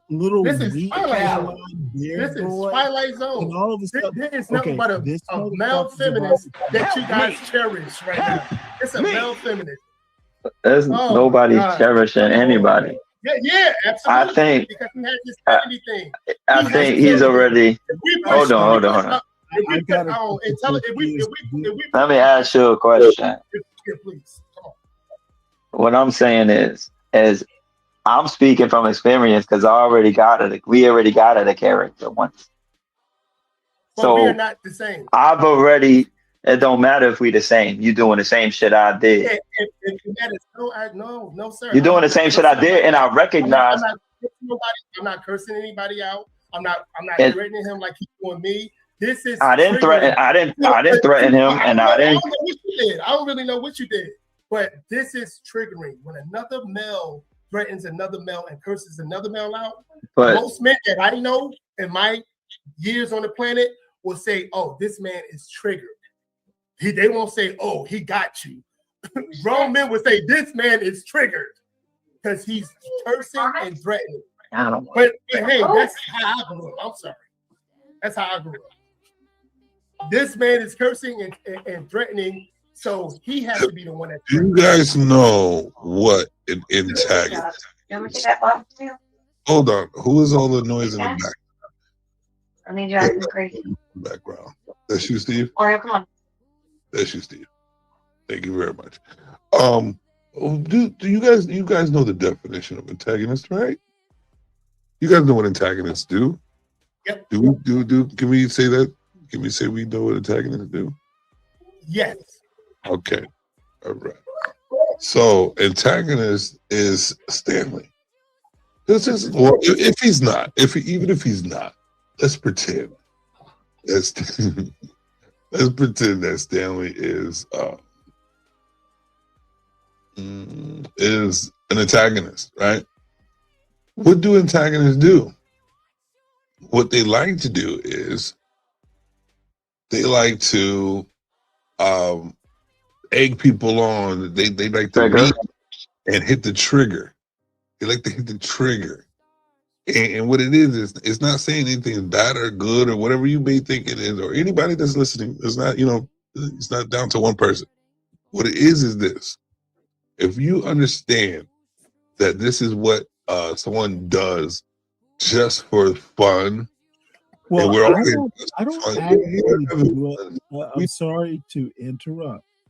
It's not necessarily for fun, but if I'm gonna have to get up with a bunch of mofos, dude, don't tell me I'm a feminist if you don't know what feminism This is why I say that you was triggered, because you don't know anything. This is why I said that you was triggered right there. My right bad, there. Savage. Right there. Right there. This is what I said you was triggered right there. My bad. Y'all talking about he's doing this. He's doing This is literally. This man is triggered. As soon as I fucking let me tell you what an antagonist does. He antagonizes, but no, there's a better way to put it. I'm probing for weaknesses, and I found it, and I'm exploiting it. It's called being in the military, son. I was in the Navy. I probe for weaknesses and I exploit them. Welcome to being a man. You're not a man, son. And I'm exposing it.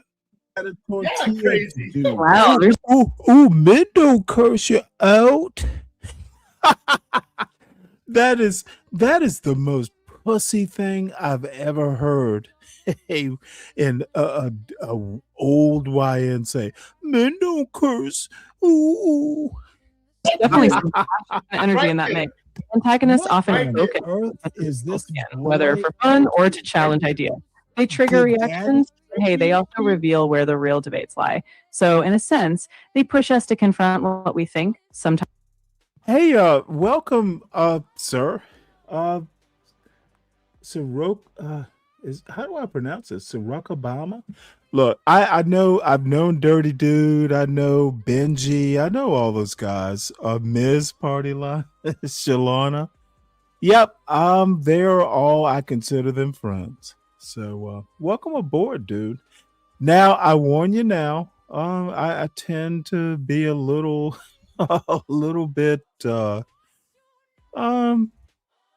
well, if DertyDude recommended you, then he probably described me. So welcome aboard, sir. And dude, my email address, show ideas, we are a shop.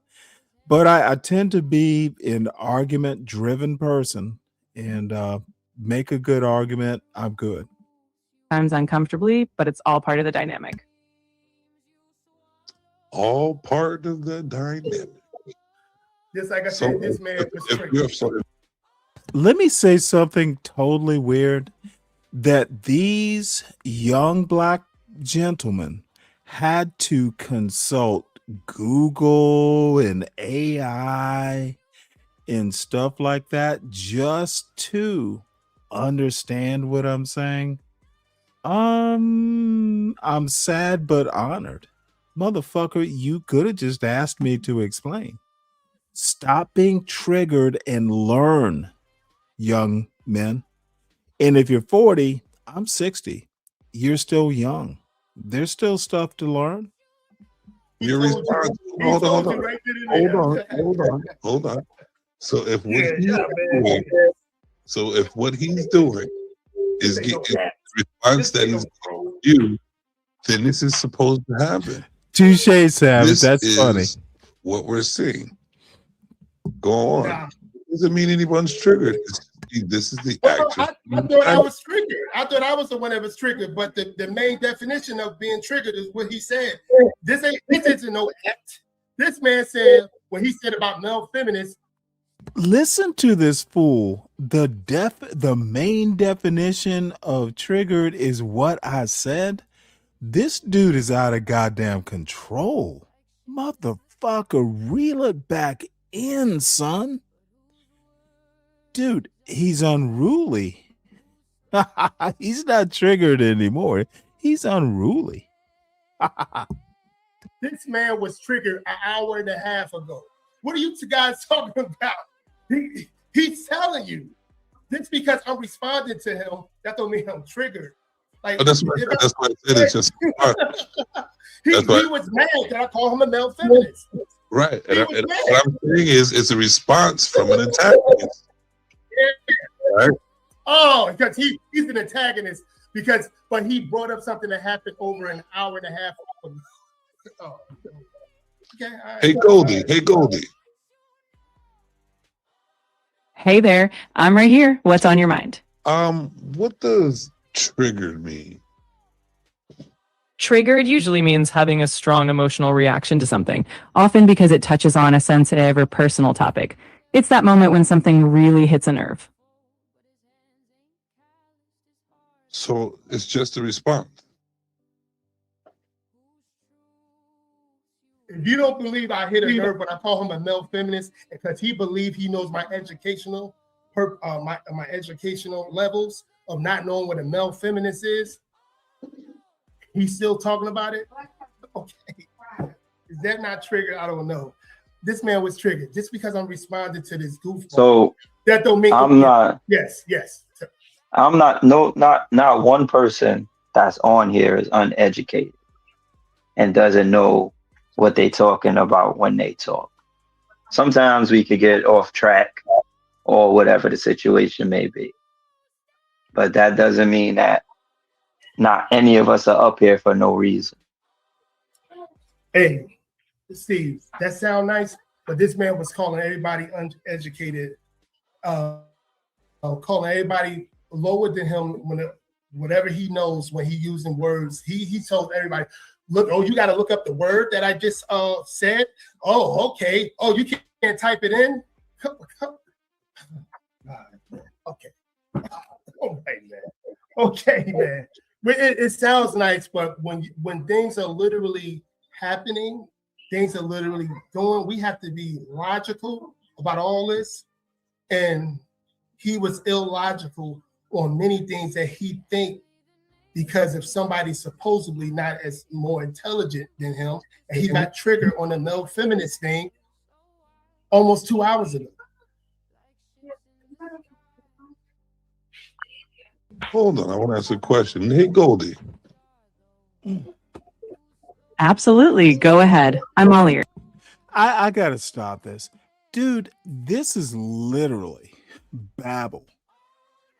To form a logical argument, you have to know what the words mean. Dude, this is literally someone who is triggered. So I want to point this out, dude. And I probably am. I'm upset for him. He's making a fool of himself. And talk about antagonist. I'm just probing a weakness. Dude, I literally think all men after high school should do a year or two in the military. Dude, I'm probing the weakness. I found it. And by the way, if I'm talking about something you thought was funny or you thought would trigger me an hour and a half ago, it's a callback to remind you. Dude, comedians use it all the time. It's a callback, sir. It's not that I was triggered. I'm taking your own dumb fucking comment and using it against you in a callback. It's precise. Dude, You don't even know what. See, this is the weirdest thing. This motherfucker with gray in his beard has no clue what's happening to him. What do you consider a male feminist? I'd say a male feminist is simply someone who believes in and actively supports gender equality, advocating for equal rights and opportunities for women and really all genders. It's about fairness and respect across the board. All right, so let's talk about it. Let's talk about it. So Stanley. Oh, no. Actually, let's do this. So unapologetic, what has Stanley said or done to make you believe that he is a male feminist? When we were talking about how the bears and women, the bears and the and the men and who's this, he was saying, "Oh, are you? So you believe that they're serious about that or something like that?" We said, "We kind of do believe that," and I said it's a different age group. We're not talking about 45 and under and over women, and it was many different things. And another situation when he started saying that he started putting a young 10 to 14-year-old male downgrading him like we needed people in our, what do you call that, to guard our kids because 10 to 14-year-old boys supposedly are the male will rape before a woman would, what have you. And I'm like, wouldn't that tell you right then and there that that's a, like, why are you saying that? So we supposed to say, oh yeah, you're right. Yeah, so we supposed to believe that the man is the problem. Like, what do you come here for? What was that for? He was downgrading the male. He was downgrading the male, and he was upgrading the female. Like I said at the beginning, I was saying what I was saying. While I was saying male feminist, I was saying that like when he first came up, he was downgrading the male and uplifting the female. I wasn't just saying male feminist. I was giving logical concepts of what he was saying. So this is why I said this already. All right. I'm looking up here. It says, let's see. What a male feminist? Because I want to know too. He might be. He's a misandrist too. He supports women's rights without trying to run the show. Stanley always tries to run the show. He listens more than he hears. That's not Stanley. He understands feminism is about equality. So when it comes to equality, right? If he was saying, because I'm gonna let you rebuttal in a second, Stanley, if you're still there. If he was saying that, well, basically just talk about boys and what that he believes that they're more aggressive and they're capable of rape, and at the age when he was living as a young boy. What about that showed that he was favoring women above like boys? I mean, what about women? Well, boys over girls, whatever. I'm kind of confused. How is he favoring, as far as you saying he's a male feminist, how is he favoring the girls over the boys? Put it that way, since we talk about the boys. Because this topic was about how women are delusional if they believe a bear, if they believe they're going to choose a bear over a female. He did a bear over a male. He did everything possible to try to say no, without saying it, but trying to say in anything that he discussed it between you and I, all three of us, saying that they're not saying, but not saying, but no, they're right. What about the 10 to 14-year-olds from back in the day when they needed a sister or some type of a chaperone to be in the area? And he used boys, but he did not say, like, I'm going to tell you guys, if girls can do this as well, but boys will do this more than girls, then I'm like, okay, he's making sense. But he brought up boys, 10, 14-year-old boys as the freak, the kid that, I mean, everybody, everything is on that little 10 to 14-year-old boy. He didn't bring up like, yeah, it's numbers that little boys, this is what I wanted to bring up earlier. 1 to 3 black men are sexually assaulted before they're 10 years old. Okay. And so don't bring like he was telling us, look up your statistics, look up your statistics when we were going protecting a man, look up your statistics. But when he was saying all sorts of things about the 10 to 14-year-olds, he don't supposed to look up statistics. He's supposed to be the smarty arty, and he's supposed to go with him. And I'm not going with that. I'm going to say it on both sides. You know what I'm saying? We got a lot of women predators and we got a lot of men predators, but it will be more men predators. Let me know because it's. I got you. Yeah. All right. Yes. So you ready for his rebuttal? Is that a yes? Unapologetic. Oh, yes, I can rebut. All right. So let him. He let you speak, and that's the rarest thing I ever heard in my. Hold on, Stanley. He let you speak, which is the rarest shit I ever heard in my life. So let him finish what he's saying. And Stanley, matter of fact, go ahead. Say what you got to say. No rules, is it? But it's just say what you got to say. I've read Tommy Curry. Your bullshit is bullshit. I've read Tommy Curry. I know the man not. You are simply a YN who has a Frederick Douglass copybook.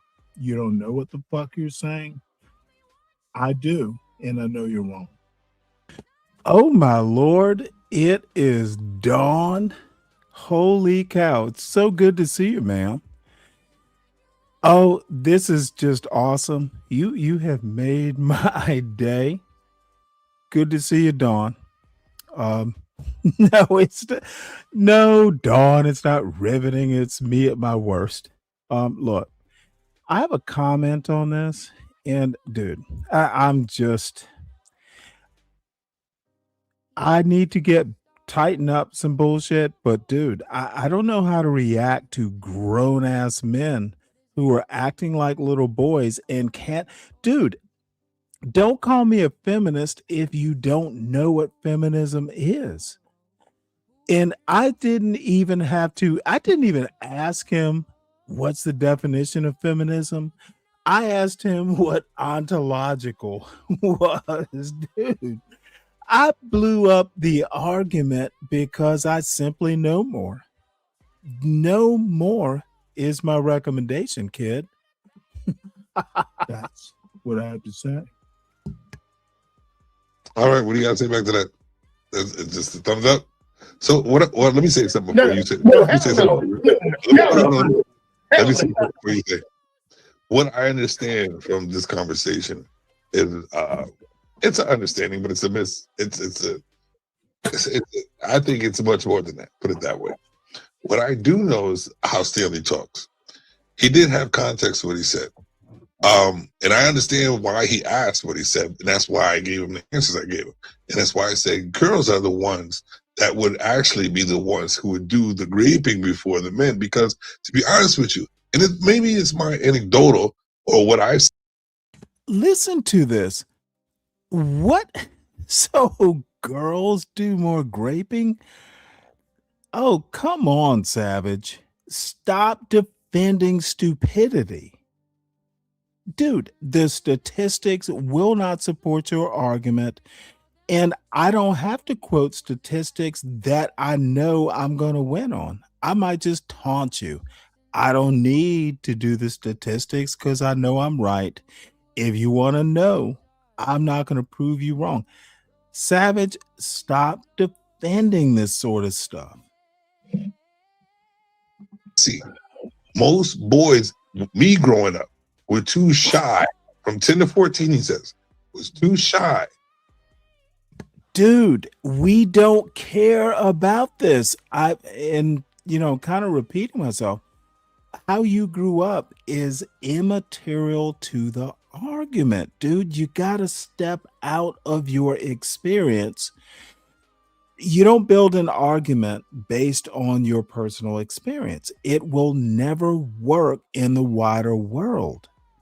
Stop this bullshit. And this is what dumbasses want to do. Ooh, I grew up in the hood, therefore every black man grew up in the hood. Doesn't work that way. And I've been, I don't know where to go, but it is worrying. Don't depend on your experience. Use your anecdotes to support your bigger argument, but your anecdotal experience more times than not cannot be your main argument because no one grew up like you did. Even if they grew up in the same house, they don't have your personal experience between your two ears using your eyes. It's a dumb argument. And too many Delta Novembers want to tell me that I'm a feminist. It is so sad. And didn't even have the communication skills to even think about that word rape or don't that's start your shit. I like that so, comment. So and they didn't know anything about that, but we did have that testosterone level where we're like, damn, what are we gonna do with all this horniness? You know what I'm saying? But I never seen them force themselves on females like that. But what I did see, I have seen. I just told you, Stanley. Look at the stats. I don't listen. I'm talking about me. I ain't talking about your fucking stats. Well, that's the problem. All right. So what I was saying is this, right? See, no person in Washington is caring about me. They're caring about the stats. They do not govern or form policy based on Savage's life or Stanley's life. They do it on the stats. That's why you have to be able to deal with the stats. And I don't fucking get it. Why are you so interesting that I have to care? Stop making a more 30,000 foot cultural point with your personal circumstances. It does not work. And I personally don't give a fuck. If I'm trying to make a point, unless your point is supporting your larger point, I'm just going to mock you. Because I told you to let me speak, Stanley. Don't fucking disrespect the host. Gotcha. Listen let to both of y'all Savage. speak without interrupting. So let it happen. So what I'm saying is this. When me growing up, I never seen the boys do anything close to none of that shit. And the ones I did, it was very minuscule, very small, and it was the bad boy who didn't get no guidance, no nuns, nobody leading them. You know what I'm saying? So they did get a little aggressive. And guess what happened? Most of the girls like that guy. You know what I'm saying? But coming from us, the ones who didn't, it was mostly us getting pushed, grabbed, and touched in those areas from females being explorative, if that's a word. They were the ones. Oh, you like it? Give me a kiss. They were the ones doing all that. No, I was calling to the closet by. See, this is literally, why would you ask a girl to give you a kiss? Dude, she'll kiss you. What the fuck? Give me a kiss. You should have been more specific about what age you would ask this kind of question. I've had kisses in 8th grade and stuff like that, but dude, ask a girl out for a date. And, again, maybe years ago there were 8th grade dances. I think there's still 8th grade dances. you knew a girl wanted to kiss you if you asked her out and she said yes. And what was I in eighth grade? Probably 12, going on 13. Yeah. Judy was her name. And I should have kept up with her. She was a gorgeous girl. And she was hot for me, and I was hot for her. And there is a story. We came close to a dangerous situation. But you know what? She was my eighth grade date, and we figured out how to the nuns didn't notice us as we were bumping and grinding in a corner somewhere. And she was responsive and I was responsive. And yeah, it still happens. Y'all stop acting like this shit is a tragedy. Dude, it happens. Boys and girls, men and women have not changed, evolved, or devolved in fucking my 50 years of dating. I'm 60. This was probably 48 years ago. Funny how math becomes easier the older you get. But y'all stop acting like women are just some different species or have some weird aggression against you. Don't be a dick and you'll get more women. And the same thing goes for women. Don't be a bitch and you'll get a guy. A girl saying this is my butt, this is my vagina. And it is what it is. We were excited about it. And that's all it was. We didn't think about nothing, trying to take it. That's funny. And that's the reason I'm trying to speak I in a was just civil way, shy because kid like you, it's kind of Stan. important to not portray boys as that at a young age like that, because they don't know nothing about that. So when you say that word grape, it's pretty important to me, because that's where it starts, when you to belittling and putting men down, boys that are going to be men. So we're going to stop that right there. See, this That's the is reason the why I answered that. weirdest But thing. I understand why. Dude, how a man grows is being put down. It's like motherfucking dough. You gotta stretch the dough, and you'll have to forgive me, folks. I'm learning how to make sourdough bread, which is more complicated than like sandwich bread. So when I say, stretching the men or putting it down, or dude, men don't grow by being pussies. Men don't grow by patting them on the head and telling them, they're cute. I want to kiss you, motherfucker. Men become men by being tested. Y'all need to go and literally read books. Read the Iliad. Sing in me muses. Tell me of a man skilled in all ways of contending. That's literally the goddamn Iliad. It's men get tested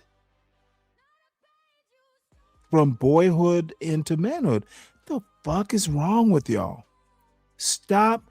An old man telling you you're a little pussy should be a challenge, not an insult, sir. I should have called him little sir. You ask this question because some of us don't have the full knowledge, or don't have that feeling of other people's experiences. So now I'm going to not mute myself, but let y'all talk. No, my little girlfriend in eighth grade was Judy, and I dated her a few times. Went to my church, knew her well, and quite frankly, if I ever run into her and I'm not married and she's not married, look, I have made, of course, but we dated a little bit in ninth grade, but not throughout high school. When you're 60, you miss some old girlfriends. That's how age works. I'm sorry to hear this. I'm so sorry. I lost a dog damn near 5 years ago. She was my wife's dog, and obviously she kind of became my dog. Dogs are important. So yeah, you're gonna have to make decisions, and god damn it, Sin, you'll be okay. Hopefully it's a pit bull. You look like a pit bull girl there, Sin. you either have a poodle or a pit bull. It's All a right, I'm joke. gonna say something in that aspect of that. I kind of got the context of what was What you asked. sipping on? For me, Yeah. I'm not sipping on nothing right now. I'm just tired right now. But at the same time, All right. being that I got a little bit of context, so what's just going on? Yes, sir.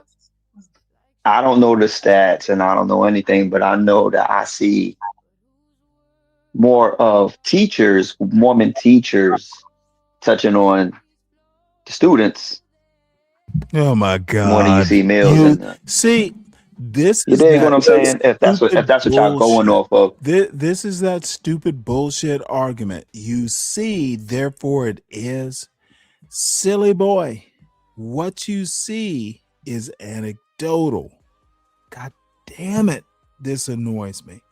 Dude, black men need to grow the fuck up and get a little bit more what would the word be? Evidence based. And saying that guys are more in that. I need empirical black men. Let's be empirical. Let's not do fucking quarter zip. Let's do empirical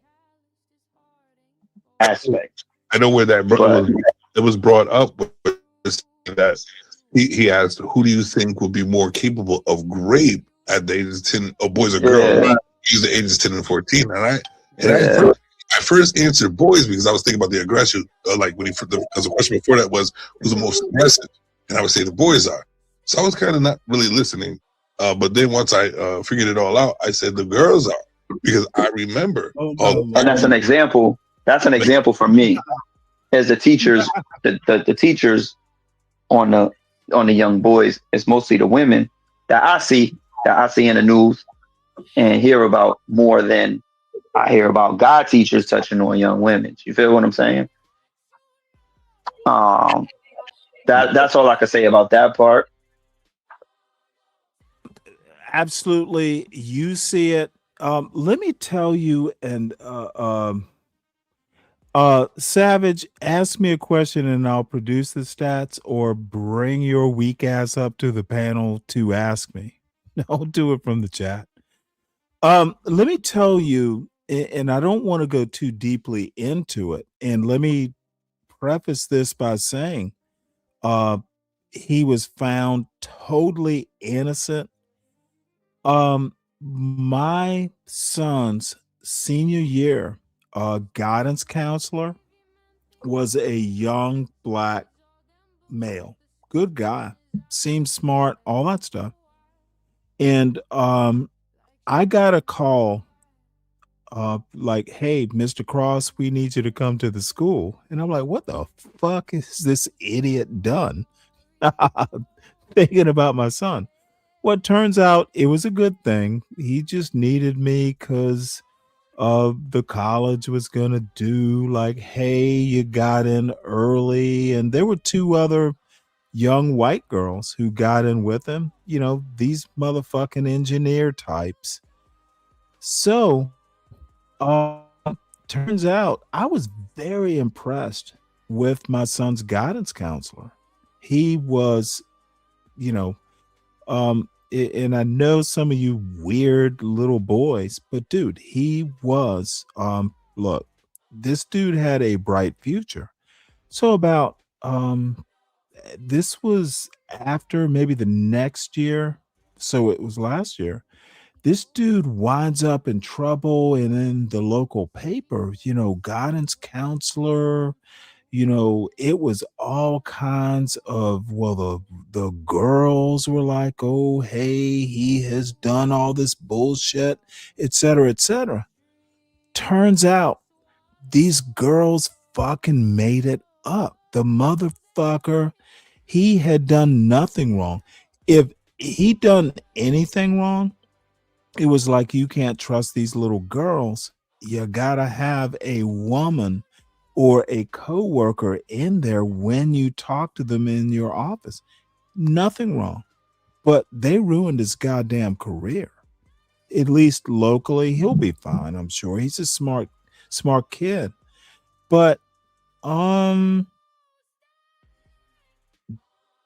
that's what happens sometimes. You have to be smart sometimes. He probably didn't have me to counsel him like, motherfucker, you never. There should always be a third person when you're talking to some hormonal 16-year-old girl, black or white, it doesn't matter. They're girls. But that one anecdotal experience, if you step up to look down from a 30,000-foot view, more male teachers wind up in trouble with this sort of thing and get convicted of it than female teachers. Y'all got to be more analytical, more empiricist. Just because you saw it on YouTube does not make it so. And I just don't want to tolerate those sorts of arguments. I'll trash you with this sort of bullshit. I've had enough. A bunch of Wahala? I don't even know what that means, Kimmy. Different psychopathy of female teachers that abuse students than typical. I'm not going to disagree with that. I don't have your level of psychiatric training, ma'am. I have never taken a psychology class in my life. I don't profess to understand people, probably why I'm so impatient with them. It means a bunch of mix up or mess. Kimmy, drop your link. We need to know what your channel is, and people need to subscribe to it, ma'am. But the other part about the bears and the trusting of the whole guys and all of that, I think that is like, I don't even want to get into that. That's just wild behavior. And I don't choose to get into that with these people nowadays on the internet. I'm cool. I'm cool. Well, the whole point in talking about that was because it's you know, do I get to speak now? Oh, no. Yeah, go ahead. Speak. Just let me speak so I can literally, dude. Your anecdotes, your personal experience are not statistics. I appreciate your personal experiences. Nothing to do with all black men or all men. Oh, Lord. Literally, okay, look at this little bitch getting triggered. Let the triggered bitch talk. Dude, I got something for you after this. You look, dude, you're me. Dude, you had nothing for me for the last 3 hours. Yeah, you had nothing for no, me. motherfucker. I didn't have to. You had your bitch. Oh my God. What in the fuck? Does he think he doesn't sound like a bitch when he screams, I got your bitch? God damn it, it's embarrassing. You are literally big. Do you know what the clown means? What did you say? I didn't. It cut off. What did you say? You are a clown.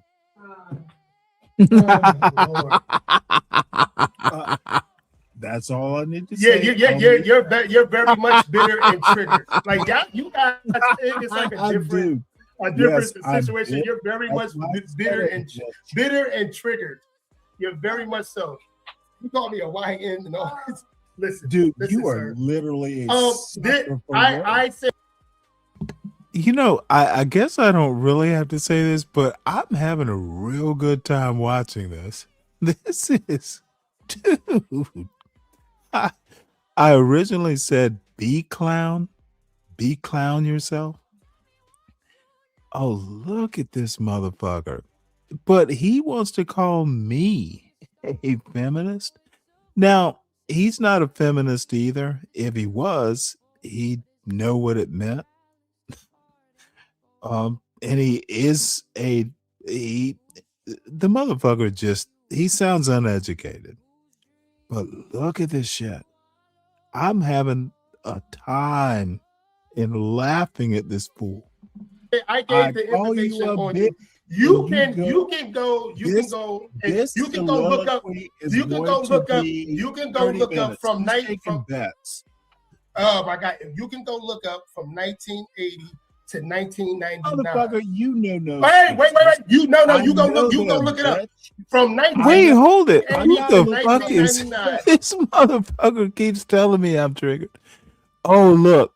This is the third time they had to look up a word I used. Now, I have to give them credit. They at least took the time, but everyone knows what be clowned means. God damn it. What in the fuck? Dude, I don't even know. I'm just having a lot of fun. Bro, you know nothing. Check on how many black young boys been sexually assaulted. Sexually assaulted. See, this is why he's a male feminist. Been sexually. How many black men? How many black men? Dude, this is amazing. Assaulted since they was before they was 10 years old. Were you sexually assaulted? See, you a male feminist. You a male feminist. Were you sexually assaulted? You are a male feminist. Question, you bitch. Hey, you are a male feminist. Hey, you are a male feminist. If you have a story to tell us, if this is not a male feminist, I don't know what. Honestly, I'm gonna. You a male feminist, baby. Your experience. This is the definition of a male feminist. If you don't know the definition, this is the definition of a male feminist. Be honest. This is the definition of a male feminist. I'm just fucking. You can't be honest. Dude, you I am honest wearing this dumbass down. Feminist asking you what was your experience as a male feminist? New York. No, a male feminist is fine. No, Just like your goddamn team. You can't be. Y'all aren't men. Just like your team, y'all aren't men. What did you think? Dating one of us? Motherfucker, what's the definition? Do you need to Google that? Fruit booty boy? Dude, I'm done. Just answer. Fruit booty old boy. Just answer. Fruit booty old boy. We're back to the fruits and booties. Dude, yeah, because you are a fruit booty. You know what? You worry about men as disgusting. You worry about men too much. You are a dirty old man that worry about men too much. You are dirty old male. Just say this. You hate males so much that you want to try to get with us. You are weak. You're weak booty mentally. And I know how to take care of weak motherfuckers like you. You are weak. No, you haven't did it for 3 hours. Dude, you are literally weak. Don't ever come up against your betters. You are the weakest. You are the weakest. Don't you want somebody to answer your questions, but you don't want to answer our question. 8 years ago, motherfucker, is when you lost. Sir, you still mad about being called a male feminist, motherfucker, you got how many baby you mamas? You still been called a male feminist. How many go back to the had? beginning of the conversation since you want to talk about it. You got two baby mamas, don't you? Are you living with both of them or just one? Tell us. One baby mama or what two. What other male would talk about this? Like stuff like this they don't know nothing about. They don't know nothing about. Who sounds like this, guys? Who sounds like this? 3 baby mamas. Guys, who sounds like this? Who sounds like this? when hey, the See how I just probed it so hard? This motherfucker, let me back this up. This motherfucker had to put his hands up to his face to yell. man, what other male would talk? Dude, I'm just probing to find the weaknesses. This motherfucker has no clue that he's a good guy, but I'm not wrong. He's weak. Dude, this motherfucker, his head is a walnut, and I got the goddamn I got the crusher. About this, like, stuff like this. I'm gonna try and freeze this. They don't know nothing about who sounds like this, guys. Who sounds like this? 3 baby mamas. Guys, Look at this motherfucker. This is like honestly, folks, this is the weakest I have ever seen a fucking YN. This motherfucker has to use his hands to yell into a microphone to make a point. I don't even know how to criticize or critique this. Damn, dude. And I'm the feminist. You're yelling like a woman. If you believe that sort of stuff. Dude, this is so damn. I'm tempted to take a screenshot, but I'm not that vindictive. Who sounds like this? Who sounds like this? Hey, what's up, Lawrence? Good to see you. The projection is a hell of a thing. The projection is a hell of a thing. And you're projecting, sir. Like you're projecting, sir. Apart for the fun of it. You haven't did anything. You are literally the victim projecting because you're mad. You will always do 2 YNs.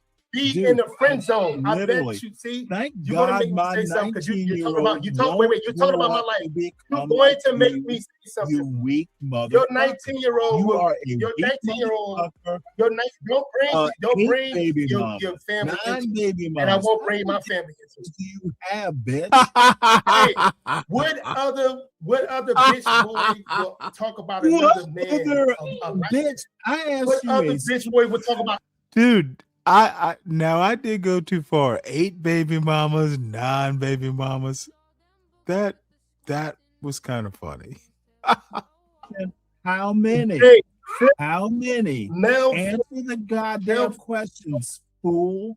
You are nothing but literally a neoliberal. I don't have a baby mama. Never had one. A neoliberal feminist white woman. Why are you worried about what I had? 30. Why are you worried about what I had? Now look at this dumb fuck. Let me see. This motherfucker is trying his political science 101 class. Neoliberal feminist baby mama. I don't need. Dude, what the fuck does neoliberal actually have to do with feminism?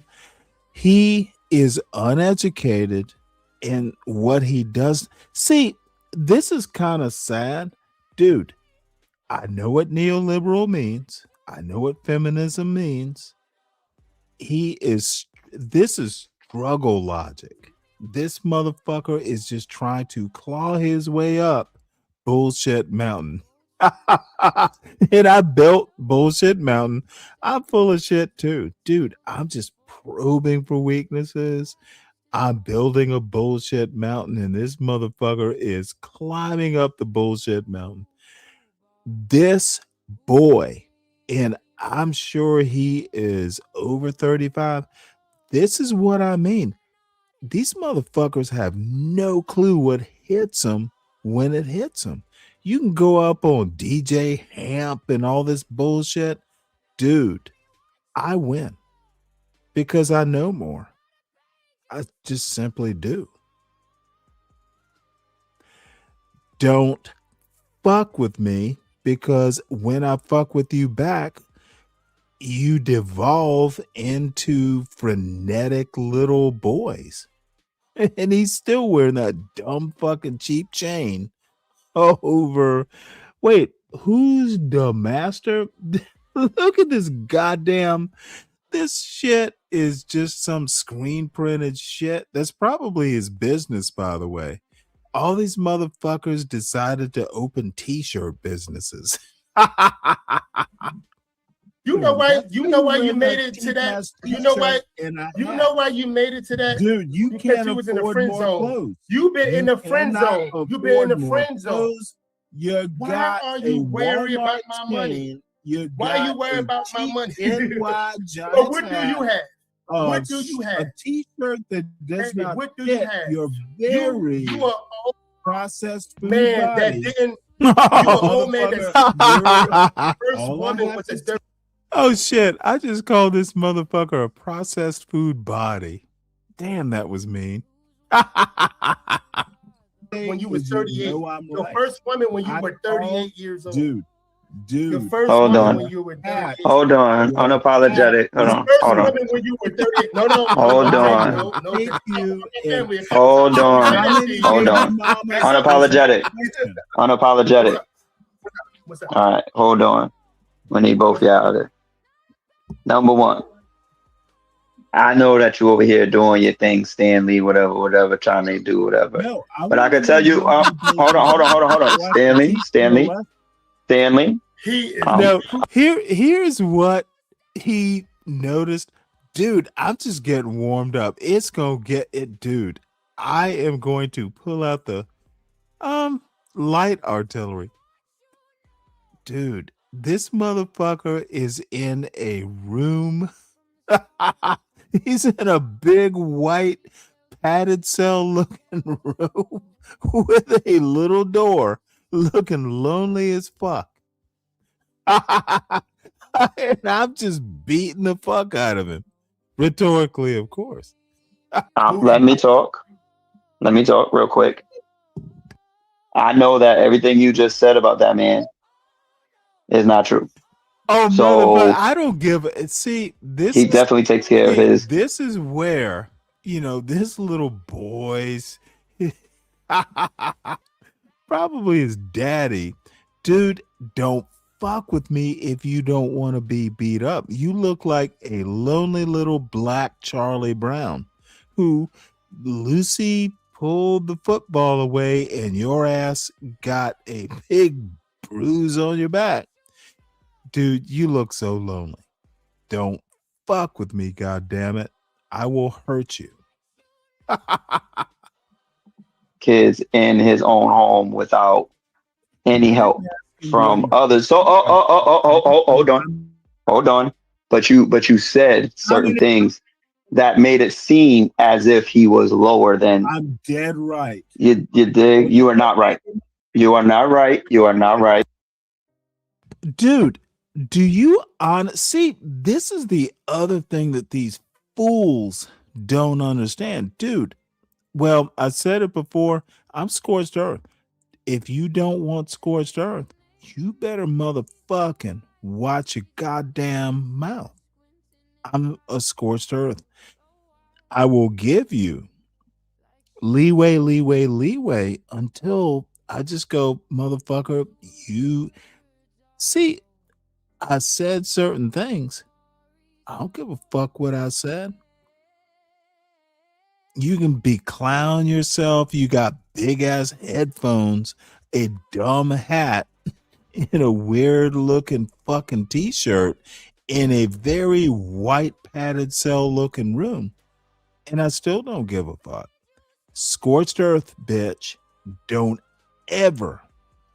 If you don't want scorched earth, you need to watch your mouth. Keep it light, young man, because you're not used to dealing with what I can do. And it's all rhetorical. Keep it rhetorical. He can talk how he wants to talk because he handles his business. You hear what I'm saying? So what I want, so it doesn't matter, like the degrading part. What? Wait, hold it. I'm thoroughly lost. Okay, Sin, in an actual prison cell? Oh my Lord, what have we come to? So this boy is in a room. At least it's not a prison cell. Is that your point? Grading, the grading part off of the subject is a little out of hand for no reason because you don't know him personally. Hold on. But you don't know him personally. See, he triggered. Oh, this is so sad. And, you know, what if I was a little bit? I always bring it under control and I always win these sorts of, dude, these motherfuckers don't know enough. There are black men out there who are better at this than I am.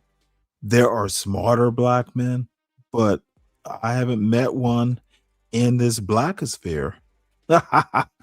It takes about 8-on-1 to even get my attention. And John Galt learned that the hard way. Boy, howdy. Out because I will find you and make you suffer for it. Motherfucker could have stayed on the topic 3 hours. But at this point, if you're a fool. But you're not making them suffer because they're not spitting.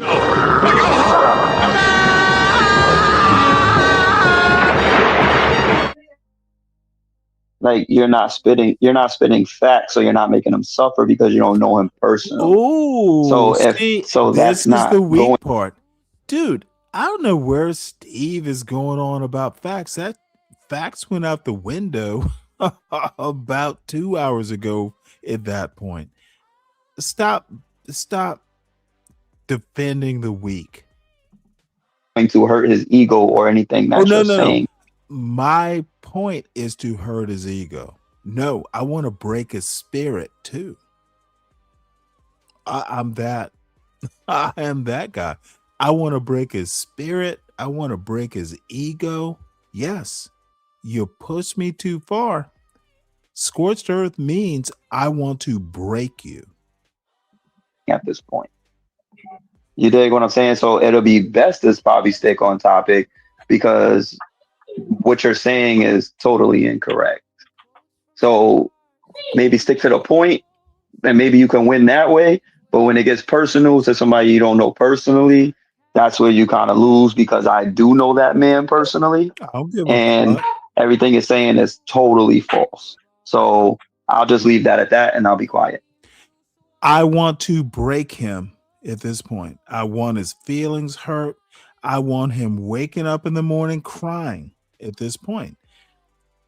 And you know I'm relatively new to the internet and all this sort of stuff, but dude, don't push me that far.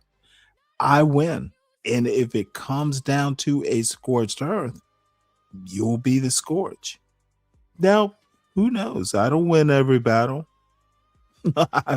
I could just as well be the scorch, but doesn't happen that much with these fucking Delta Novembers. Son, you don't tell me how to argue my point. Never. I'm telling you, he sound like a bitter female. He sound like a bitter female, guys. I'm sorry. It's like now you sound like a bitter female. You sound like a bitter female. Defend you. A man. I personally think he's a baby. Understand why you're relieved. You fruit booty boy. Motherfucker, I said what I said. Jesus Christ, this is embarrassing.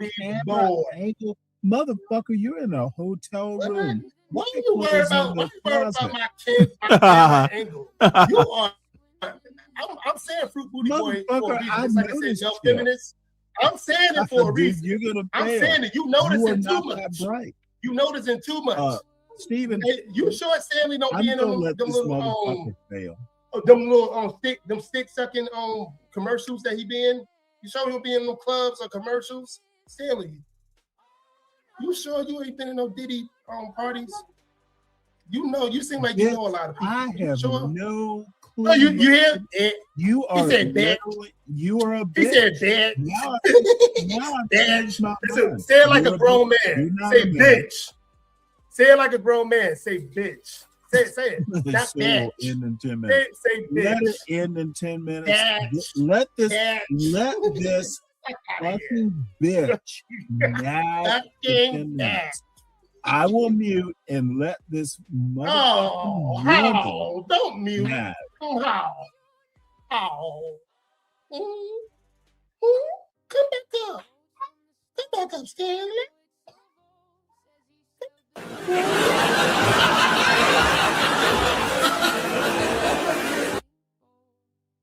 Get that man stick out of your ass, Stanley. Bruh. Come back up, baby.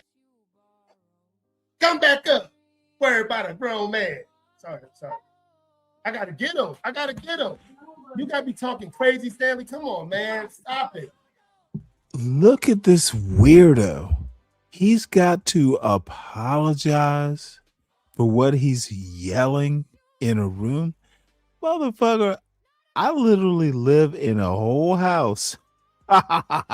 Dude, this dumb fuck has to apologize for what he said to me. Yeah, that's a man. You apologize, bitch.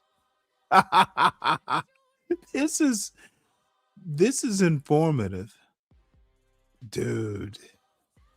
Ooh, I gotta replay it, and I hate to be all John Galt and shit. This motherfucker literally is smiling like a jackal and then has to apologize because he is in a room isolated away. I don't even know what to think, dude. You should be out taking care of your kids.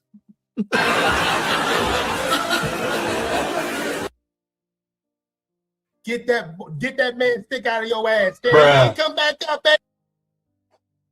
Come back up. Worry about a grown man. Oh, this motherfucker is weird. I gotta get him. You gotta be. I gotta get him. What in the fuck is this boy's problem? I gotta get him.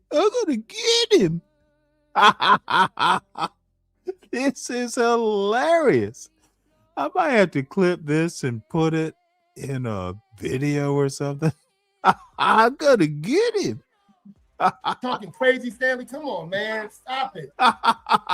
Stop it, Stanley. He needs some milk. Stop it. Where he at? He want to go get some See, I haven't left the chat. Maybe I went to take a piss or something, but I didn't sit down when I did it like you, boy. my medicine? Where he at? What the hell's going on? Am I on here testing 1, 2, 3? Fucking goddamn clown. I'm still around for a moment. Hey Stanley, come on, man. Where they at? Hold on. Where you at, booty boy? What in the fuck is this? Why? What in the? Now I do have to ask. What in the fuck? What is this boy doing? And see, I laugh my ass off. Hey, keep performing. Be clowning yourself, clown. His braids in his hair. Oh my God. You're the feminine energy of this program. You're the feminine energy of this program, sir. Dude, I am listening to your dude. Get out of here, Stanley. I won 2 hours ago. Stop trying to keep up. Oh my God. He won 2 hours ago. Hold on a second. I'm about to give my baby mama child a kiss real quick. Hold on.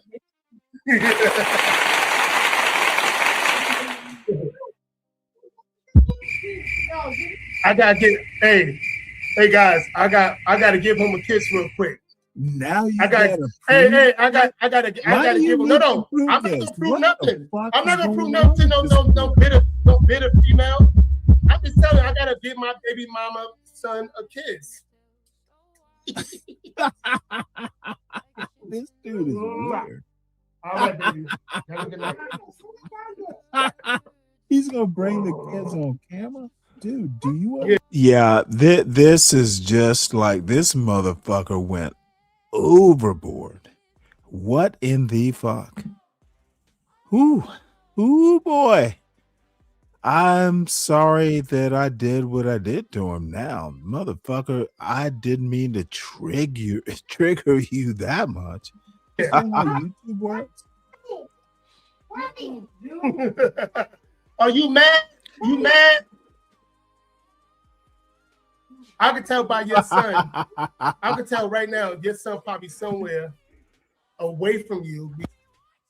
Hey, you know what? And one thing I can say, Kim, he won't. I won't have to hurt his feelings again. Sometimes, you know, we males have to kind of, you know, do that, you know, that kabuki dance. I bet he won't do it again.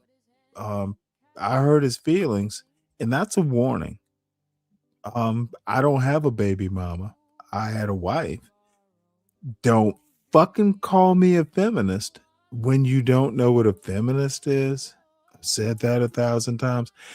This young man keeps making arguments he doesn't even understand, and I just keep checking him. Yeah, your baby mama's son. Well, motherfucker, isn't he your son? I'm waiting to hear a claim. Dude, it's just real weird. Because he knows what it is, baby.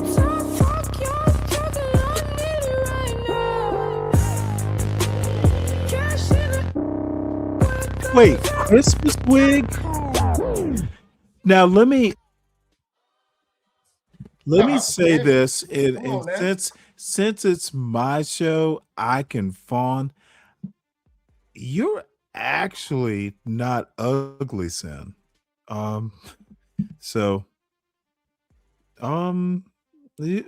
This is actually a compliment to you.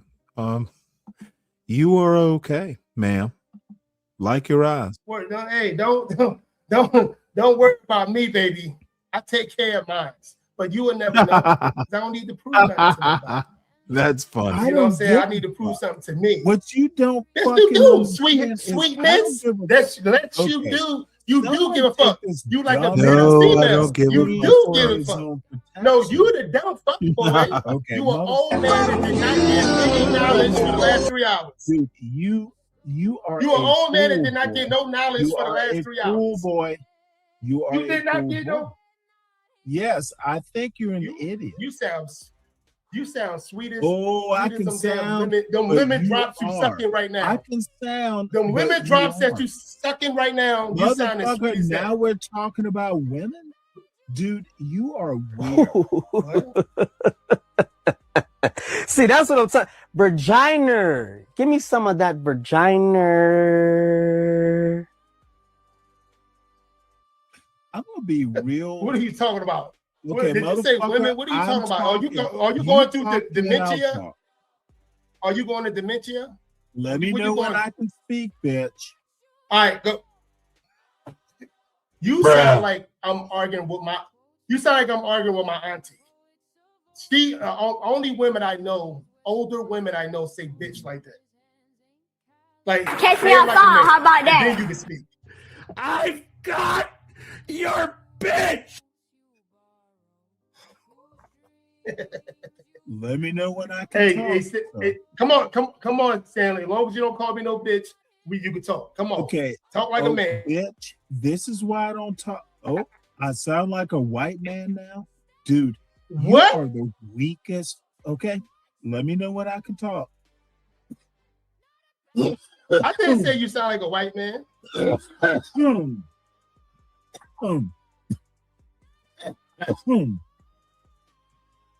I didn't say you sound like a white man. What the hell? I didn't say that. What are you talking about? You said something about women just now, and then you said white man. You going through something, man. When I you gotta go get your checkup. You gotta go get your checkup. You gotta go get your No, checkup, no, sir. brother. I don't have to do shit. You got to I go just get your wanna checkup, talk. sir, because you're going through something. You just You're going wanna through something. overtalk because you're afraid of what I'm gonna say. No, just don't say nothing stupid. Okay, I'm gonna mute. Just don't say nothing stupid. Just don't say nothing stupid. I know it's gonna be a hard So, concept. motherfucker, Just don't. dude. So I need your permission. Not You can to say say motherfucker something like a bitch too. I'm not your bitch. You do that with your daughters. You do that with whatever you think is all right. That's literally the first thing you say up when you wake up in the morning. Just don't say something stupid, bitch. Dude, this is why. And I don't like. Does this? No. Okay, I don't like using the N-word, the hard ER, but I'm gonna say it about you, bitch. Yes, you do. No. Savage Say the knows baby that. mama. Most people, I don't like using that hard N-word with the ER. And now that I've described it to you, why? Because you triggered? Fuck that little nigga. Don't fuck with me. I try to be a good motherfucking nigga, but I can't be because little bitch ass niggas like you want to fuck with me. Hey, now that I've described it, ER and N, your dumbass knows what word I would have used. Your t-shirt is smarter than that.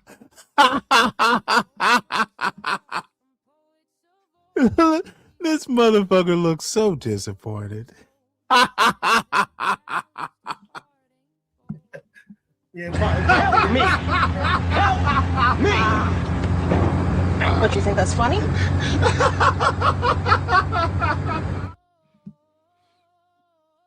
Hey, Savage, you think that's a sarcastic laugh? Motherfucker, you're even laughing at the comment. So I know it's funny.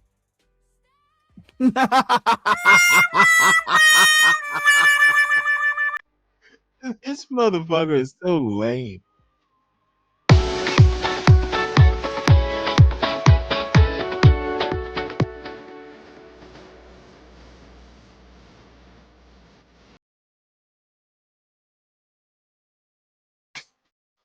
Yo, man, I'm over Hey, loose. Stanley. Hey, I'm sorry. Hey, Savage, all this production you have, I want it, and you know how to pay for it. I want all of it. You better get it. Listen, I'm working on you. I got it already. I'm working on your stuff already. Yep. You dig? This was a funny interview show because not all shows have to be debates and who looks up the statistics and this and that. We can have a conversation and we can have old people come in and try to bully the fucking panel. Let them be old. Let them be old and it's cool. How the fuck do I? That's what it all came down to. See, you could try. It was a try. He was trying to. Well, no, what does this say about these YNs? An old man came up and bullied them? Oh my Lord, Savage. I think I won. Listen, it's These hoes ain't loyal. These hoes ain't loyal.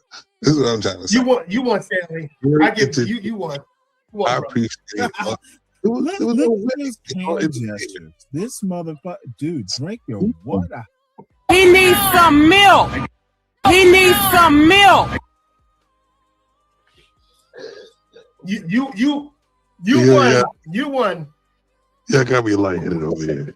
Y'all got me lightheaded. I can't do it. I can't do it. I gotta come on camera because You won, Stanley. Stand the man. Don't have that man behind you though. He right there. I gotta work on a song for Stanley too, man. I gotta give Stanley an intro because he don't do a song for me. I have people. Wow. Stanley is a Don't proud. do a song for me. So it's gonna start off. What I do is I stand on what I think. Yeah,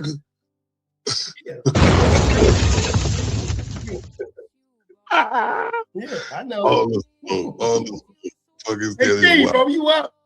Stanley, you going live after this? No. No, okay. I'm here. Now I might hop up on another show if there's one there. Okay. But dude, look, my show is lame.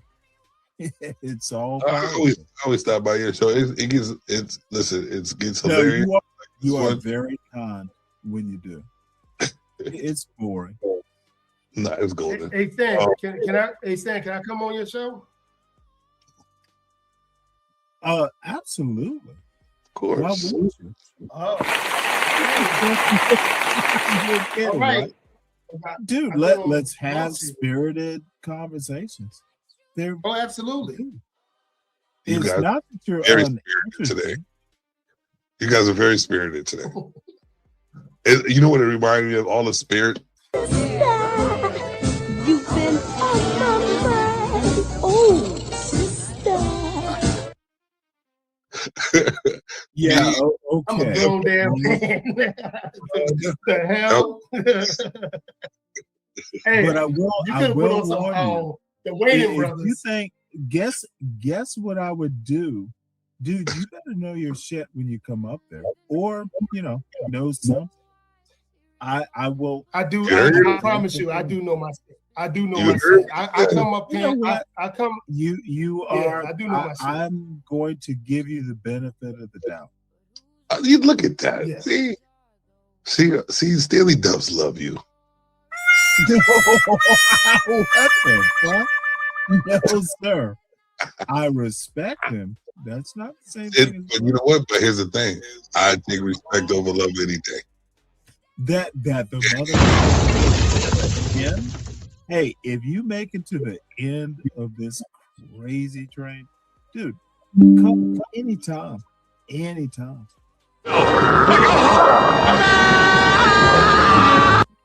Hey Mo Love. Good to see you, ma'am. Hit the link. It's actually really good to see you, Mo Love. So let's see here. I need to learn how to make wigs. Okay, well, when you learn how to do that, I've never thought about how do you make a wig. So send that a wig making channel might be something we need to do. Actually, oh shit, are there wig making channels? You need to let me know. That is something I'm definitely going to explore. And by the way, speaking of you, Sin, I just for some reason or another, I still get John Galt's posts. I do not subscribe to his channel, but who knows how the algorithm starts. And let me see if I can figure out how to put this up. Yeah, John Galt is a piece of trash. But let's reserve it till let me do my full let's see here. Give me one sec.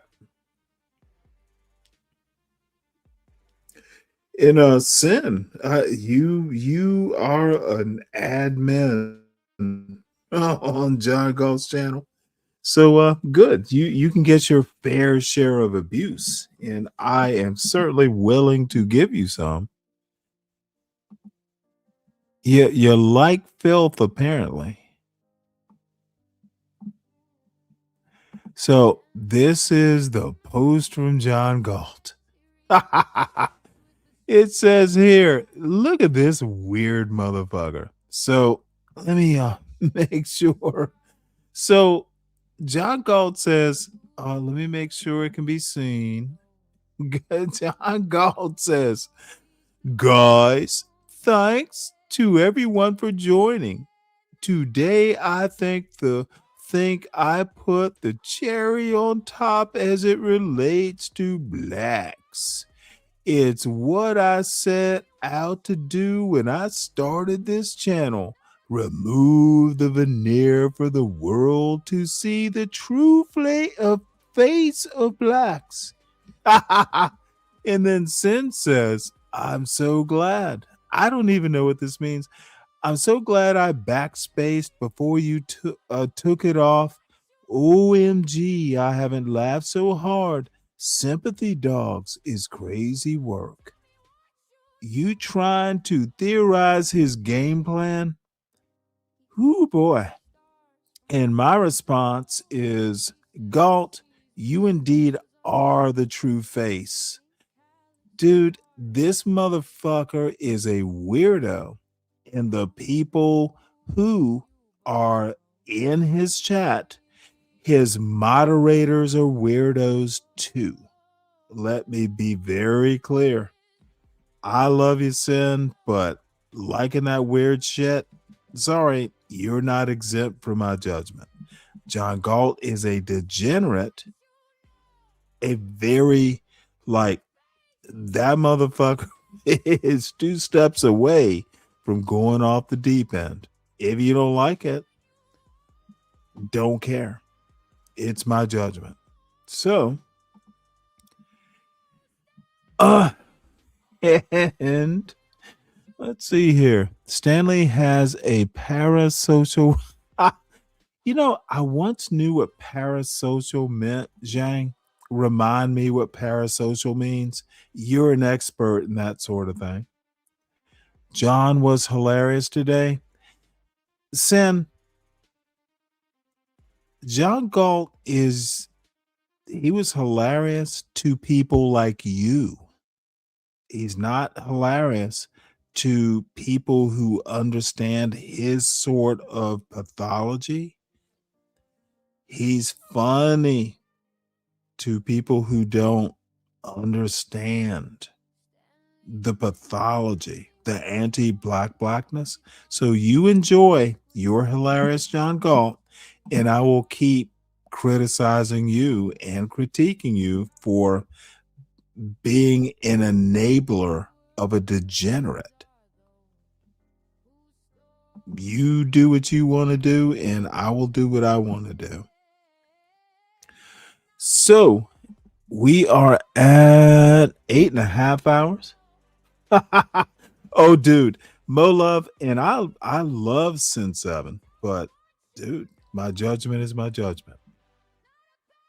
And I have been doing my bread journey today, and I am going to show you this, and hopefully I don't get some sort of copyright strike, but do bread channels actually do this sort of stuff? Just add vinegar. I'm going to have to do that maybe. So, let's see. I took that right off. My bad. We're going to watch a bread video just to give me hope of making good sourdough bread. It is so sad. My sourdough. It is so sad. But you know, you gotta keep trying. Let's see here.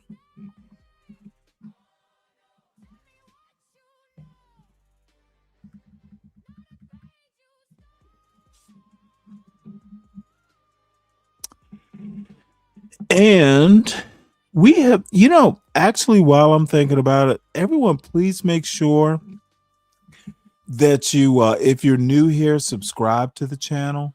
It'd be so nice. So, make sure. Oh, damn it. Thought I played it. Let's see here. Nope, not there. Playlists. Oh, there we go.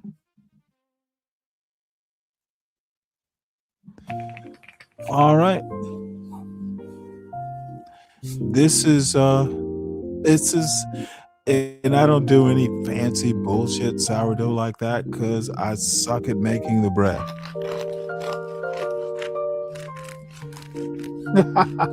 That's funny. What?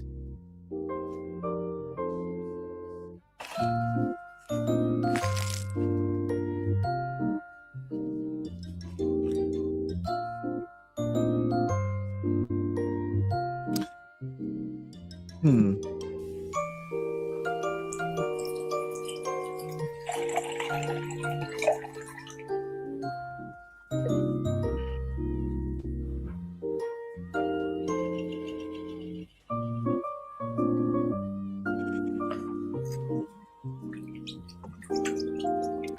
Uh,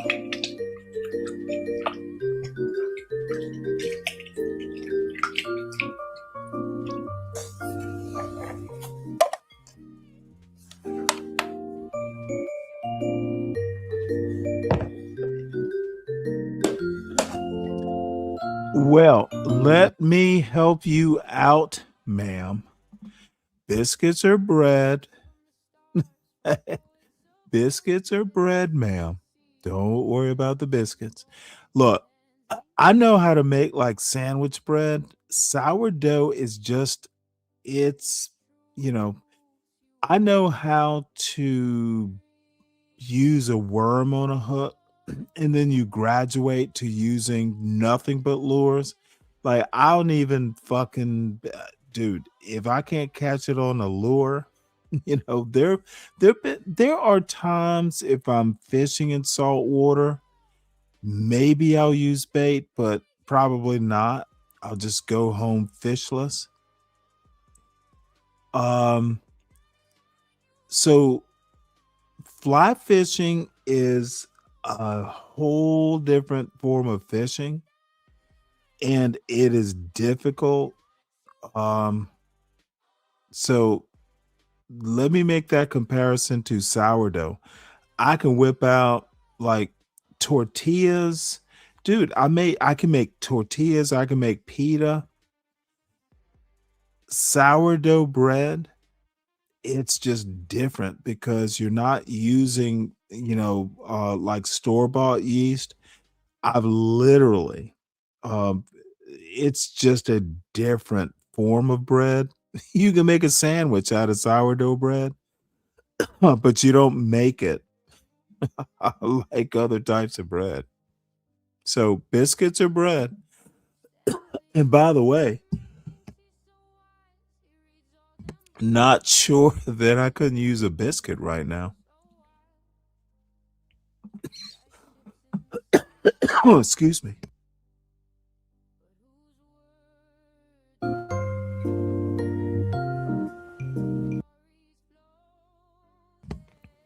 I used 500 grams, and it was bread flour, not 400 grams of all purpose. So really? Ooh, that's interesting. Shit, really? What kind of biscuits? Now that is interesting.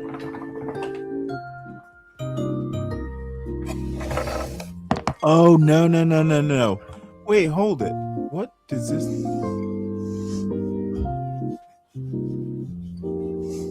You don't need a bread maker to make bread. Come on now, Sin.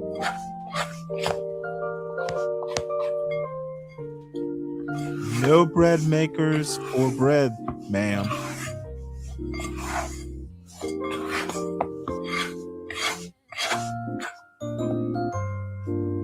Hey, Hardee's makes good damn biscuits, or at least, it's been a while since I've been to one, probably 10 years.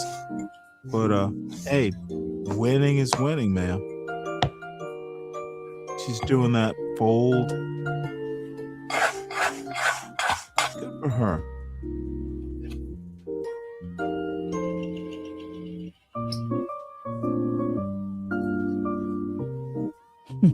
Sin. I should probably start doing it. This is the weirdest thing.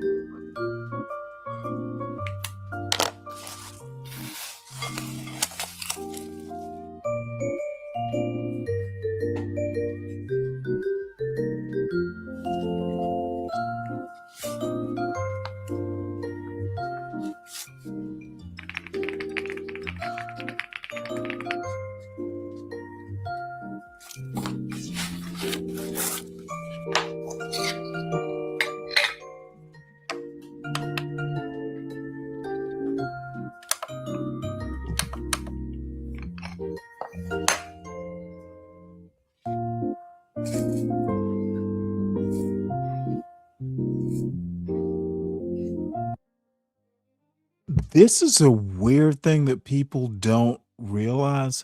Dude, I keep saying dude. I've had a couple beers, but scales, kitchen scales are awesome. It makes your baking so precise. Um, and kids can use scales. It's funny about the Bisquick.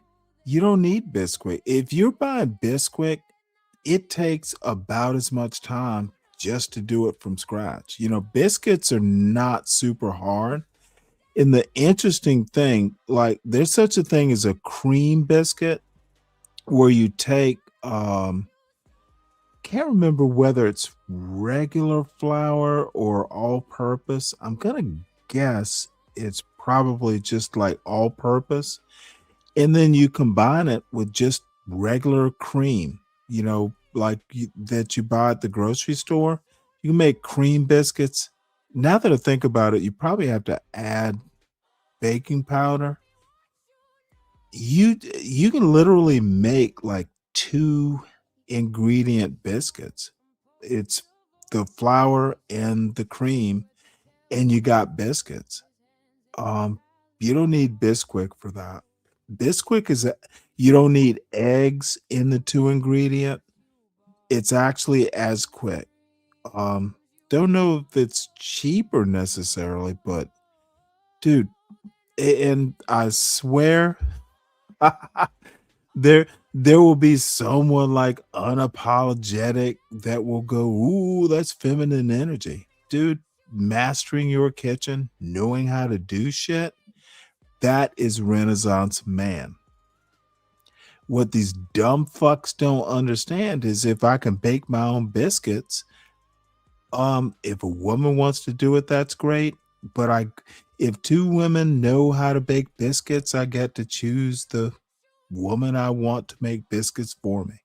And I know that sounds weird, but the more capable a man is, the better woman he's gonna get. I don't understand why these fucking goofies don't get this. Be the man a woman wants, and you will get that woman.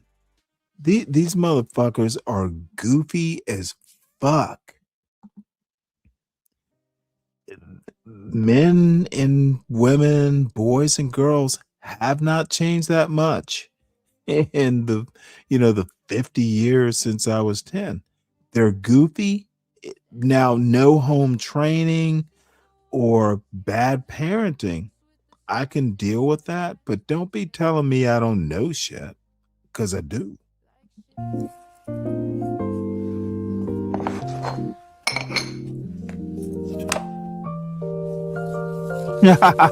School science lab? That's interesting. Your ex? Oh, Zhang. Trolling as usual. Buttermilk biscuits, damn good stuff there, Brian. That is true.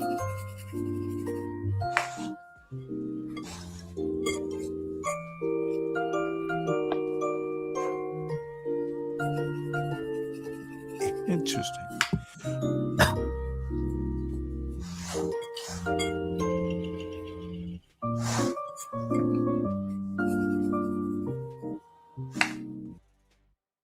Now, this is a joke, but I hope she doesn't get any of that tattoo ink into the bread. The fuck are those dumb tattoos?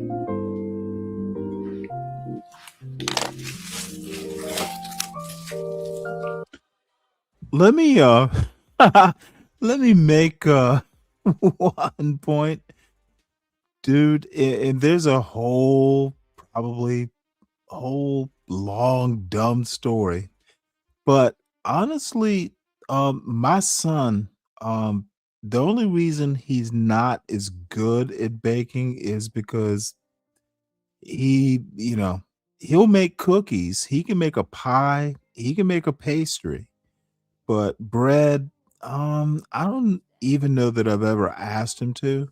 But if you can make cookies, you can make bread.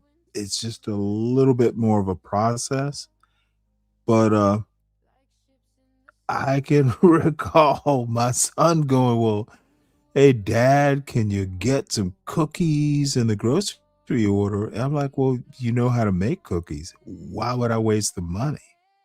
And all of a sudden, he didn't want cookies anymore. Make Dude, I was talking to my son today because I got a bunch of sourdough discard. There's recipes to make sourdough pancakes. Dude, make your kid, if you want a goddamn pancake, make it from scratch. They will either want it or they won't. And either way, you'll be a proud parent. But motherfucker, it is so funny. Oh, can I get Pop Tarts? Well, let me show you how to make a Pop Tart from scratch. Gotta parent these children.